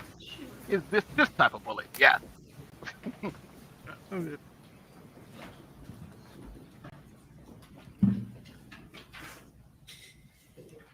But she's crushing it, though. I will say the defense is she's crushing the defense. The Good Samaritan. Uncivil's crushing it. Bring this ammunition in. Kidding. Conviction. Oh Is man. that right?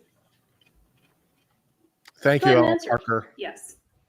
Alan gifts a lot of memberships to my channel. He's a longtime contributor, so really appreciate it. Thank you, Alan. He's a hero. Jeez.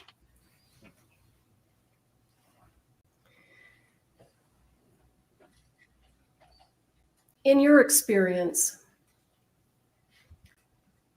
if Seth Kenny wanted to hide the fact that he had live ammunition at PDQ, he had plenty of time to get rid of it, right? Yes. And Leading. you found some there, right? Yes. And the photograph, well, was all of the live ammunition in the same place? Yes. Where was it found? It was in a box on the bottom of a stack labeled as live ammo. That's a clue. Wait, what about the? Oh, okay, And for completeness, hold on. was there live ammunition found in another room away from this box? I don't believe so, no. Okay. Did you find any ammunition that was not .45 caliber anywhere else at PDQ? Why is he shaking his head? I believe there were 2 boxes of Watching his defense marked die. 38 caliber ammunition that were in another room. If I didn't know better, I think Seth Kenny was on Did trial. He Mr. got Kenny some tell you that definition. his personal firearms are 38? Has been. No, I did not know that. Okay. I'm going to show you what has been previously admitted as defendants A23. Is this, so when we're talking about .45 caliber ammunition, well, let's back up. Is that the only caliber of live ammunition or suspected live ammunition found on the set of Rust? Yes. 21, you said? 23, A23. Seth Kenny's So tomorrow. if you find 38 live ammunition, is that important to you? No. Because 38 is not 45, right? Correct. Those are two So- different numbers. The But it 45 would be caliber important ammunition if there's more live that ammo you on found the at set, though. PDQ, That would be important. is this where you found it? Yes. Any mistaking that would be live ammunition? No. Why? It says It live was ammunition. clearly marked as live ammunition in that box.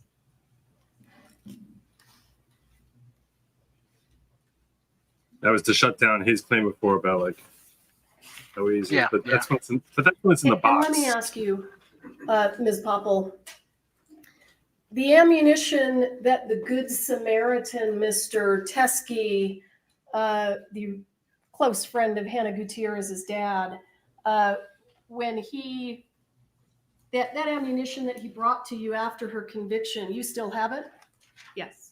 You can bring it in here and you can show it to the jury, right? Yes. And they can see for themselves that it does not match the live ammunition from the set of Rust, correct? Yes. Well, And that is Back. What else obvious is the witness just when saying? you look Yes. at it, is it not? Yes. Yes. Yes. smack it down. Yeah, Yeah. this is really leading. No.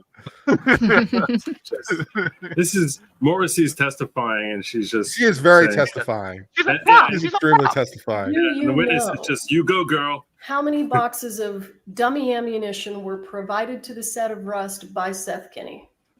If I recall correctly, just 1. Do you know how many boxes of dummy ammunition were provided to the set by Hannah Gutierrez? No, I do not. Okay, fair enough. No further questions. Sit down. Let's get a new witness. It's time. Yeah, you've gotten away with breaking. You already established that this doesn't matter anyway, because somebody else has already been convicted for these things and he's not charged with them. So So where are we you going We with don't- this? were asked some questions on cross-examination, and I think they were related to, let me get the exhibit just so that we know what we're talking about. Seth Kenny might need a good lawyer, though. I will say that. You were asked some questions about the live ammunition in the other actor's gun belt. You remember those questions on cross? Yes. And I think the actor was Jensen Ackles. Correct. Do you know whether or not Jensen Ackles checked his firearm on the set of the movie? No, I do not. Whether we he did his call it- own safety checks? I do not know. We call him Dean Winchester. You didn't know the answer to that question because that's not the question you asked, unless you know the answer to it. Yeah. And I don't know might hurt because now you can come back and say, well, he debit checked. And then it's like, okay. I don't think that absolves, but it does Let's show talk the culture. briefly about, let me make sure I have the proper exhibit numbers for the record.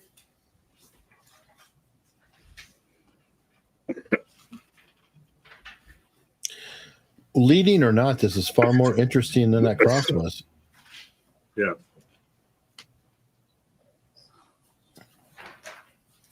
Thanks, Linda. Wow. I appreciate it. They'll come back with a civil. Thank you, Jules What? Buddha. What in the world? Are you having a gift Jesus. membership war here between channels? I'm here for it. I'm here for it. Come on by. By the way, to answer your question before, Kathy, that was what everyone was talking about at that point was that there are various interviews and statements that I wanna be clear, Baldwin made, if which you are now recall- deemed admissible. They're going to be coming in. That are very incriminating. Yes. I'm showing you defendants A27. Where did those dummy rounds come from? These were the dummy rounds removed from the box with blue writing that stated dummy rounds. Thank you, Chuck and And who Tennessee, do you for know 20 gift memberships. supplied those rounds? Seth Kenny. Thank you, Sinbad. Blessings And to come. I think I made a mistake on direct examination. This is State's Exhibit 30. Is that what I showed you? Yes, I believe so. And so those actually didn't come out of that box, did they? Correct. Do you know where they came from? They came from a gun belt that was located inside of the prop truck. Defendants A26. Is that where they came from? Yes. Based on the dummy rounds in both of these pictures, from the box and from the gun belt, do they have distinctive characteristics? Yes.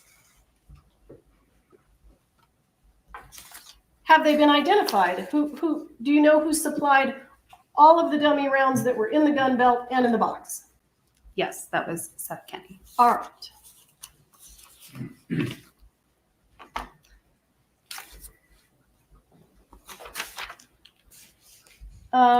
You were Oh, hey, getting in on the action. I love it.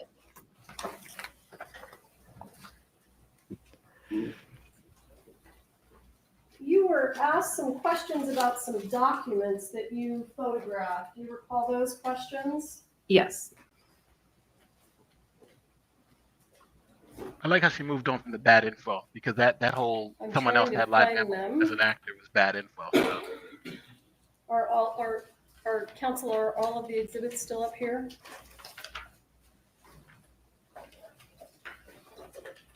Take that as a yes.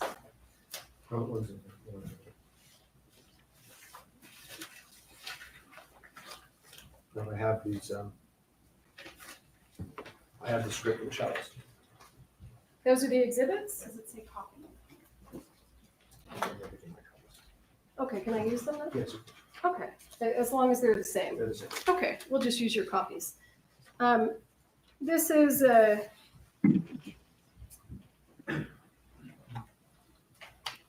Defendant's Exhibit A10. You remember being shown this? Yes. Do you have any idea when this exhibit, or I'm sorry, when scene 125 was being filmed? No, I do not. Same question for scene, is it 55 or 66? I apologize. No.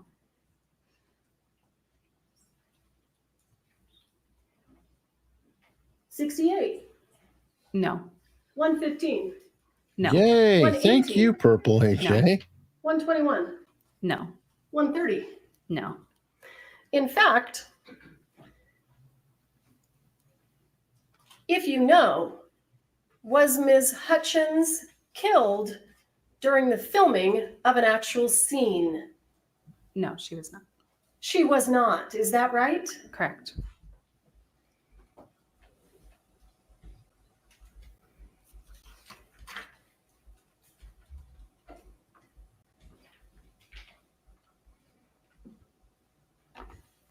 Same thing here for 118 again. Ms. Hutchins wasn't killed during the filming of a scene, was she? No, she was not. Thank you, Tammy, for the extra $50. I do appreciate it.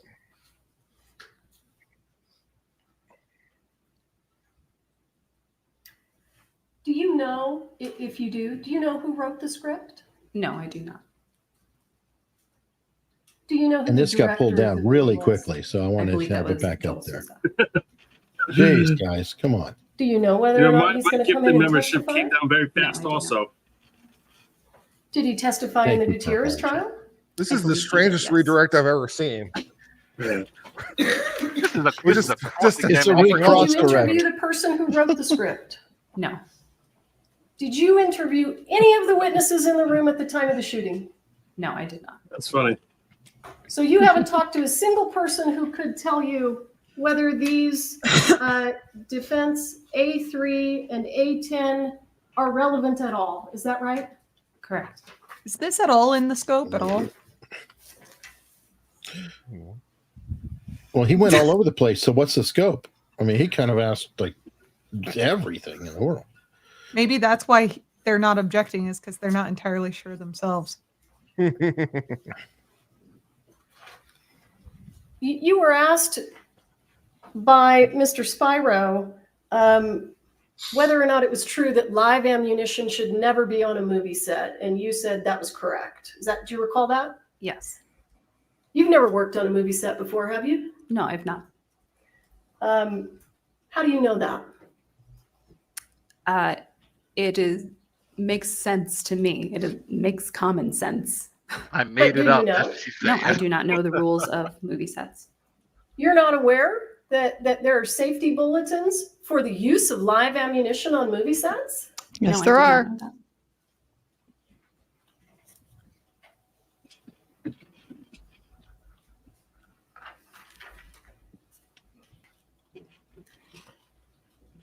All total, including prop truck, the entire scene out there at Bonanza Creek, how many real firearms were taken into evidence? If I can look at my report. Sure. Refresh my recollection.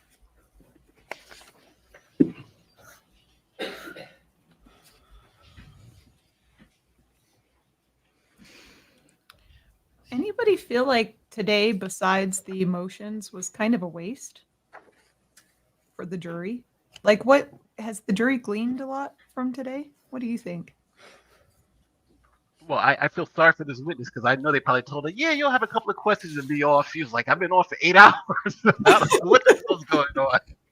I just picked up the gun and sent it to the FBI lab. I believe 13 in total. 13 real firearms. Yes. Now,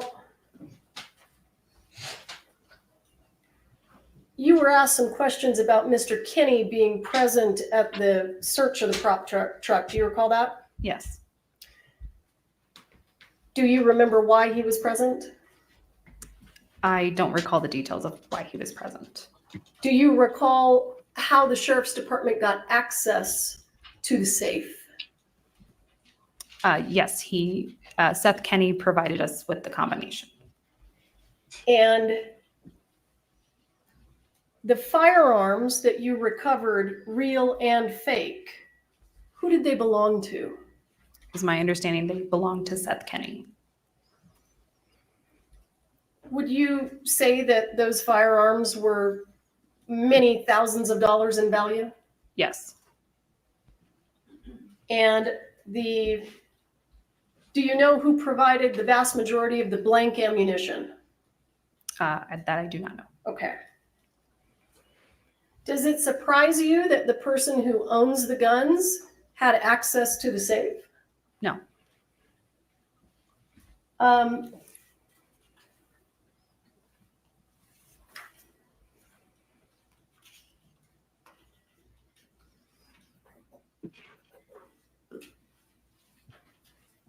Have you ever discovered any evidence that Seth Kenny was ever physically present on the set of Rust other than the day that We he got it. helped We got it. unlock the safe for your search?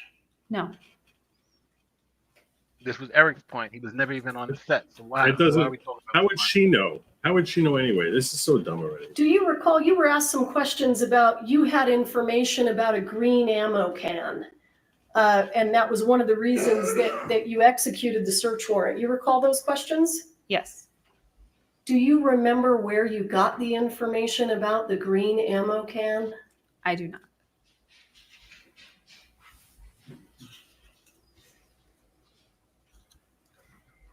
Did you review any of the photographs from any of the cell phone extractions that were done in this case? No. Did It's time to pass. you recross? Do you recross here? look at any of the text messages between the different witnesses in this case? No.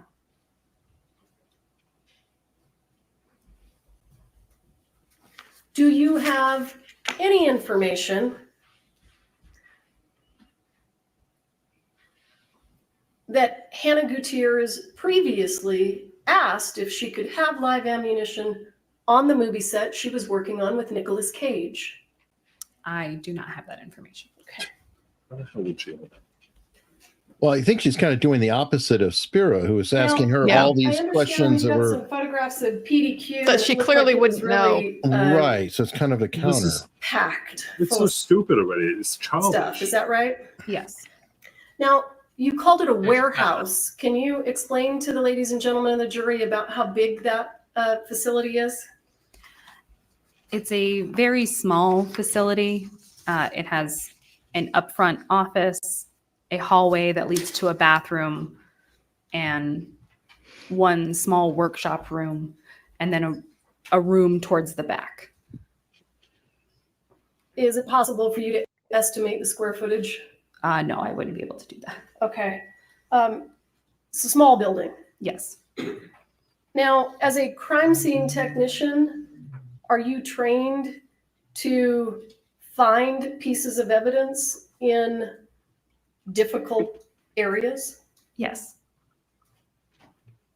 Have you ever been in a person's home or apartment that kind of looked like a hoarder place?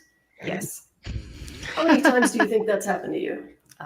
Several dozen, Several dozen. at least. Yes. And you're trained to look for evidence in that kind of an environment. Yes.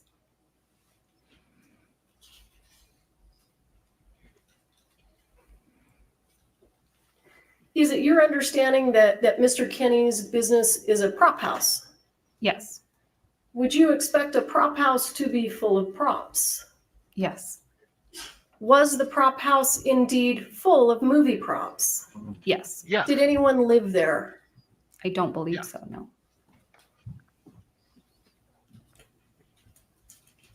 Other than 3 homeless people we found. Who's living in the prop house? It's great being a witness when all you have to do is say yes or no.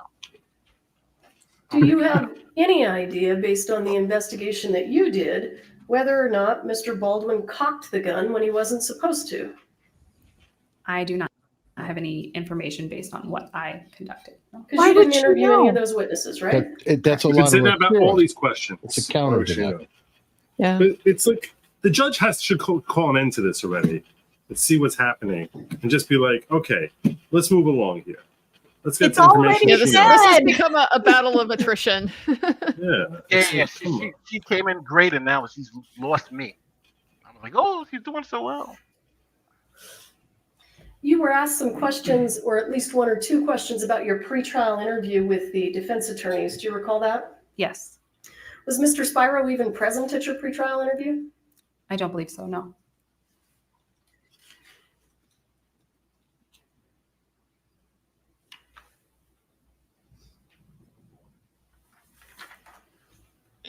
I'm almost According done. to- Let me just review my notes. According to Larry Foreman, the judge has been glancing at her watch.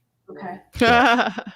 Yeah, she's been taking a long. She's essentially redirect. This is like a direct examination again. It's like she's like Mhm. going over everything in painstaking detail. If you know the investigation into the source of the live rounds, did that investigation continue after the case was turned over to the district attorney's office? I do not know.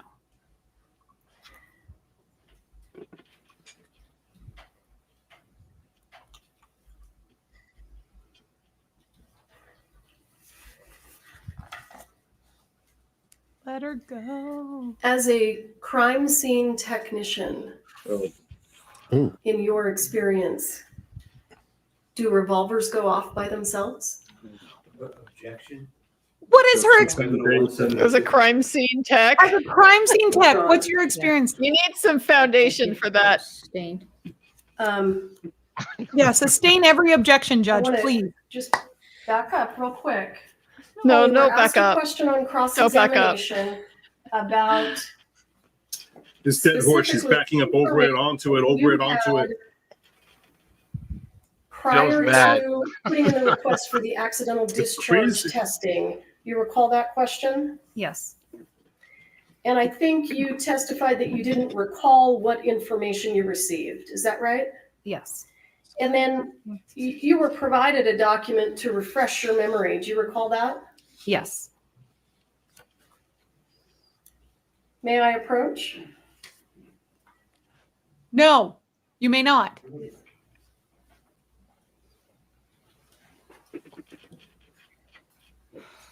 Judge. She has to take tighter reign of this. Are you finished with that, Prof? Yeah. I need sugar. I need something to get me through this. The judge is kind of letting a lot go right now, so we're enjoying the ride now. According to Larry and on Twitter, the judge has implied that there's some questions from the jury Popple? for the witness. You had an opportunity to review that? Yes. What? How many pages is it? Huh. Some states allow It is juries to ask questions. 3 pages. They are in this Does that case, it's just document that at the say beginning, anything about you get in the accidental question discharge testing? before The witness is off the stand, then they That is a ask ref- questions. They allow that for is that. not, that's a refresh of I hope memory. So Larry it- asked it some doesn't questions have too. to. Yeah. Because everyone's asking sorry. questions. I'm going to sustain his objection. Okay. If the judge can ask questions of a witness, I don't know why a jury wouldn't. But I'm going to ask this question and maybe let's I know see how it goes. Look at how Alec and his lawyer are same thing mimicking. They have the being same destroyed. pose. Like they're the same person. I'm sorry. They are. Twins. He hired himself as a lawyer. Yeah. He did. As a Mhm. criminal Did technician, that do you think Joe document Biden should step refresh down? your memory as to what you understood from the FBI about what the condition of the gun would be after the testing? Yes. It does. Does refresh my memory. Yes. I'm sorry. Can you restate that? Does that document, the question you were asked on cross-examination was about the information that, Counsel, okay. I'm sorry to break you up, but let me give you these. I'm like, when are you going to wrap this up? This is kind of going on a little long here. Come on. Yes, And his seriously. yellow tie is also too short. These might be the jury questions that I've she's giving never her s- now. I've never seen a jury ask questions, but I'm It's very wondering weird. if they can ask it. Yeah, it is through the bizarre. court. Well, maybe they need to because they're so confused by all this back and forth and like every I have question seen over. it before, although it's relatively rare, but some jurisdictions allow for it. And I've Yeah, I've If had I it was on the happen. jury, I'd be asking, can the DA wrap this up? yeah, Mhm.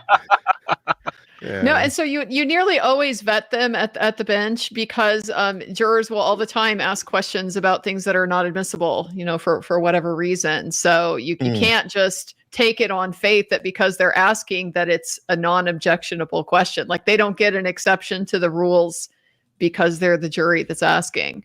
Well, and that's why I'm saying I wonder if they can ask it through the judge, because obviously the judge can ask. And so Yeah, if that the is judge typically what they vetting the do. questions independently and then just bringing them up to make sure the record is clear to say, hey, this is what the jury's asking me, so it's not ex parte. You guys can all see it. This is what I'm going to ask, and then leave it there. I think that might be what she does. I don't know. Nobody would Ms. call Papa, this witness being here all was day. a fanny pack No. collected from No. the set of Rust? Yes. Do you know who the fanny pack belonged to? Yes. Who's that? That was Hannah Gutierrez. And was any of the live ammunition found in the fanny pack? No. Oh, Jody Arias jury asked questions, huh? Interesting. So after Ms. Hutchins was shot, do you know whether or not the gun was unloaded by anyone on the set? The information that was relayed to me was that the firearm was emptied by Hannah onto the cart.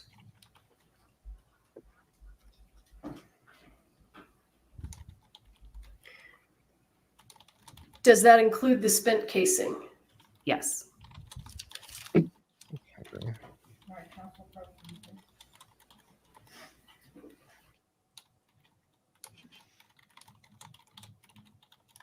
This has been a hell of a day. This has literally been one full day of her on the stand. I know she's like, they didn't tell me this. There's no way you would have thought that she would have been on the stand for 8 hours. I don't think she was on this long for Hannah Gutierrez. No, she was a lot shorter, and I wish that the defense had kept her on longer because she struggled on direct identifying a live round from a dummy round. And then she said, well, not all dummy rounds make the little rattle sound, which is why I acquired my maracas, was for that case. And the defense just kind of dropped it. So maybe I think that was the O. Henry round. There was a rifle. There was a rifle, and it's like an O. Henry. It's like an antique rifle, and for whatever reason, that particular dummy round did not have the hole or whatever. It's kind of screwed up, but I know that their dummy round's like a different type of round. And that's the one that killed Helena. And you said yes, correct? I don't recall that. Do you deny it? I don't deny it. No further questions. Oh, All right, we're going to take a break. Please don't talk among yourselves or anyone else about the evidence received here in court, and let's try to get back in around 3:20. Okay, thank you. You know, the jury probably appreciate that. Like, my God, thank you. You didn't waste our time.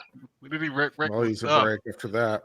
Well, that's the first time he's done a recross, though, right? He's not done it any other time. Yep. The jury asked questions during Maya. You're exactly correct. So there's a good recent example.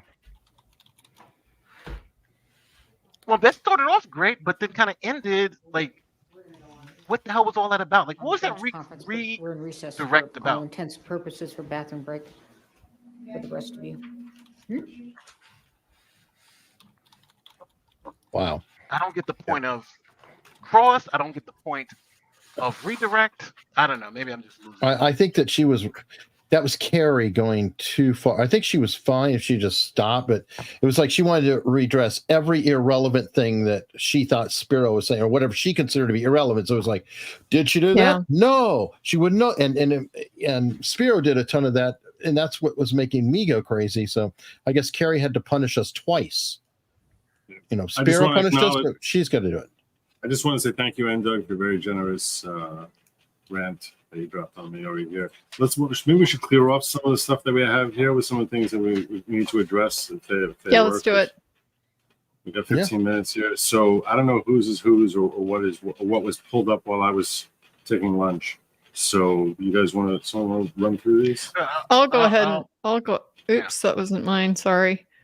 I'll go ahead and start with this one just because I checked it out from Shy Gal. So remember Midnight Rider, that was clear negligence. How does this compare? I don't know if everybody remembers Midnight Rider, but this was a situation where there was a scene that was set up on some train tracks, and they are live train tracks. And so the producers had told everybody, oh, it's going to be fine. You'll be perfectly safe. Well, then the train comes. It's like that scene from Stand By Me, where it's just the timing is exactly wrong. And so anyway, they're all set up. And as soon as the crew realizes the train is coming, they can't tell, like they don't know how long they have to get out of the way. It's chaos. Anyway, one of the crew members on set ends up getting struck by, I think, Sarah some debris. Yeah. And she dies as a result of this. So the question is, how does it compare? I think that's a good question. I'm not. because I don't know that anybody was prosecuted related no, to Randall this, Miller right? was convicted and went to prison. He was the first director in history to go to prison. And Okay. I'm specific. I've brought it up a lot because one guy who's been skating on the Rust shooting is Joel Souza, the director, because he got shot, in my opinion, but he was the director. So just like in Midnight Rider, the director was found liable because it was his set, and he did get convicted and sentenced, and he served time. He served a couple of years, I believe. I know somebody who did a whole documentary on him and is friends with him. And why did Joel Sousa skate? So I think that there are some pointed questions to it. Yeah, and this one I can definitely see the foreseeability. If you're setting up on an active train track and the train comes through, then yeah, I think the reasonableness of doing that is clear. But again, that's the issue here. And then, yeah, this one, there was video from the HG trial showing him on the ground giving direction, pointing with the gun. If he is a firearms expert, as he claims to be, then he really is that negligent. Yeah, I mean, that's the incongruity of this is where I think that the state has a lot of room to play. Now that appears it's going to be able to come in what he admitted to in that interview is in terms of his knowledge. And so given that he knew that, nevertheless, here he is still out here negligently handling the firearms. Very, very bad fact for the defense to try to overcome. But I want to be very clear, though. Negligence doesn't get you a conviction here. You have to get to that criminal negligence, which is that element of recklessness. You know, I think it's clear he's negligent. He's going to pay out his behind in civil, but was it foreseeable? And I think that's well. I agree with that, Nate. Definitely on the technical side. It's just, is the jury going to grasp or even care about that nuance? You know, it in so many ways, the outcome of the trial always just comes down to what does the jury want to do? And these are facts that are not going to lead them to want to find him not guilty. Yeah. Well, Andrea, you're a defense attorney, right? Yes. How would you be trying this? I mean, do you agree with Spiro's technique, or would you do something different? I definitely don't agree with this shotgun technique. It comes off to me as it's too blame shifting, right? It's too much like I'm looking for any excuse that will get you to the end result that I want you to land at. And so I don't think that resonates nearly as much as trying to find one good one that you can really sink your teeth into and just highlight throughout the whole presentation of the case. Here we're just all over the place with the investigation was bad and somebody else brought the live rounds and somebody yelled cold gun and it's not clear to me how all of this fits together, other than it's just there's a million excuses for why Alec Baldwin shouldn't be held responsible, even though he's the one that held the gun and pulled the trigger. So I think you have to really address that bad fact head on. He was holding the gun. He did point it at her. He did pull the trigger. And you have to try to find a way to establish that is not reckless under the circumstances that are present here. You have the whole universe of just what's normal in movies, what has been done in movies before, what has been done safely in movies before, that you can work in to try to build that. How do you address his claim that he didn't pull the trigger, though? I mean, all the rest I agree, but because he went out there, national TV, blah, blah, blah, I didn't pull the trigger. Do you just ignore him and say, yeah, he did, he forgot, or he's under stress or something? Or what do you do on that one? I think absent good forensic evidence that's possible. No, you abandon that. You just, you write that off as a, well, memory is a funny thing kind of situation. Maybe he doesn't think he did. But that's just because of how people's minds work under stress and stuff like that. Maybe he did, but clearly maybe you can even flip that to your advantage that he clearly wasn't intending to.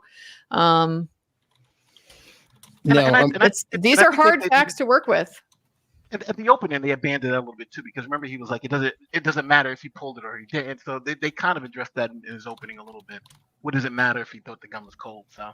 I was going to say, too, a lot of people like to bring up fanning, by the way. as a, yeah, it's possible because of fanning. In fanning, there's two things that it can be. One, a gun is modified that the trigger is irrelevant, and it is, quite literally structured for that, or the trigger is being held down and then the hammer is moved back and forth. So one argument could be, well, he didn't pull the trigger, it was being held down already. I know that's a really minor, goofy technical thing, but it is possible if his trigger was holding down, he hadn't pulled it, it was resting or whatever, and then he pulled the hammer and released it, then the gun could go off. That is, but that's, that's kind of like pulling the trigger ahead of time versus afterward, if that makes sense. Mm-hmm. That's one of the armor's things. And Eric, to just kind of get back to your initial question on all of this, which is how do you defend this? How do you defend Alec Baldwin in this situation? Mm-hmm. I think the bottom line is that when I'm representing somebody and we're working through something like this, the first thing we do is really identify if there are any viable defenses, right? If there is a strong position I can take that would establish you're not guilty. If we don't have that, then we can still go to trial. It's always the client's choice. They can override my recommendation, but then all you really have is to try to lean on reasonable doubt, right? To try to undermine, chip away at whatever parts of the state's case that you can, so that maybe something will happen, something will not come in that is necessary to the case. Some just mistake will be made that will give me an opening to be able to lean on, well, the state didn't prove it. That's the impression of what I am getting here from this particular defense, just because it's such a scattershot approach. It's not focused on, I want to prove something specific, or I want to just, develop through the questioning something specific that would show he's not responsible. It's I want to take every opportunity I can to try to poke holes, because one of those might work to my advantage well enough that I'll be able to make a good argument for reasonable doubt. You won't find anyone who said that he brought the bullets, the live bullets on set. You won't find anyone who said all these different things to try and just, that's what the chaos is. The chaos, that's the pounding on the table that we mentioned by the lunch break. That's how you don't have the facts, you don't have the law. You basically like, okay, the only law I have is that we start with the advantage of it has to be beyond reasonable doubt. And there is reasonable doubt as to, or you would argue that there's reasonable doubt as to his recklessness. So that's why I kept saying from the get-go, he has to be hitting on that line of the irresponsible recklessness as being that line, because that's where he has that's the only place he has a chance of showing that they don't reach reasonable doubt. So, because he's admitting that he's holding the gun that went off. Yeah, they have no evidence. I mean, I guess he's trying to hit also one of the things that Spyro seems committed to is trying to establish that we don't know that the gun didn't go off by itself. Now, I don't know what evidence the state's going to present. I think there are expert witnesses who are going to be coming in here. No, they have a defense witness that the defense tried to get off, who witnessed him pull the trigger. The defense actually submitted that witness, and that was in one of the preliminary hearings, that they were trying to get that witness removed, but it was actually a defense witness. They do have saying one that person. He did not pull the trigger. No, he did. Why would a defense be bringing someone saying because they didn't realize it. They screwed up. And that was one of the witnesses they brought in. And they were like, and they tried to get the witness out. And that was one of the arguments that took place last week, Thursday or Friday or whatever. But yes, I forgot the defense. I forgot the witness's name, but it's now a prosecution witness. But this witness claims that they saw him pull the trigger and make that shot. I don't know how anyone sees something so finely in that moment. But because it was a block shot. Because remember even what he described, he was saying, pull the hammer. Do you see this? Do you see this? And I forgot who the witness was. I don't know if it was the boom operator, but somebody who was right there. It's a very small place. I mean, that church is a pretty small scene. I think it's possible that Somebody could But absolutely see. It's possible, but I'm with Joe on that one. It's hard to look at a recollection like that, from my perspective anyway, as being particularly reliable. It's just one of those things that is too susceptible to your hindsight revision. Well, then let the jury decide, because it's Oh, the yeah. jury who's ultimately going to be deciding how much weight Yeah. each witness gets and whether or not Absolutely. they're credible. So, I mean, I'm all for letting the jury hear the testimony and decide for themselves. I just want Here to is- just go ahead. Go I ahead. want to wrap up these chats over here before they come out of the break. So I just want to acknowledge Piguardo. I actually noticed has been going around from one chat to another, from one channel to another, signing up his membership, which is actually very cool of you, Piguardo. That's awesome. Oh, thank you. So just going every time I turn around, Piguardo is signing up as a member somewhere else, and that's actually very cool. So I just wanted to call you out. And we also had over here Buxom Browncoat gifting 10 more uncivilian memberships. There you go. There you go. I think you and I are neck and neck on that, Kurt, as far as gifted memberships today. It's very close. I think you might have a slight edge on that. But test 2 electric boogaloo. I don't know what that is. Zach Sneesby was the witness who was holding the boom microphone. Will testify that he saw Baldwin pull the trigger of the revolver. That's it. All right. Yeah. So Zach Sneesby, look out for him. All right. And you got Amber Rose, member on one of your Alabama Rose. That's yours? She's yours? Yep, that's my mod. Oh, there you Rock, go. Alabama. There you go. Alabama. Hang up. There you go. All right. And I don't know if you called this one out, Kurt, before. But Yes, thank you very much, Tammy. I broke something that was essential to me, and so I had to. This is why I was delayed for the lunch break yesterday. I had to run to the post office to send something express mail, which is very expensive when it absolutely positively has to be there overnight. So I broke something essential, and so I appreciate the extra $50. There you go. Oh, All right. that's cool.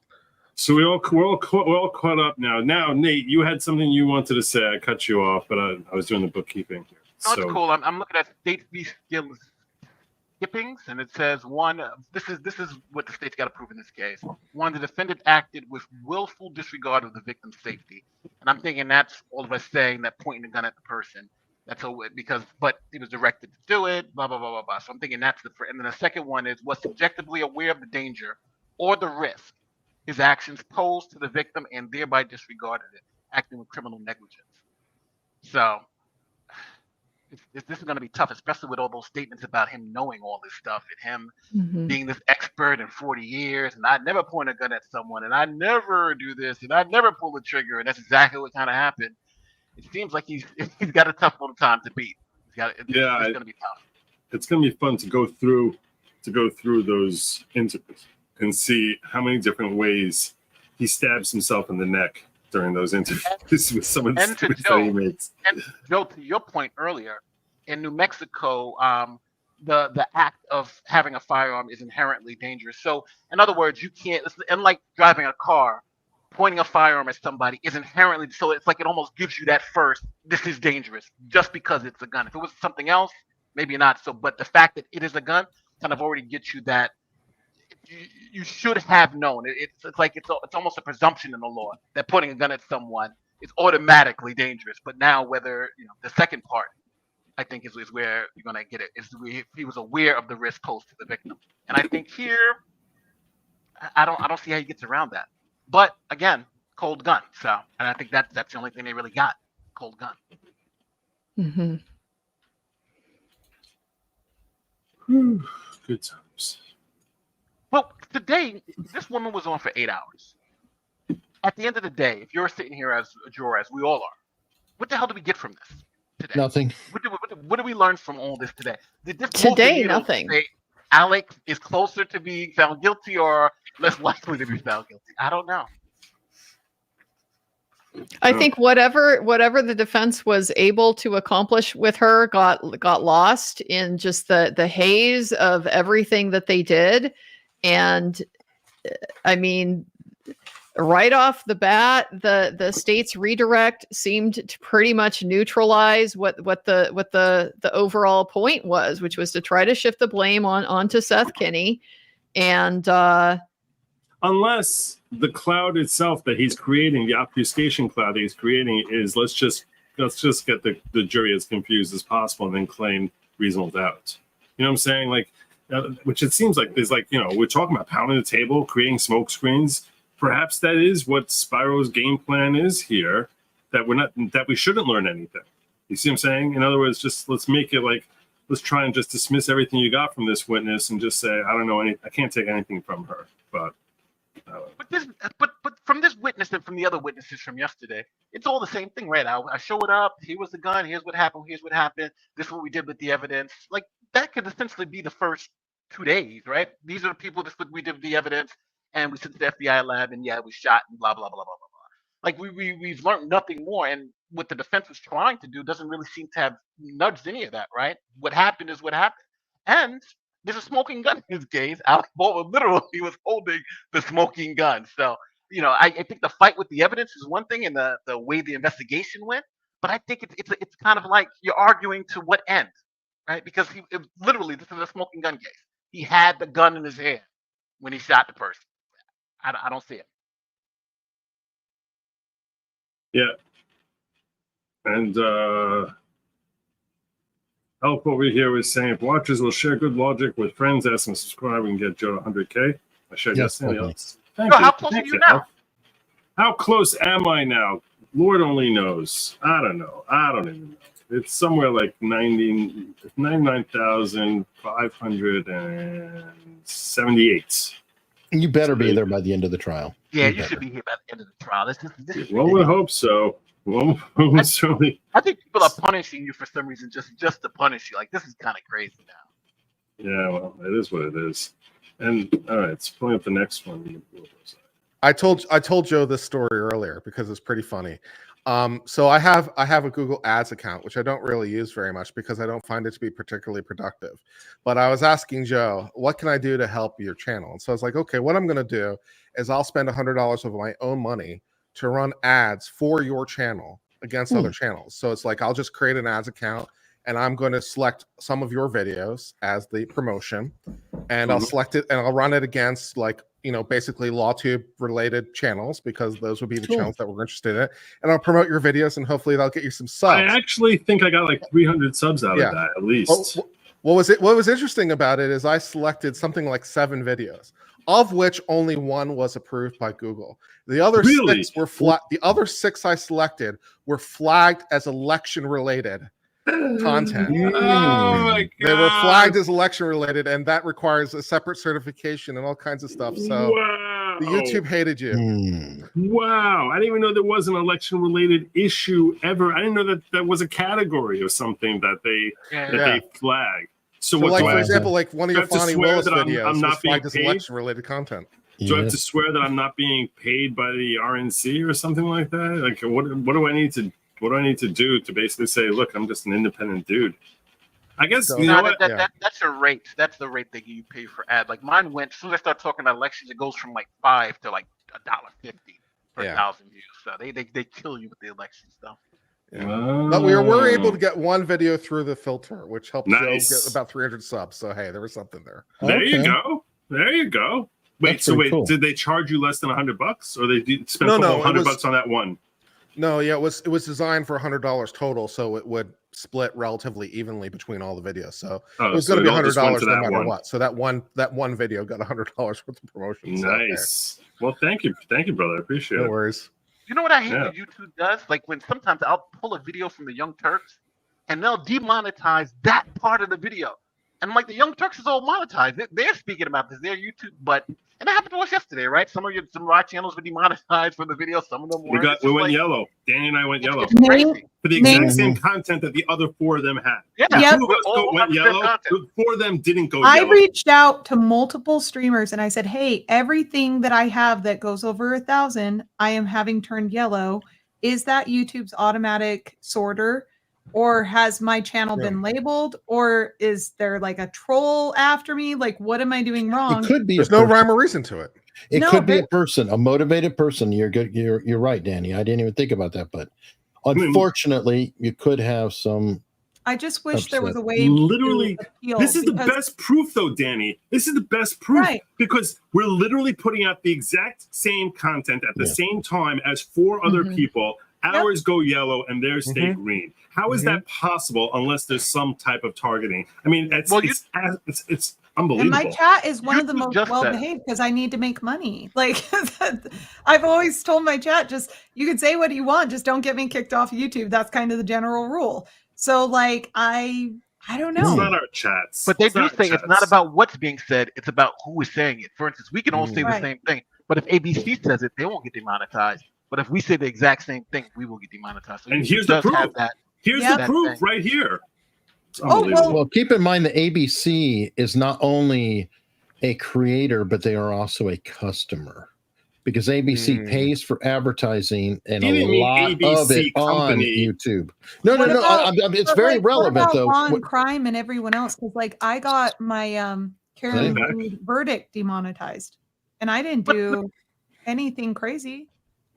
Yeah, and I make YouTube some serious money every year too. Like, you know, they take a serious chunk of the cash that I make for them. So, but that's probably why mine stayed green yesterday, while everybody else's went yellow. But I've But But had everyone even else some- said even large that's- channels sometimes get problems. Like I've heard creators with 1 million, 2 million, 3 million subs who will sometimes get this arbitrary thing. So, and they presumably are making lots of money for YouTube too, but they seem to just do their arbitrary thing. Oh, So Like Lewis YouTube Rossman. just likes to mess with people. I'm But- just but, like, saying 2 they weeks ago, I have had the more same thing happen to bandwidth. me. Oh, sorry. Hmm? Hey, Oh no, I said 2 weeks. I had the same thing happen to me. So yeah. Kurt is definitely right. I was screaming, "Oh my god, all my videos are yellow." it's So just, yeah, it's it just weird because I have such a small reach. Like it's not like I'm reaching, hundreds of thousands of viewers. That's what I'm saying. Is it doesn't make sense to me. Brent Mack says, as an old wheel guy, it's awkward to pull hammer back without trigger, finger in the guard. Harder to let hammer down with one hand safely without finger in the guard. Broke all 3 rules. Yeah. It's true. I think we should go to other. So this movie has no cover in his face. So I should let that other. She should have said, that's not my job. No, you're saying the witness. Yeah, she could have said that a million times. Yeah, no, but it was the prosecutor was just basically testifying. And so Well, like, yeah, here's a whole that's- bunch of here's a whole bunch of information. It's Don't like, get I me don't know wrong, why I this witness is even here at this point.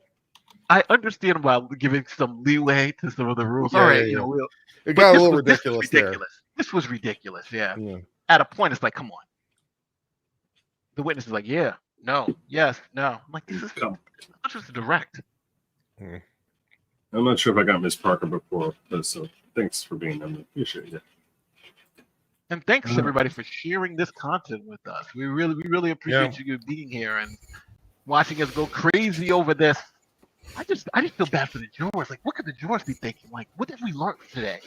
Like, how does this move the needle? Nothing. Well, we do, fortunately, despite the rather You came in boring. Yeah, you came in really loud. Oh, You came sorry in about hot. that, guys. I don't know if you. Yeah. Go ahead. I did not change anything. It's running a little No, slow. for we my- still want to hear you. Well, I was just going to say, despite the sort of dud that the evidence has been today, we have proposed jury instructions, guys. They filed proposed jury Ooh, exciting. instructions. We have actual case stuff we can talk about here. Yeah, That's what. There you go. juicy. That's good. I don't understand this super chat. I feel like I'm being set up for something. Cucumber. How do you say cucumber? No, Fletcher Boy is referencing Hilaria, right? So she was in the middle The of Latino cooking, Rachel Dolezal. she was in the middle of a Wow. cooking interview, and she turns and she goes, "How do you say in English cucumber?" Like it is so Cucumber. embarrassing. Cucumber. She's some girl from Boston. Oh, who's this guy? They got somebody else. Who the hell is that? Apparently, spinny wheel is our fate for the moment. So, Do you swear affirm under penalty of law that the testimony you'll give in this case will be the truth? I may have to find a different feed. I'm not do sure like if this it's judge a stuff. me This judge is problem very or. nonsense. I'm sorry for all the criticism I said, YouTube. Okay, I take it all back. Can we please have our stream work? Please bear with us as I try to fix this problem on my end. I don't take it back. Also, the CC. Oh, there it is. In the movie. Thank you. Sorry. What was that sound? It was the You can hear it. They can't hear it. Is I was practicing my ventriloquism. Okay, sorry. no worries. It's fine. I was like, I'm gonna try a not. different feed. And how long does this guy have? He had about 2 hours before, well, about an hour before this guy has to get off the range. So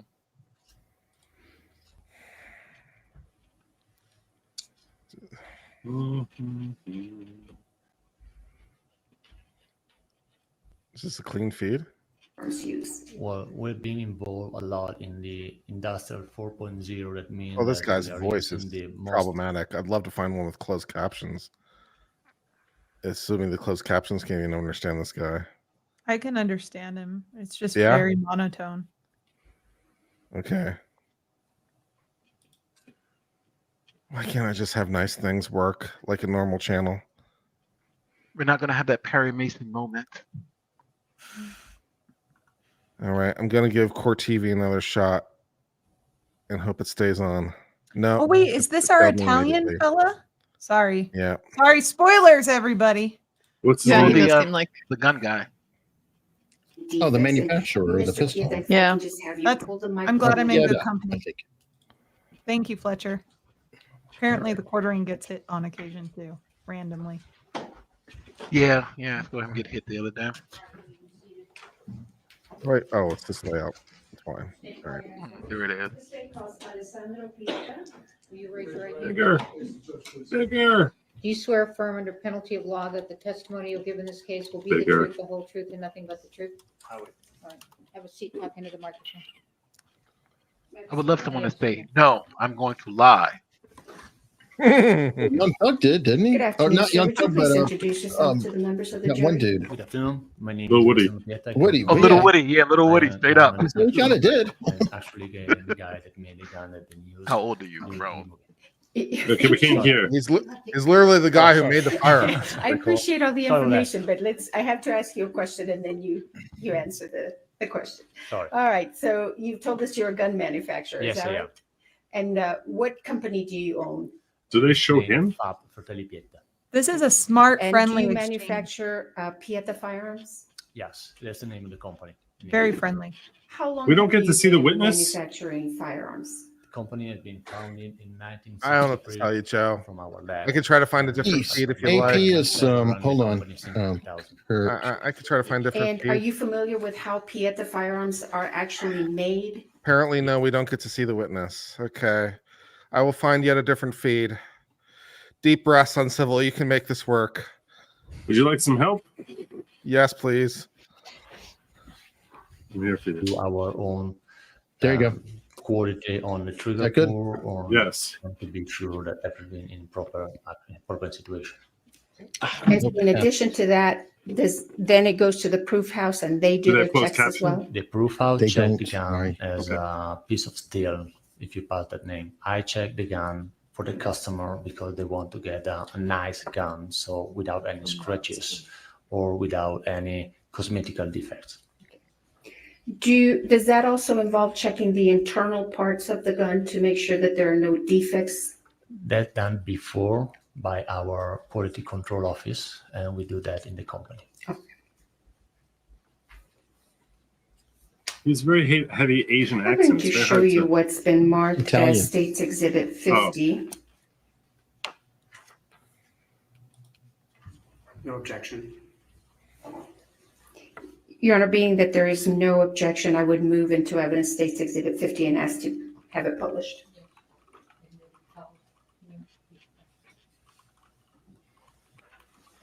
On the screen in front of you, Mr. Pieta, is States Exhibit 50. Do you recognize that? Yeah, What it's is one it? of our single action revolver. Probably, actually, it's written 45 long Colt. That's the caliber, 7.5 barrel length. Are you familiar with this particular gun? I know this gun because I know that gun has been produced for a trade show called SHOT Show, and it's been shipped to Vegas. In particular for that show. Were you involved in the manufacture of this particular gun? I was personally involved producing this sample for that Really? trade show. Wow. And The owner of the company do you personally made recall this when this particular gun Wow. was manufactured? I guess 2016 or 2017. How do you manufacture this particular firearm? Well, I would not say manufacturer. I could say I prepare this gun because being a replica, we need to make our customer happy. And of course, our main customers are collectors. So when we prepare a new sample or a new model, we study the books. So we study the American history and we look for details just to make a new model. That's why I've been involved to introduce this gun during this trade show. So you said this was a single action revolver. This is a single action type revolver. It means that every time you want to shoot, you need to pull the hammer, cock the hammer, and pull the trigger. Is that what a single action means? Yes. So you have to cock the hammer before you pull the trigger? Yes. Okay. Is this different from other Pieta single action revolvers? It's different on outside because the details are different. We are not used to make any marks on the grip, or we are not used to write the caliber on the trigger guard. But this is basically is the same gun with a different configuration.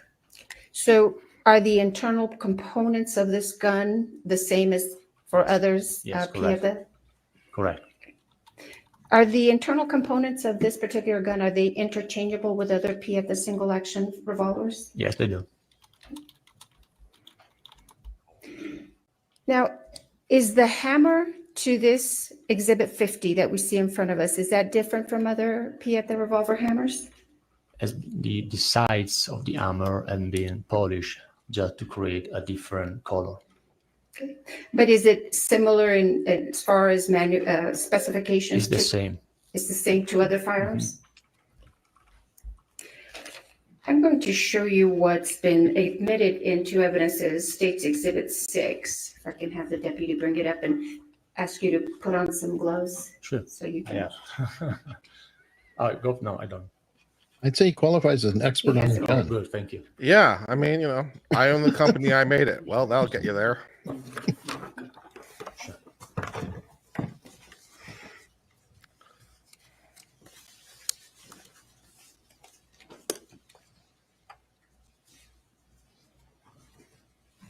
They fly this guy in from Italy? They did, I think. Yeah. Wow. If you can Okay. open the box, Mr. Pieta. Well, probably because of the claims about the gun being broken and irreparable. And Do you recognize what's in there? Yeah, it seems to be the same gun that's on the screen. Can I- And can I put the trigger? I'm going to show you what's been marked as State's Exhibit 51. No objection. I move into evidence 51, Your Honor, with no objection. Now, if you can take a look at that firearm Exhibit 6 that's in front of you, does it have a serial number? Yes, it is. And I'm going to put on the screen State's Exhibit 51. Do you recognize that? Yeah, that's our invoice that probably has been used to ship the gun to EMF. Does this invoice contain or list this particular gun that's in front of you, Exhibit 6? Can I check the serial number? Yes, please. Can I touch the gun? Yes, with your gloves. Yeah, it's the same serial number. Okay. So did Pieta Firearms then ship this gun, Exhibit 6, per this invoice? Yes, we did. And when and to whom was it shipped? It's been shipped to EMF company. That is one of our customer that show with us during SHOT Show. So to get the gun inside United States, we need to get someone to get all the license to import the gun for us. That's why this sample has been shipped to EMF. What kind of a company is EMF? EMF is an importing company, and they sell to distributor, dealers, and to individuals. Is EMF associated with Pieta Firearms? Yes, it is. How? We, Alberto and myself, own EMF. So you own EMF? Yes, we do. Okay. And so when did you ship this particular firearm that's in front of you to EMF? It's written on the invoice, 27 November 2017. So that's when it left Italy to go to EMF? Yeah. Okay. Now let me go back to ask you a question about this hammer. You had said that it's nickel plated because this is for a particular. No, it's not nickel plated, it's just polished. Oh, polished. I'm sorry. Does that change its functionality? No. Okay. Did this particular gun go to the proof house? Absolutely. And was it approved by the proof house? Mm-hmm. Yes, it is. And how can you tell? Well, there are some marks on the frame that is clearly on the top of the serial number. So you can see then there's also another proof mark on the cylinder. So they're easy to understand that this gun has been approved by the proof house. And what does that mean to you as a gun manufacturer that's been approved by the proof house? That we have produced a good gun, follow the CIP regulation, and the gun can be sold to anyone. Without that marks, we cannot sell or produce or export any guns. Now, once it comes to the United States, do you know if your guns or these guns that you import are also subjected to testing by American agencies? No, actually, all the guns that want to be imported in the United States need to be approved by ATF first. So when we start producing this single action revolver, we send a sample or few samples to ATF agent and they approve the gun for us. Do you know what ATF does in order to approve the guns? Mostly they have a schedule and with details, so they need to check if our guns, actually a gun, match their requests. And also they got they call drop test that is used to see if the gun is safe enough to avoid any kind of malfunction. You said a drop test. What do you understand that to be? Drop test means that the gun has to be approved. They have a safety, and in this particular gun, the safety is on the cylinder, and they put the safety on. They put a primer, not a light round, of course, a dummy. They put the hammer in the first notch, so the firing pin is lined with the primer, and they take a weight, let it drop at 8 or 4 feet, something like that, 5 times. And the gun, the system should not shoot. If that is okay, they approve the gun. And so does your Pieta firearm revolvers get put through that test by ATF? Absolutely. And that's to test to make sure it doesn't fire on its own? No, that test means that we have safety on the gun.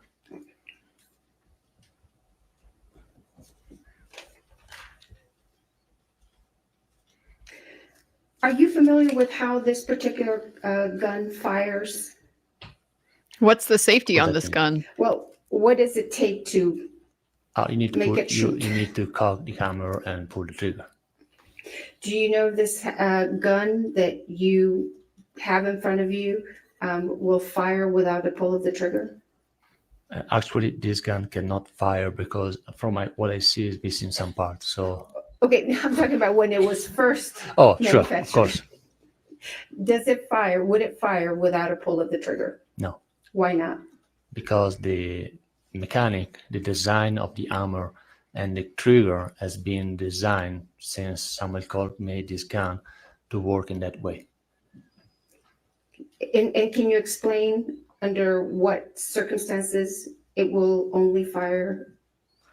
Well, when you cock the hammer, the trigger will engage the firing knock position.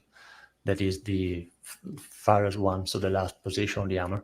And if you want to release the hammer, you need to pull the trigger. The trigger is just a sear that locks the hammer in that position. And if you want to do that, you need to pull the trigger. Okay. Now, is there also a manufacturer's warning about whether or not the firing pin should be sitting on a primer? Well, actually, it's not just a manufacturer, it's a standard rule between shooter when you carry your gun, in this particular gun, to load just only 5 ammo and not 6. Why is that? For safety reason. So you will know that you will not, if eventually the gun fall down, nothing happens. What could happen if the gun falls down and the primer's... Most of the time, nothing, because the armor is against the frame. And so if you hit the round, the primer will not shoot the primer. So it's just a safety rule that has been taught to every kind of shooter. So I've been a shooter for myself, and that's what they told me to do. So load 5 rounds on the cylinder instead of 6. And will it let's say you load 6. And what could happen if you load 6? Nothing really, just know that you load 6 rounds instead of 5. Okay, but if you have the firing pin on the 6th round? If the firing pin is in the rest position when the armor is down the frame, so the firing pin is not against the primer, nothing happens, because if you want to shoot the primer, you need to apply a certain quantity of force to shoot it. So you can get a thick touch on the primer, but the gun will not shoot. If the firing pin is actually on the primer? Close to. Okay, but you had said that if the firing pin is on the primer and you drop the gun, what could happen? Usually, it's based on the primer technology. The powder in the primer is not at the top of the primer, it's just a little in the middle. So you need to press it a little more. And when you reach that point, you can shoot the load under the firing. His English is pretty good, but it seems like he doesn't quite understand some questions. I wonder if a translator would be more appropriate. That's the way that should be done. Is there another way to fire this gun? No. I think he's understanding. 90%, but every once in a while he's a slight miss. Yeah, but the other lady spoke fluent English and she missed a lot. Let me ask you, what condition was this gun in when you shipped it, when Pieta shipped it to EMF? As I said before, this gun has been produced for a trade show. So we ship the gun without the firing pin.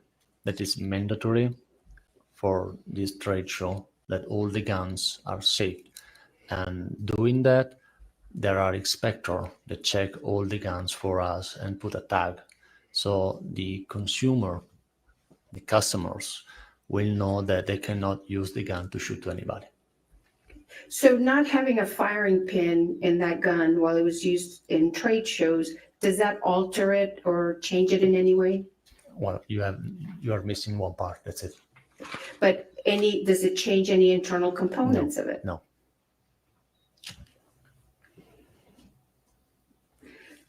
Now, did Pieta Firearms own EMF while during the time EMF owned this gun? Yeah.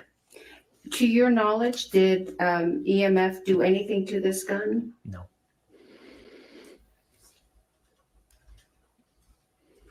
May I have a moment, Your Honor? I understand the words he's saying. I feel like the overall effect is confusing. It came out suggesting the gun has a safety on it. I don't believe that it does. The whole safety mechanism on a revolver like this is the action you have to put it through to make it fire. Yeah. I respectfully think that's on the prosecutor and the way that the prosecutor is phrasing the question. Yeah. And I agree. When Pieta Firearms shipped this to the United States to EMF, did it send the firing pins with it? I don't remember, really. Sorry. How hard is it to install a firing pin? Pretty easy. It's just a pin and that's it. Thank you, sir. I have no further questions, but the other lawyers will. Thank you. That's it? I really was hoping she would get into this. Very strange. Yeah, they have an expert. They have the guy who handled the actual gun straight out of the manufacturing line. Just have a couple of questions for you. We'll be out of here quickly. We heard you say that you personally made this gun. Is that right? Yeah. And it was shipped from your company, Pieta, in 2017? Yeah, that's what is written on the invoice. Between 2017 and October 21, 2021. You don't know how this gun was handled by any particular individuals. Is that correct? No, I have no idea. Your knowledge of the gun's functionality was limited to November of 2017 when it was shipped from your company. Is that fair? That's not correct, because my knowledge about this gun was also during this trade show that's been out in January. So probably the last time I saw the gun was in January. So roughly beginning of 2018. Is that right? Yes, correct. And so you don't know what condition the gun was in on October 21st, 2021, when it was being used on the Rust set by Mr. Baldwin. Is that correct? Correct. And before the gun was sent to the FBI for testing in 2022, you were not asked to inspect the gun. Is that right? Correct. And in fact, the Santa Fe sheriff didn't ask you any questions about the gun at that time. Isn't that right? Correct. Or at any time? I never see anyone except today. Even though you personally made it. Is that correct, sir? Correct. And so the first time that you had seen the gun since about early 2018 was about 2 months ago. Isn't that right? I saw the picture of the gun during a preview interview that we got on Zoom, in a Zoom meeting. Someone held up a picture of the gun on a Zoom meeting. Yeah, this picture probably. And that was the first time since 2017 you had seen the gun. Yes. Well, of course, I got this picture on my computer, but I never recall that was the one that was sent to everybody else. And at that point, the gun was already broken. Correct, sir? It's the first time I see the gun, I may say yes. Great. Thank you. No further questions. Okay. No, Your Honor, thank you. All right. Most That effective, seems like a bit of a waste of a witness, but all right. What a waste. Are you kidding me? He's the guy who made the gun. He just said that. I made this gun. Whatever. If Well, he anyone said it learned wouldn't anything- fire without pulling a trigger. Who's your I mean, next that was the witness? whole point of the testimony. What would you Yeah. have wanted from him that you didn't get? What do you feel cheated at? Your Honor, the state calls Justin I feel Neal. cheated because you know that they're going to bring in a bunch of gun experts to come and talk about the exact same thing when they could have just hammered home the point. he wasn't allowed to testify as an expert, though. That was specifically Oh, brought up that's in right. limine. You swear Yep. affirm under That's right. I was penalty of thinking the law that same thing. Like, testimony why given aren't they in this looking case at the will be broken the truth, pieces and nothing telling but us the what truth. that means and stuff? But she excluded Have a it. seat, talk into the That's microphone. exactly right. Interesting. Thank you, Andrea. That is what it is. It's pretty I weird. found that frustrating too. It's pretty Oh. weird that he made the gun. He's not the expert. Okay, I need it. I think was it a disclosure issue, Andrea? Thank you. May I proceed, Your Honor? Yeah, it was Good late afternoon, sir. disclosure, Would I you think. please introduce yourself to the members of the jury? Yeah, my name is Justin Neal. And sir, how are you employed? I own my own marketing firm. And what kind of work do you do? What kind of marketing work? My marketing firm is a very stereotypical ad agency, and we have another leg to our company where we recruit and manage sales reps for our clients, What kind of clients do you have? primarily outdoors. And are you affiliated with Pieta Firearms? Yes. How? Pieta's a little bit more robust than the other clients I have. I essentially handle North America for them as it pertains to sales and marketing. And I also handle EMF, which they are part of, as their sales and marketing person. What is EMF? Early Modern Firearms is an importer, and it's based out of Santa Ana, California. They have been in business for 65 plus years, and very much back in the day, they used to supply a lot of firearms, Pieta and otherwise, to Hollywood. Who owns EMF at this time? Alessandro and Alberto Pieta. And how long have they owned EMF? I believe 2017. And what exactly is it that you do for EMF? I handle, again, the sales of the guns that they have of Pieta's. EMF only imports and distributes meaning sells to retailers, Pieta Firearms. So I handle the sales of Pieta Firearms through EMF through distribution. Are you required to have a federal firearms license? I am. And why is that? I am an RP on the FFL for EMF. There has to be two responsible parties, and the Pieta family or the Pietas entrusted in me to be one of the RPs on that FFL. And RP is what? Responsible party. And what does the responsible party do? The responsible party is responsible for the distribution, the importing of the firearms, and all the paperwork thereof. So as the responsible party for EMF, are you also required to be aware of what transactions take place, what firearms are sold by EMF? Yes. Are you familiar with how EMF maintains its records of sales? Yes. In September of 2021, do you recall a transaction between EMF and a company called PDQ Arms and Prop? Yes, ma'am. How do you recall that? I recall that because I saw the actual sales record or the shipping invoice and the packing slip. I'm going to show you. Well, let me ask you this. How did PDQ contact you, or how is it that you guys learned that PDQ needed to purchase arms? Yeah, they contacted EMF. Okay. And what was the request for?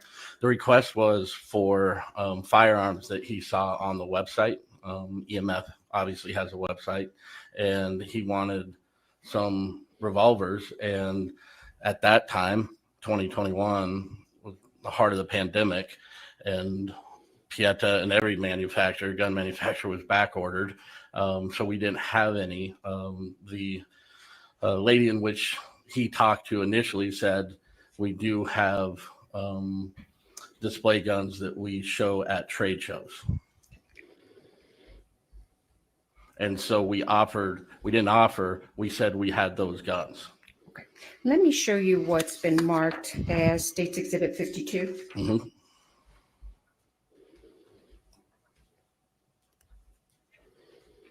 No objection. Your Honor, the state would move into evidence 52.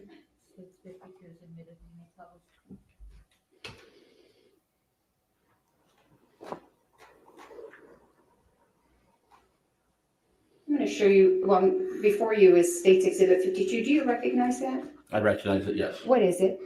It is a Pieta single action revolver. And how do you recognize that is a Pieta single action revolver?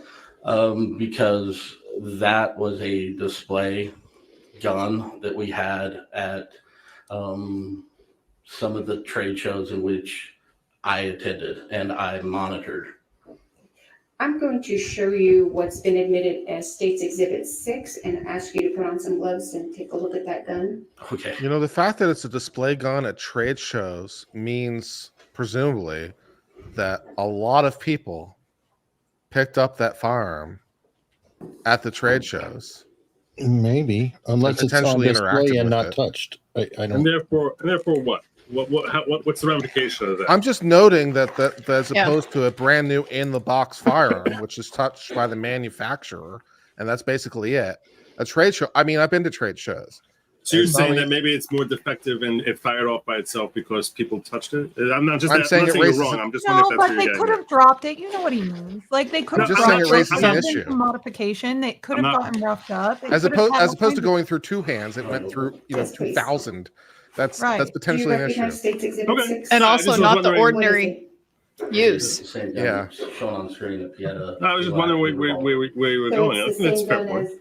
I wasn't saying you're wrong. I was just wondering. I was like, bring it home. Yes. Yeah. And it's also not tell me, unusual for was this trade one of show the guns firearms that to was be sold to modified, for PDQ? example, by removing the Yes. firing pin, I'm so gonna that show the gun you would be what's changed been and then marked changed as, back, which It didn't raises have a the firing issue. Let me ask you some additional According questions. to If you can just close the box. Pieta. I'll ask you some additional questions. Yeah. Let me show you what's been marked as States Exhibit 53. No objection. Dry fired a lot. We Yeah, move that's into evidence States exactly Exhibit so. 53. States Yeah. 53 is admitted. Yeah. Mr. Neal, Dry do you firing isn't recognize exactly what's great on a marked as firearm, States generally Exhibit speaking. And if 53? it's a trade Yes. show gun, it's What going is to be it? dry fired a lot. It So that's is a potentially where's the gun down shipping faster. report, and that is shipping invoice. From whom to whom? from EMF to PDQ. And when was that? It was in 21, order date 9/29/21. So on September 29, 2021, were these firearms that are listed on this invoice shipped to PDQ? Yes, And is Exhibit 6 that's in front of you one of those firearms that's on this invoice? yes. Which one is it? You can actually touch the screen and it'll mark. Oh, well. Okay. I'd have to see the serial number. Okay, so on the if you want gun. to look at the serial number of the gun in Exhibit 6. Actually, if you want to open it and you can check the serial number.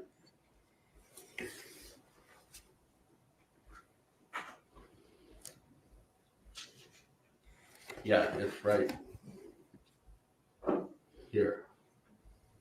Is it not making a mark? It might be your It's gloves. it's the third one. I've got gloves on. Okay. It's the third one. So E52277. this one right here? Yes. So the number 3, the third gun on the invoice is Exhibit 6. Yes. Now let me ask you, when did you become affiliated with EMF? 2018. And do you recall approximately, was it beginning, mid, end of 2018? And And when you became affiliated with EMF, did EMF already have Exhibit 6 in its inventory? yes. And did this gun, Exhibit 6, remain with EMF from the time that you were with them until September 29, 2021? Yes.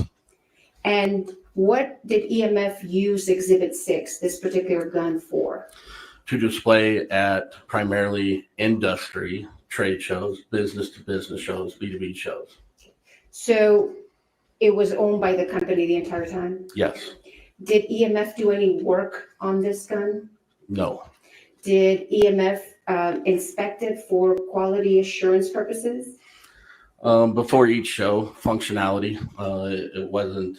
They didn't take apart the gun or anything, just to make sure it functioned properly, and then they would put it in what we call a sock, which is basically a soft case. And when you say functionality, what does that mean? That the gun works properly, not firing it, never fired, just the 4 traditional click of a Colt firearm, and the trigger worked properly. And at any point during 2018 to September of 2021, was there any indication that this gun malfunctioned or had any defects? No. What condition was it in when it was sold to PDQ on September 29, 2021? It was in perfect condition as far as I know.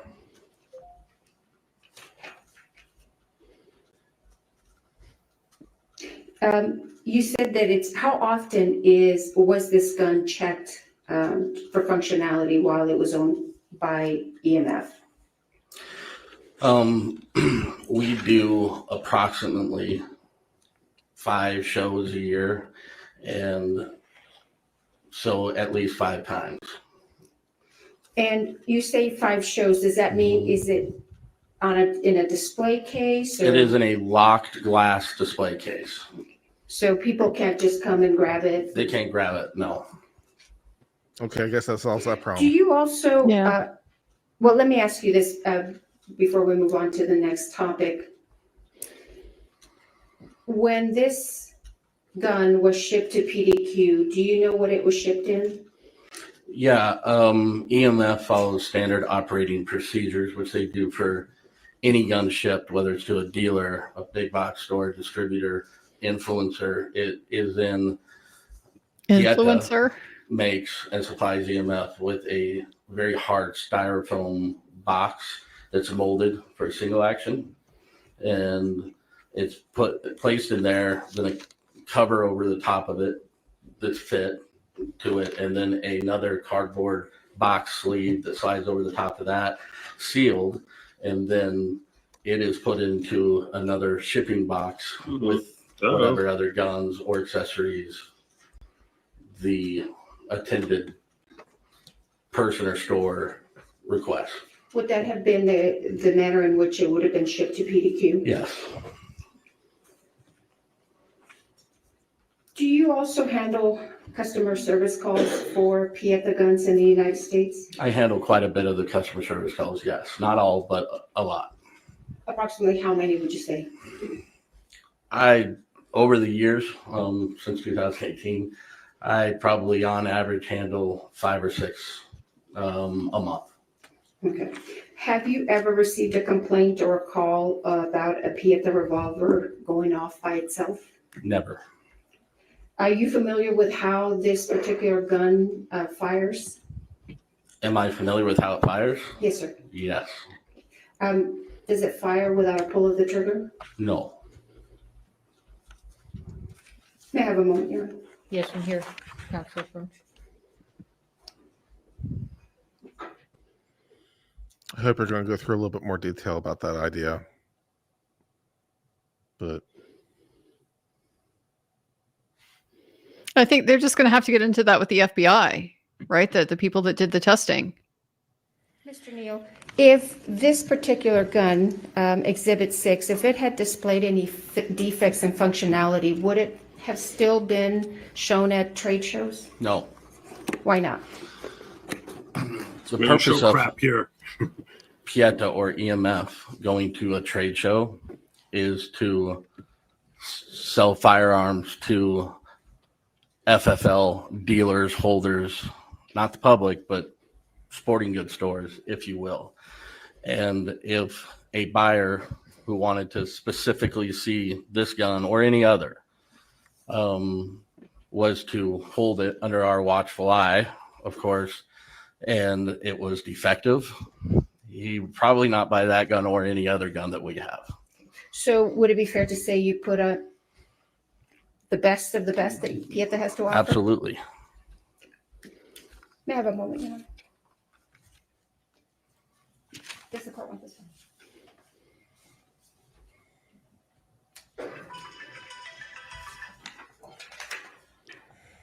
Thank you, Mr. Neal. I have no further questions. Thank you. We have no questions from this witness, Your Honor. Thank you. You're excused, sir. Thank you. Next witness. I like these witnesses. The ones that move along, yeah. Mm-hmm. Hey, just a minute, we're just a little out of order.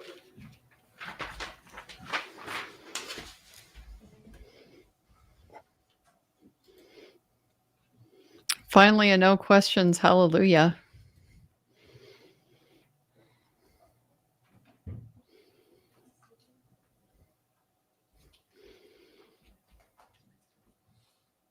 Well, I think we're trying to get through the day. I mean, I don't know if she said that trials, till 5 every day. So these short witnesses, I guess, are good for the end of the day.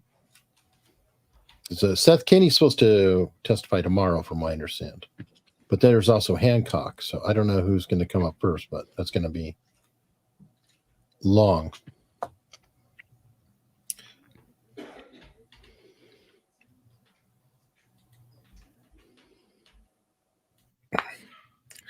Steven's back. I see Hilaria's not there. She might be home with the tribe.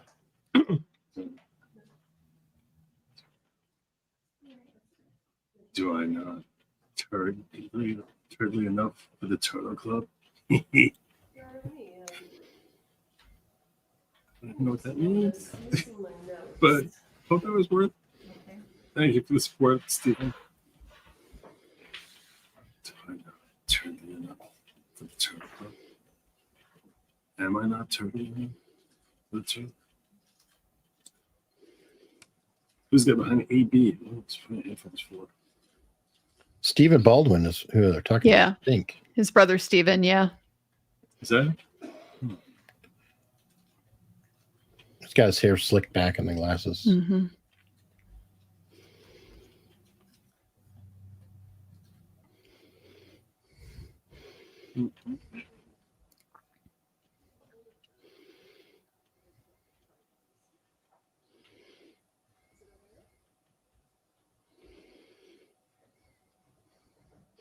Now you think tracking the Alec Baldwin movies is hard. Stephen Baldwin. Name a movie Stephen Baldwin has been in. Oh, You know I he's got one. been in some. Flintstones? Alexandria Hancock. He was in Flintstones. It was a great movie he was in, actually. The only the one I can 90s, remember off in the the top 90s. of my head, the one with I can't remember the name now. I'm losing it, but Kiefer Sutherland was in it, and Julia Roberts, the one about bringing the people back to life. Flatliners? He was not in Flatliners, was he? Yeah, he was, wasn't he? All right, thank you. Maybe. I think he was. Hancock. Okay, this is going to be interesting because she's going to be a long one. Who's this? Detective Hancock. Alexander Hancock, lead detective. Alexandria Hancock. And how are you currently employed? Oh, backdraft. I am a corporal with the Oh, yeah, Santa Fe good County call. Sheriff's Office. And how long have you been with the Santa Fe County Sheriff's Department? It will be. Oh, that was 7 Billy. The years chat's in correcting me. That November. was Billy. And how did you become involved? Hard to track with all the this Baldwins. case? Where they? Well, we take the In stream down. 2021, I was a detective with the Sheriff's Office. I was assigned to the Violent Crimes Division. On that day, we had received a call for a shooting at a movie set on the Bonanza Creek Ranch. And you said you were on duty, and I'm sorry if I didn't hear you. What were you at the time? Were you a corporal? No, I was a detective. And did you show up to the scene there at Bonanza Creek Ranch?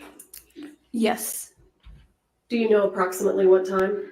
I believe it was between 2:30 and 3 p.m. And so can you kind of give the ladies and gentlemen of the jury an idea of what was going on? Were you the only detective on scene? Were there other detectives? What was happening?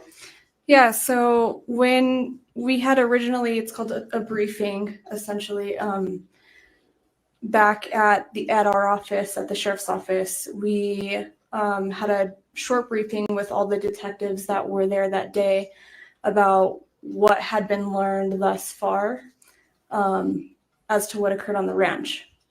And so during, or I should say after that briefing, the detectives were assigned at that point on who would be handling and who would be assisting. And then from there, the entire team of us went out to the ranch. So approximately how many people were in the team? I want to say maybe 5 or 6 of us. And how does the sheriff's department traditionally is one detective named primary, or are there more than one? How does that work? Just one is primary, and then typically they will have a secondary just depending on the case. And how did it work out with this case? Originally with this case, a different detective, his name's Joel Cano, was assigned the primary detective, and then I was assigned secondary. And just so that we're clear, at some point, did you become primary? Yes. And at what point was that? Probably at least a couple weeks later. Okay. Now, in that interim, in those 2 weeks, were you actively working on the case? Yeah, I was assisting with it. And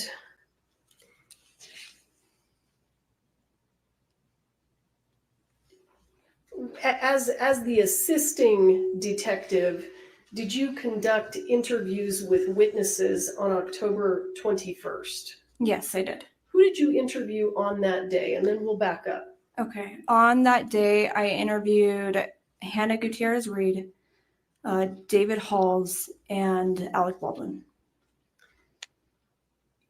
So I want to be clear. You, as the assisting detective, interviewed all 3 of the people that were ultimately criminally charged. Yes. So if you were interviewing all of those, what I'm going to call sort of main players, what was the primary Detective Cano doing? He was, on the day of the incident, he was interviewing the numerous people that needed to be interviewed back at the ranch. And give us an idea of who those folks were. That Detective Kano interviewed. They were people that were said to be inside the church at the time of the incident, or members that assisted with the armor. Why was it necessary to have two detectives doing interviews at the same time? Because of how many people were involved. Okay. And have you continued to be the primary investigator with the Sheriff's Department on this case since 2 weeks after the incident? Yes.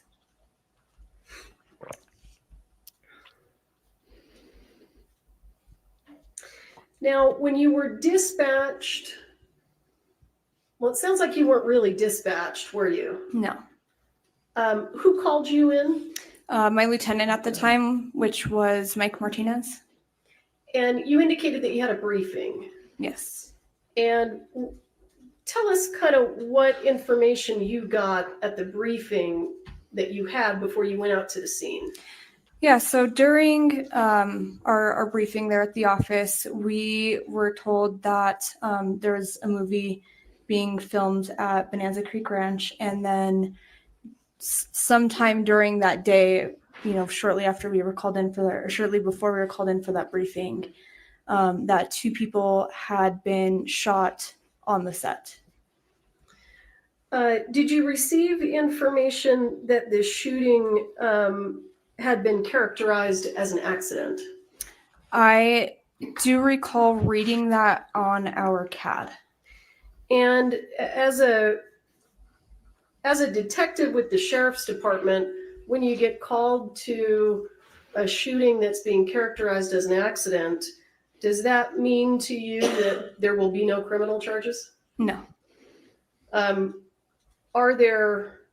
you been dispatched or involved in accident investigations in the past that turned into criminal cases? Yes.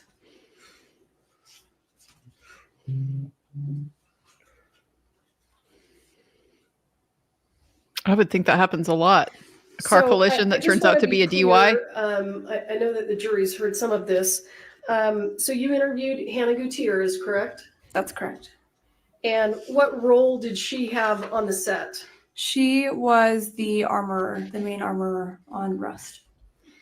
And you also indicated that you interviewed someone named David Halls. Is that right? Yes. Do you recall what his role was on the set? He was the assistant director.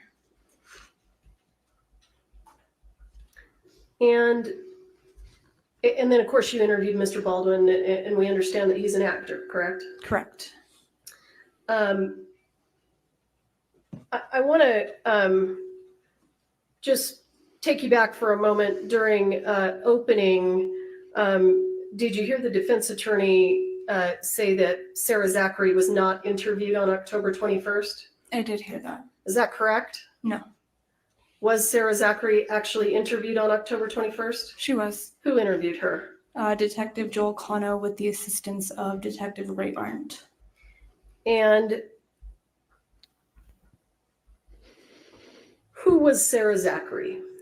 She was the props master for Rust. If you would try to explain to the ladies and gentlemen of the jury the relationship between the prop master and the armorer based on your understanding. What I understood between the prop master and the armorer, as it pertains to Rust, is that they're technically two different departments. They have different functions, different roles, do different things. But in the case of Rust, the prop master and the armorer assisted each other because of what they would describe to be prop heavy this movie was. And did you get an understanding of when we say prop, exactly what we're talking about? Yes. So one of these gun holsters, would that be a prop? Yes. Would the guns themselves be props? Yes. Even the live gun, the real guns, I'm sorry. Yes, that's correct. And the ammunition, would that be considered a prop? Yes. Okay. And does that also include glasses and cups and plates and silverware? Yeah, anything that an actor would use in a scene, excluding like wardrobe items. Or set decorations. And I understand that you indicated that Ms. Zachary was interviewed on the 21st of October by Detective Cano. Did you also conduct a follow-up interview with Sarah Zachary at a later date? Yes, I did. Do you recall approximately when that was? I believe it was sometime in November. So just the following month? Yes. And you testified that you conducted an interview with Hannah Gutierrez on October 21st. Did you also conduct a follow-up interview with her at a later date? Yes, I did. And approximately when was that, if you recall? I want to say that was in November as well. And you interviewed Mr. Baldwin on the 21st, correct? Yes. And did you have subsequent contact with Mr. Baldwin after the interview that you did on October 21st? Yes, I did. And how were you having contact with him? Was he in New Mexico, or how was that happening? No, he wasn't in New Mexico at that point, but I would receive phone calls and sometimes text messages. From Mr. Baldwin? Yes. Generally speaking, was it Mr. Baldwin reaching out to you or you reaching out to him? It was him reaching out to me. So he had your cell phone number? Yes, my department cell. And just to be clear, do the defense attorneys also have your contact information? They do. Have they sent you text messages? I don't know exactly her title, but members from their team, yes. Okay, so they actually have your cell phone number? Yes. And you've made yourself available to them? That's correct. And you do that whether I'm there or not, right? Yes.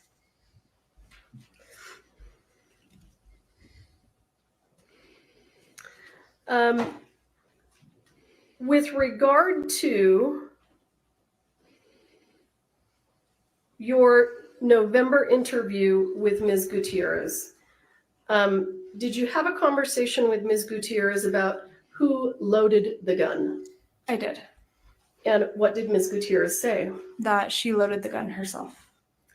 And did you have a conversation with Ms. Gutierrez concerning the box of ammunition that was holding that one suspected live round?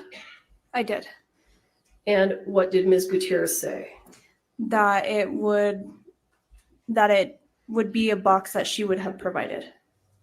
Objection hearsay unless this is information active. It's kind of late. So my response, unless you want us to approach, is that these are statements against interest and they come in under that exception.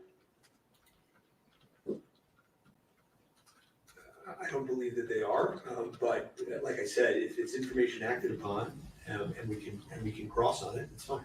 All right, go ahead.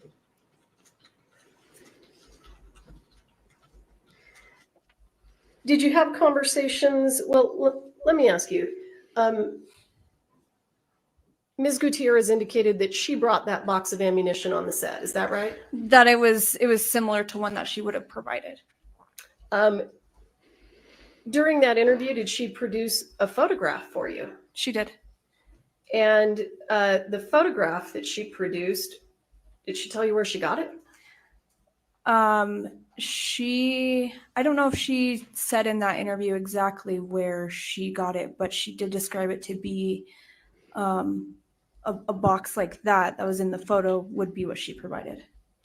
And the photograph that she showed you during the interview, did it match exactly the label on the box that contained the live ammunition? Yes. As you sit here today, do you have any question about who introduced the live ammunition to the set of Rust? Objection. Who do you believe it was based on your investigation? Hannah. Interesting. They don't care. Did They're you letting that one have go. conversations with Ms. Never said Gutierrez Alec did it. about her So- firearms training? The one that she conducted? Yes, or specifically- her own specific- experience? No. Objection, hearsay. I think we should approach. I don't think it matters to them that Hannah ahead. or Seth or anybody brought it on. If anything, they can just shift gears and say, look, the bad person who brought the bad ammo on and got put in Yeah. prison. Yeah. Why are you picking on my guy? Well, if they have no doubt on that issue, that means that gets the ammo manufacturer that we've been talking about with the sloppy shop completely off the hook because there's no nexus now. But So- he's not being charged. Yeah, but there's no nexus. That's the I know, reason but we he's not spent being the charged. whole day on it. Yeah. So it's like I don't even know why we're talking about it now. Why is any of that Yeah. relevant? Because there's Oh, no I know. Yeah. why I do we even talk about it? It's like I asked that earlier. yeah, I don't know. Now that was time wasted. Well, she's clearly eliciting hearsay here. I don't know how she thinks this is going to fly. Where'd She Joe said go? against interest or something. So I don't know. A statement against interest, against Maybe Hannah's Hannah's, interest. against Yeah. the speaker's interest. Yeah. But they just basically withdrew their objection on that one. They said, as long as we can cross, it's fine. I don't know that this would be a statement against interest, but Whatever. a statement. So it's a statement against penal interest, basically meaning like you're confessing to a crime by making the statement that you've made. I don't know that it rises to that. Yeah, this is stuff I don't know. You guys are the lawyers. But, I'm also not entirely sure if it matters all that much. Mm-hmm. It mattered a lot in the Hannah case. I just don't know how much it Exactly. would matter here. I think that they actually had more room to ask questions of the first witness. Remember the guy who was super scared and shy to answer like anything, just the most tentative person? I went back and I watched the video, the body cam footage last night, and I see where the prosecution was going because they sat Baldwin right there next to everyone who's involved in this case. And he just sat there and was able to, kind of get his story straight and figure out what they were going to say. Now, to be fair, if it genuinely just went off, I would still be talking to everyone around me and trying to calm down in a moment of stress. And it's just interesting. You conducted an interview with Mr. Baldwin, is that correct? Yes. And did you learn during that interview whether or not Mr. Baldwin received any training regarding the use of these firearms? Yeah, he had mentioned that he did a training session With shortly after with he said Hannah, which was the armorer, and then I believe he said Sarah and their assistant Nicole was there. Okay.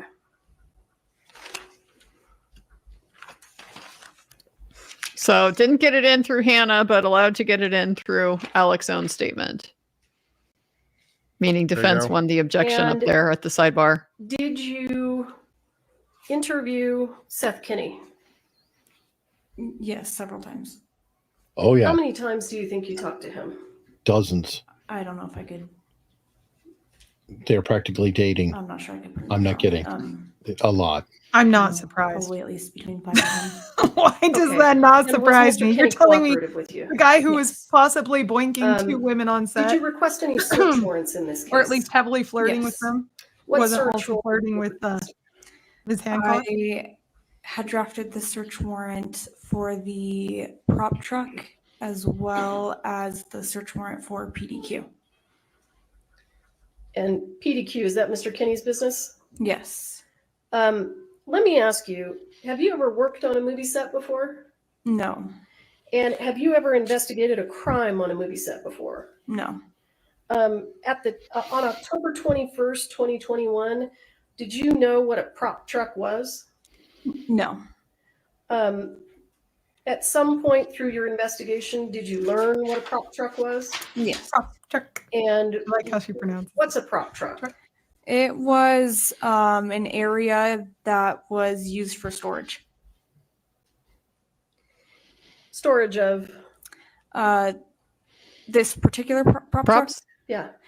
It was actually multiple departments that were using it. I don't know exactly which ones, but the armorer and the props department had approximately half of like the back of the truck. And I think we heard previous testimony from Ms. Popple that the search of the prop truck didn't happen until the 27th of October, I think. Yes. Is that right? What was the delay? Well, I was not the case agent at that time, and so I really wasn't the one in charge of the investigation. And so what happens with your case agent is they kind of develop the flow and decide what's needed based on the information that they have and what we need to get. So it's Cano's problem. What was one of the first things that you did when you Under the became wheels he goes. primary on this case? Started reviewing a lot of information. How long after you became primary did you request a warrant for the prop truck? Well, I wasn't the primary at the time that I requested that warrant. I was assisting.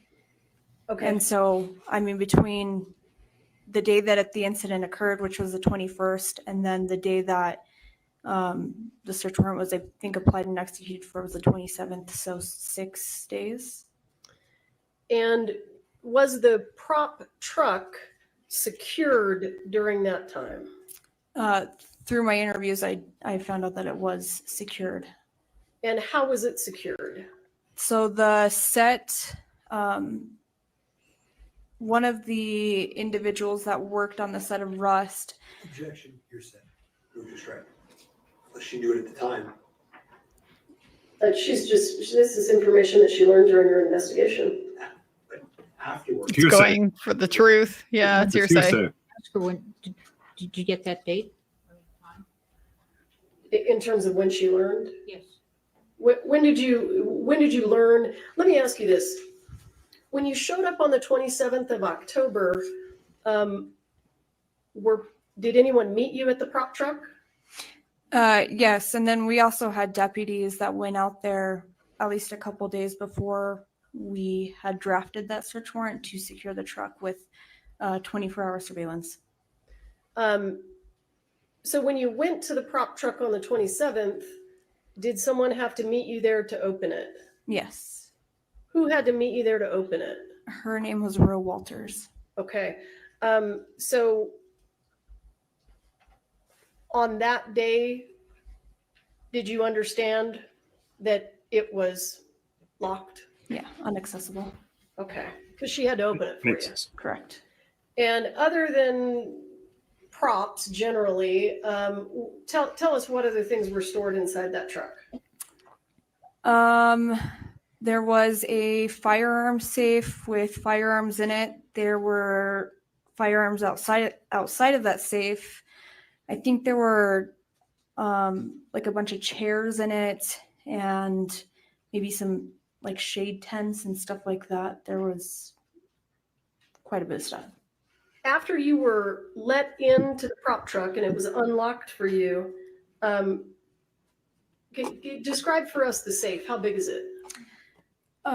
Maybe about 4 feet tall and maybe about a foot wide.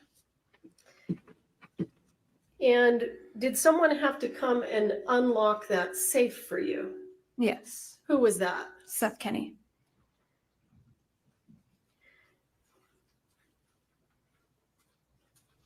And when you executed the warrant on the prop truck, as it relates to this case, just summarize for us what you found. I mean, we don't care about tables and chairs and stuff. Additional firearms, more ammunition. I think that was kind of the major things that we got off of it. And are you familiar with the ammunition that was provided to the set of rust by Seth Kenny? Yes. Where was that ammunition found? Inside of the prop truck in a bag. And when you say in a bag, was it inside something else? I'm sorry, I'm not understanding. Was it just loose in a bag? Well, it was inside of a box that was inside a duffel bag type thing. Okay. And the is it also, were you able, did you locate a black gun belt? I don't think I was the one that located that. Okay, all right, no problem. And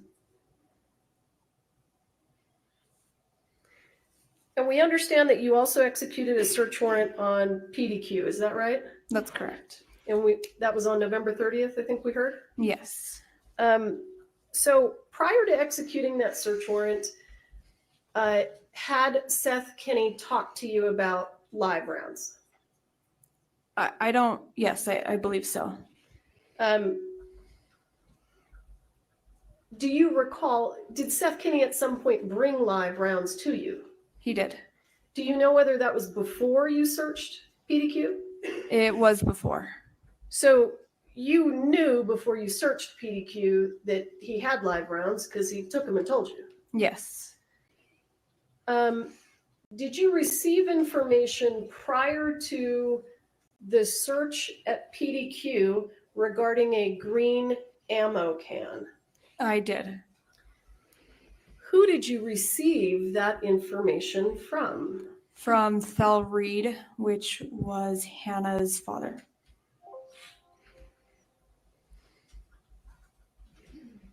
In part, was it based on the information from Hannah's father that you executed the search warrant on PDQ?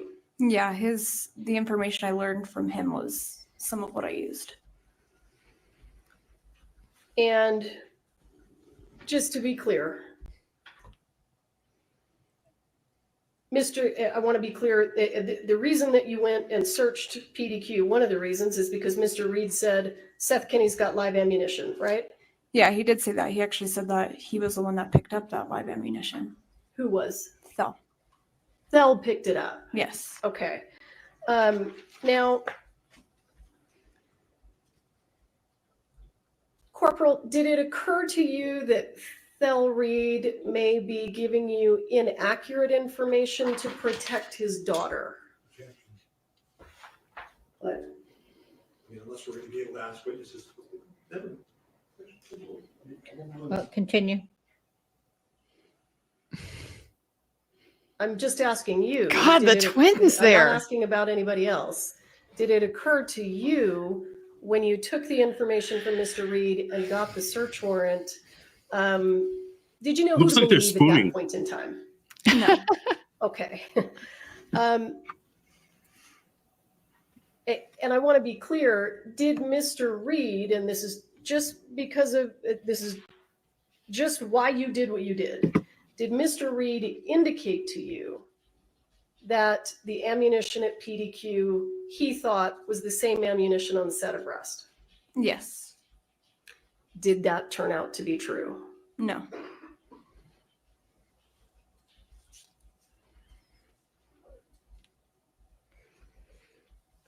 Even though, well, let me ask you this, the live ammunition that was collected from PDQ, did it just visibly look dissimilar to the live ammunition from Rust?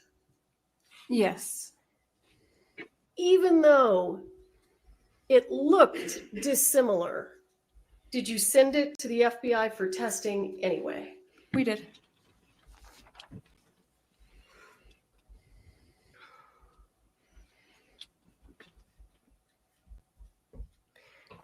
Did you ever discover any evidence throughout your entire investigation that Seth Kenny supplied live rounds to the set of Rust?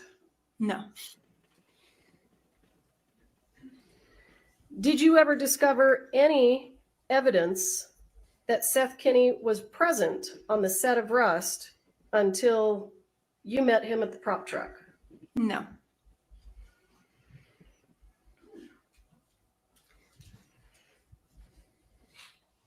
during your investigation, did you ever discover any evidence that Mr. Kenny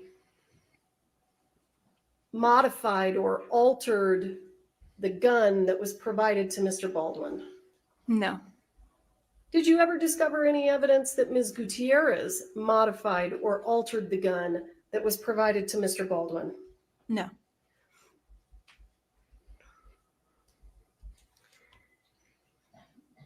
Did you ever formally arrest Ms. Gutierrez? No. Does that have anything to do with whether or not she was ultimately convicted of a crime? No. Did you ever arrest Dave Halls? No. This is very Do you leading. know whether or not he was convicted of a crime at some point? Yes, he was. And the fact that you arrested him or didn't arrest him, did that have anything There is to do no with objection. There No. is no leading. It's the Does lawyer's the- just testifying. it? As a law But yes, enforcement no. officer, do you always arrest people who then later are criminally charged? Sorry, you mean like arrest them right away? And Do they then... have to be arrested in order to be criminally charged? No. Why would you not arrest someone? To develop the investigation, if we're still waiting or investigating facts, trying to find information, and to get potential suspects or witnesses, whoever is involved, to cooperate with law enforcement. Who makes the final charging decision in a criminal case? The district attorney's office, essentially. The prosecutor does, right? Yes. You guys don't. The law enforcement officers don't, correct? Right. Now, in addition to searching the prop truck and searching PDQ, did you also ask to search cell phones? I did. And whose cell phones did you search or ask to be searched? I requested searches of Alec Baldwin's cell phone, Hannah Gutierrez's, David Hall's, and Sarah Zachary. Did you review all of those cell phone extractions? I did. And when you review the cell phone extraction, what do you get to see? Do you get to see text messages? I do.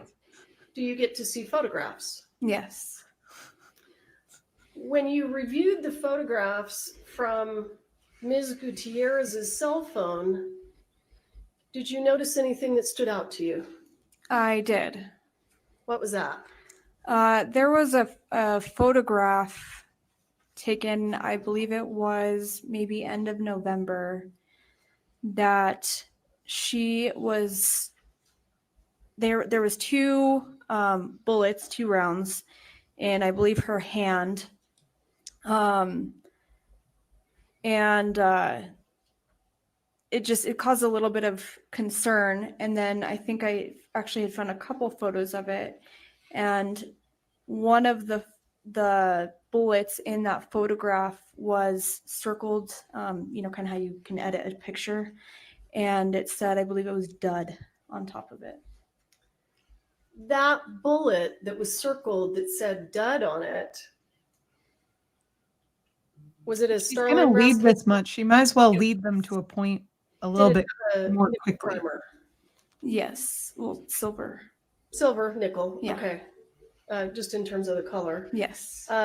And in terms of the projectile shape, did it match the live rounds from the set of rest? It did. All right, counsel, we're going to stop for the day. Oh, yay. Jury, Thank I want you to, instead of 8:30, I want you to be here at 9:30. Oh. Downstairs. Please don't talk among Okay. yourselves or anyone We else. can I don't speak a know little if bit that's more. everybody or if they're just going to Thank you. argue about stuff before. Deliberations. Probably the latter. That would be my guess. I was all excited there for a second. I get to sleep Yeah. in. I You know. reminded me. Maybe not so much. Well, the motions I had to rain on that parade real quick. Sorry. So much, Andrea. Yeah. Yeah, I thought the motions were a high point today. Yeah, good point. I only have one thing to say about them, and then I have nothing else to say. Literally, the only thing I have to say is I changed my mind. I don't think he was running away. If you look at the long crime feed, it's zoomed in. Who's You running can away see from what? him lean over, and it looks like he's asking his attorney, "Hey, can I use the restroom?" No, he did. According to Larry, he asked. Larry saw him say, "I have to go to the bathroom." That's what it looks like too. So I've changed my mind. He didn't take off. Did Larry follow him into the bathroom? Did he follow him into the bathroom? That's what I want to know. I'm waiting for Larry to photobomb. Well, oh yeah, he's got to go like photobomb him in the bathroom. I'm just saying.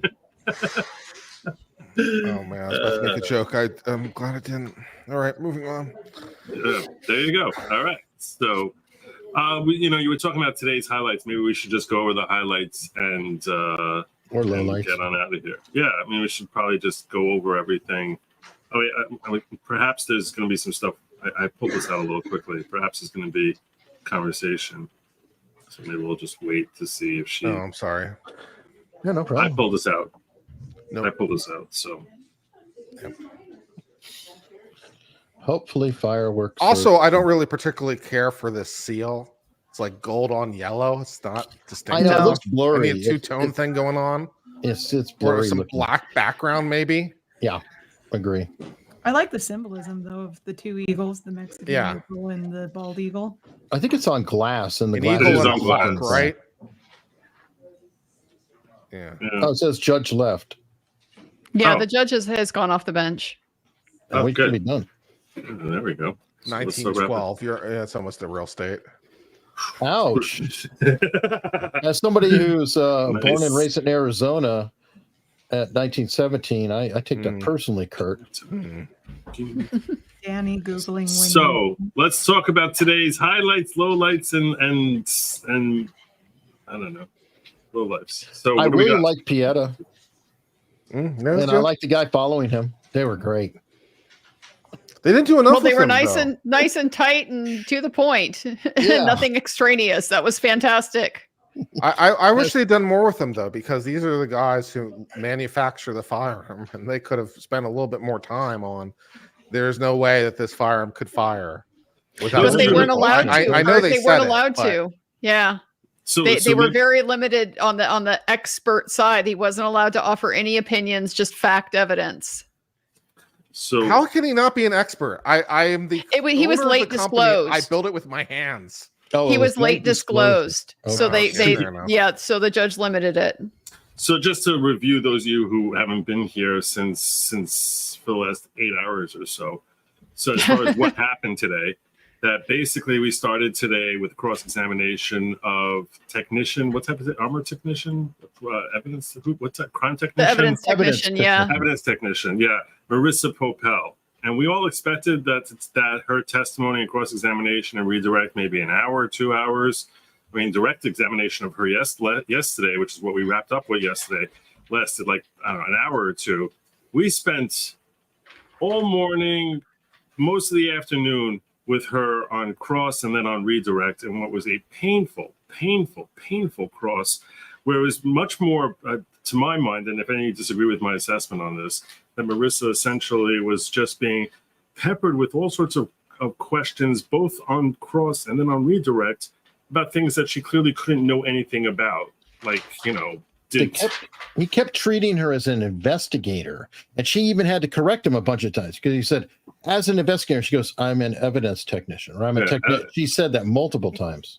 Yeah. Did you think that Alex shot her on purpose? It's like, wasn't there. I don't know. Like, why are you asking me these questions? And it was a whole bunch. It was just hours of these questions that she couldn't possibly know the answer to. And then later on redirect, we actually saw pretty much the same thing. All sorts of questions about, do you know that he did it? Do you know whether? I'm trying to just think of some of her questions. Start zoning out after a while with respect to the district attorney's redirect questions. But it was he kept saying like the department. It's like, did you notify such and such? She's like, the That's not what I department do. does that. Yeah. Right. And did you tell the defense, or did you? I don't know. I felt like he was. upgrading her position as if she was Hancock, because Hancock was a lead investigator and I think has certain responsibilities to notify, do this and that. And he was treating the evidence tech as if he was talking to Detective Hancock. Right. When this disclosure came in 3 months ago, did you notify the defense? She's like, I don't. Were they ever? It's not my department. Were they ever notified? I don't know. I don't know what of anything that they were notified about. And it was stuff that everyone knew she wouldn't know the answer to, and it almost looked like he was trying to get her on a gotcha. And she was just like, I don't know. And the objective seemed to be that he wanted to basically imply that there were failures by the police department in the way they handled things, even though most of the stuff he was asking about were things that she wouldn't have any involvement with. And then with respect to things that were implicating Alec Baldwin on redirect, there was all these different questions which related to, that she was trying to say she doesn't know anything about that either, because it's just not her department. Excuse me, I'm just screen out Lady Logic there. So, yeah. Okay.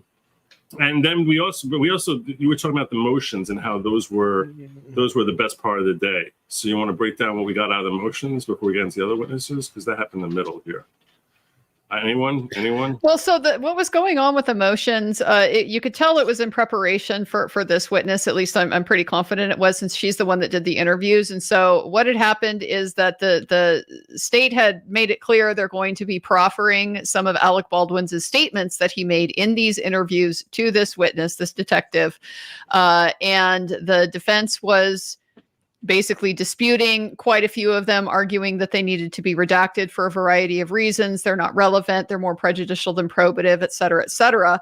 And so we kind of worked through those with mixed results to both sides until the judge ultimately decided, this is taking too long. Defense, you waited too long to propose these redactions, so I'm just not going to even consider anymore. And pretty much everything else in the interview after that point is going to be fair game. Which there's a lot of damning admissions. Yeah, there were a lot of damning admissions that he's made in the Stephanopoulos interview and his other interviews that he's appeared in. And when we say damning, the point is that he admits to having knowledge or having certain habits or things that he would normally do, which he clearly did not do here, and that only adds fuel to the district attorney's fire. That he was, in this particular case, he was recklessly negligent, not simply negligent. So those are potentially, case altering decisions by the judge. Those are highly significant decisions by the judge. But they all seem fair and they all seem correct. And it also, based on the thing you just said about the late disclosure with the Pieta and why they couldn't go into more detail with them, the judge seems very consistent as it relates to disclosures at time, because she wouldn't let Pieta as an expert because of disclosure on time. She wouldn't grant immunity to read because of time. She wouldn't allow the redactions because they were too late in time. So I appreciate this judge has a schedule, and she's like, these are when things are due, and and you didn't come in time. And how about no? And I appreciate that she sticks to the rules. Yeah. We learned other important things like we were wrong. William Baldwin was in backdraft, not Steve. Yes. And also Flatliners was a different Baldwin, I believe. I think that's what I was saying. No, but Steven was in that movie, not Dazed and Confused. There was another one of those 90 types of movies where it's like, I remember him singing My Sharona in a restaurant. I'm trying to remember. The chat's coming out. The chat always knows. But he was the only one. I got the Flintstones right. I'm pretty sure. Yeah, you got that right. The only other one I saw coming up in the chat from everybody was The Usual Suspects. Oh yeah, which I did not remember he was in. Yeah, no, yeah, he was the one singing Old MacDonald when he was picking people up. Biodome, people are saying. He's in Biodome? What role? Did you watch that? Yes, of course. Very long ago. Shore? Making a filter. I love Biodome. Really? Pauly Shore's trying to do Richard Simmons soon. Rock? I am God. This is such a great film. It's not. How do you guys know Steven from David anyway? How does anyone know from Adam? How do you guys tell these people? You know what I agree. Adam is the only good Baldwin. He's not related. Well, there you go. Anyway, and tomorrow it seems like we might be starting tomorrow at an hour late. I mean, she didn't tell him to come early. Well, That's when she know. told the jury to come. I suspect they're going to be doing more of these motions just before the jury gets there. That would be my guess. I set up the stream for same time tomorrow. I figure we can always snark ahead or whatever, or if there's I'll probably show up at let's probably start up at stream time just in case. I'll be here. Yeah, it's set up, it's timed out for whomever, whatever. But I don't honestly today. Do you feel like any needle was moved in any direction?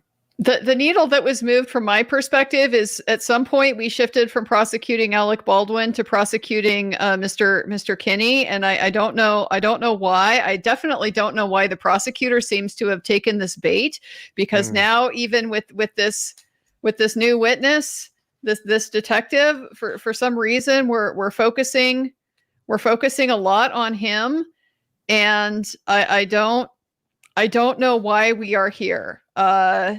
I would really love to see us get back to Mr. Baldwin and what he did and what he knew, because I don't think there's any issue with the fact that everybody concedes he didn't bring the live ammo on set. He didn't load it in the firearm. And so I just don't know how any of the rest of this relates to his culpability. I think I said day one, they're going to say Seth Kenny. This is going to be Seth Kenny. It's going to be a trial on Seth Kenny. He's coming in tomorrow, right? He's going to be testifying. He's supposed to be. He told me he's due. But then again, it depends. I mean, if this guy crosses out, Hancock for 10 hours, which, I mean, look what he did with the evidence tech. This is the lead detective. That could go on forever. That's not good. I don't know, but judging from past behavior of what I've seen, I could see him going on and on. If he's poking at her, saying, it's shoddy police work, well, then wouldn't you go after the shoddiest, policiest of them all, the one in charge? Yeah. Fair point. It's a fair point. Yeah, that would seem to be your strategy. Seems to so suck. A lot of table pounding. Yeah. Anyhow, but I really appreciate everyone who's been here, and so many of you have provided super chats to us or memberships to us or subscribed to us during this stream. So to all you out there who are watching us, we really do appreciate it. We do this for you, and I think you're getting a wonderful experience because you see a lot of difference of opinion. We have difference of opinions of the relative strengths of some of the arguments. We have different opinions about the likelihood of convictions. We even have differences of opinion about whether legal tests are met, and that's exciting and interesting. So I hope you're enjoying this diverse panel of thought. It's fun. Indeed. Make sure you're back here tomorrow. Same bat time, same bat channel. We're starting on time, right? We're starting at 10:30 tomorrow. Yes, Eastern. sir. Yes, sir. All right. It is what it is. Someone else can hit the end stream button. I don't want to go near it. Yeah. Wait. I see a judge hold on. I see a judge at the bench. Okay, we're not going to argue it. I don't think I'm going to have much of a response. I can probably just do it orally. Okay, fine. Because I've now. Oh, is this a repeat from earlier? What we're dealing with. All right. So, I told the jury to come back at 9:30. Oh, no, it's I want on. to be on time when they get here. So I want you all to get settled and be prepared to have the case called and begin to argue the motion at 8:45. No problem. Okay. So yeah. 8:45 it is then. And when you're finished with that, send it to me as well. Not just defense at 7:30 p.m. or whatever. Oh, yes, sir. Mhm. Just a couple housekeeping issues, or at least one is So did you want to start at 1:45 or a few minutes prior to that? No problem. Yeah. We'll start at the Oh, I same can't time. see We it. get Yeah. some answer while they're I can't getting imagine set up. she That's wants fine. to speak Yes, to me, but- you're under oath. Don't talk to any witnesses. All right. Anything else? Dude, the judge is so done. Okay. All right. Thank you. We're in recess. Yeah. All Also, right. rip Shelley Duvall. She died. Yeah, sadly. Oh, I didn't know that. there goes olive oil. The good news is she died in her sleep, apparently. Oh, So, I mean, if you're going to go, might as well go peacefully. and go to bed one night, and that's it. Yeah. And I know there's a couple of you asking. I'm at exactly 99,600. There you go. We'll get you there. Nice. There, There you go. damn it. We'll get you there. Well, I know. Even if we 100 all at a have to time, read baby. the 100 at a screen. time. Yeah. Anyway, tonight I'm actually going to be, I'll probably be streaming a little bit early. I'm going to be covering Biden's big boy presser, just because I've never seen a big boy presser before, and I'm very excited to see how that turns out. I heard that he's already made one mistake where he referred to Zelensky as Putin, which that can happen. Yeah. But so, Apparently. but he's a big boy, and I'm going to be watching that. I'm probably going to be, just give you all a heads up. I normally start 10 p.m. I'm probably going to be starting early because tomorrow morning I have a whole family thing with my my grandson's bris. So yeah, I'm probably gonna start early and end early tonight. I look forward to seeing you all tomorrow. I do need to wrap up over here, so make sure you guys sub up to Andrea, and to Eric, and all these fine folks here, like Uncivil Law, and of course this way over here, Danny on Direct. I'm privileged to be part of this ensemble. Very privileged. Also, Nate, if he's around, also he's pretty cool too. So He's too busy at the pool. yeah, I look forward to seeing you guys all tomorrow. Please make sure you come back. Make sure you all come back to my channel specifically, not these other movies. I'm just kidding. I love spread the wealth around. They're Just all to awesome. cite Joe, you know what? Go subscribe to him and then go elsewhere. Yeah. There we go. That's compromise. Good night, y'all. Thank you so much, and I'll see you guys shortly. Godspeed. See ya. Thank you, everybody.